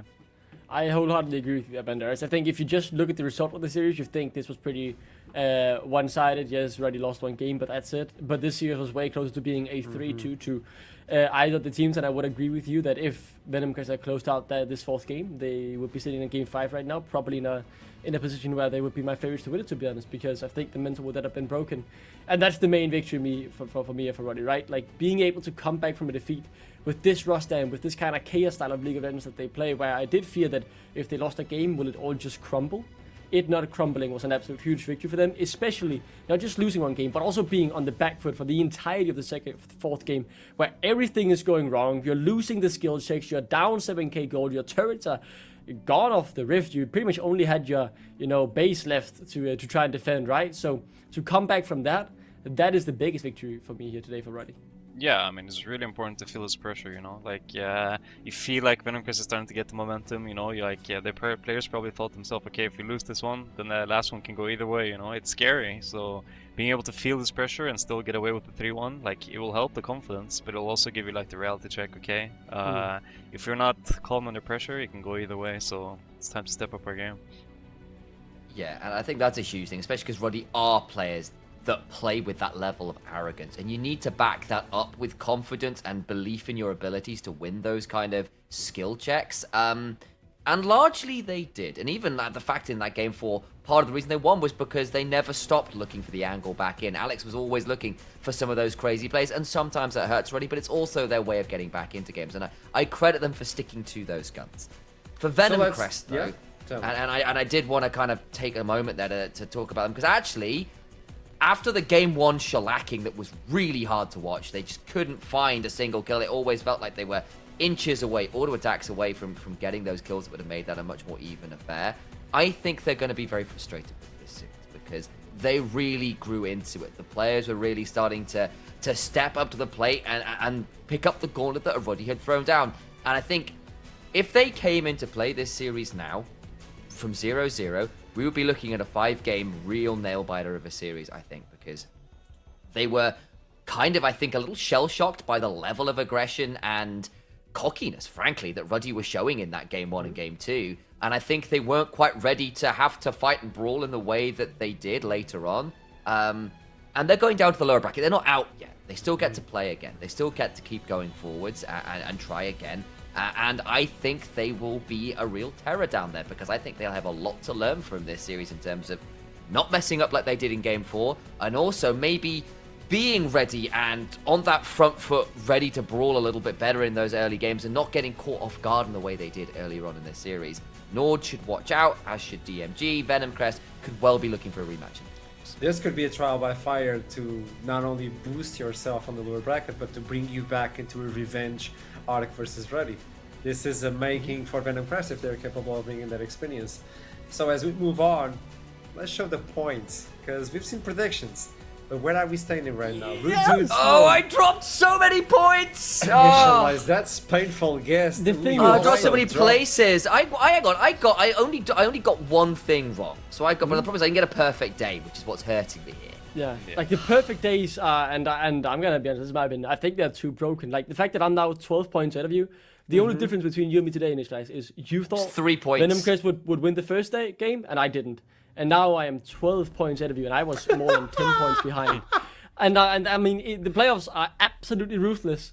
And I think maybe the reason they are like this for the predictions is because they are ruthless like that for the teams as well.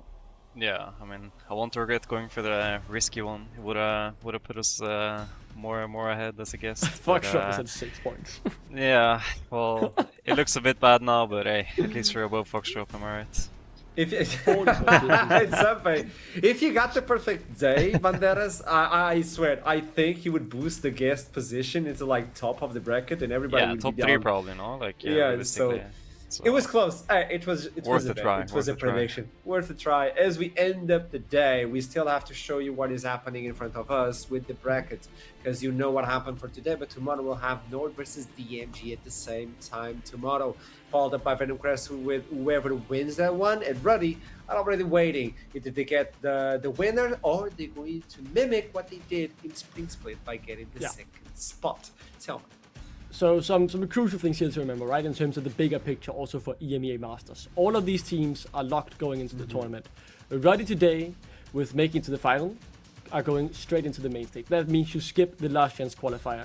And that is crucial as well, because this year the last chance qualifier is absolutely brutal. I think 32 teams make it into the last chance qualifier, but only 4 teams make it out into the main stage. So for Venomcrest, Nord and DMG, what they need to do to make it to the main stage is make it to the final. So the final is the last ticket we have, and obviously then you're battling for being the champion of the NLC. Also a huge honor. I know that personally from winning the trophy, of course, back with Trix. So yeah, everything to play for.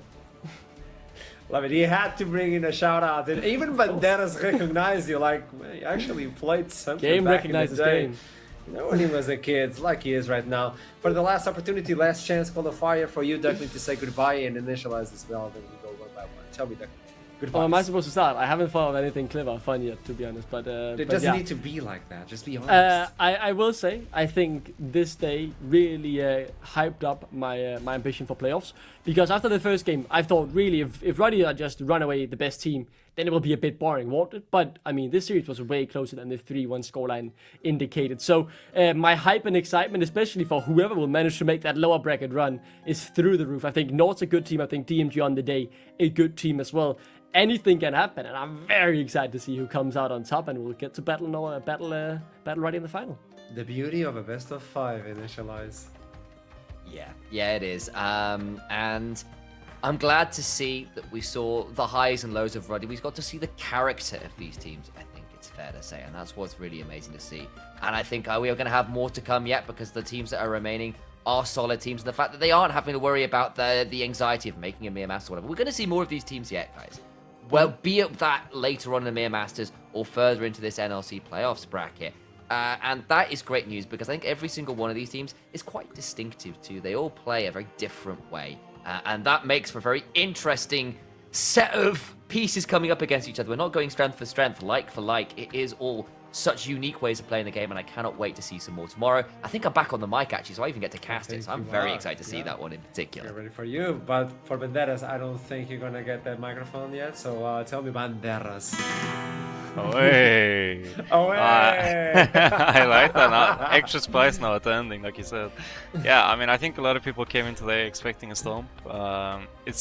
I mean, that's the beauty of best of fives, you know. Like, it can go either way, and it was a close series in my opinion. And I'm hoping for that tomorrow as well. It's fun seeing this like matchups and people duking it out like for multiple games, not just BO1s where yes, there's some cheese, there's some excitement, but like BO5s really grinds your gears. It gets you going, you know. So really hopeful for tomorrow. I won't be on the cast, but I'll be watching. But regardless, I think it's gonna be really fun. I mean, as a top lane enthusiast, I'm especially looking forward to that top lane matchup. As long as you have you wanted to ask, maybe we can have you on the next split here as a player. I don't know, the return of the king. I don't know, but I hope you can return as well back at home at the same time tomorrow to watch Nord versus DMG. It's up to you. It's the best of 5. It's beautiful. It's NLC, and it's not the same without you. Until then, we love you very much, and I'll see you soon. Banderas. I like that.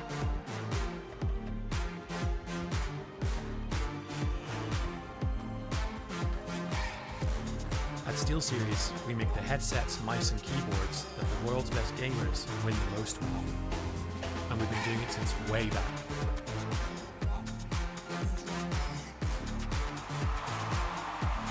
It's up to you how far you go, but whatever you do, go for glory.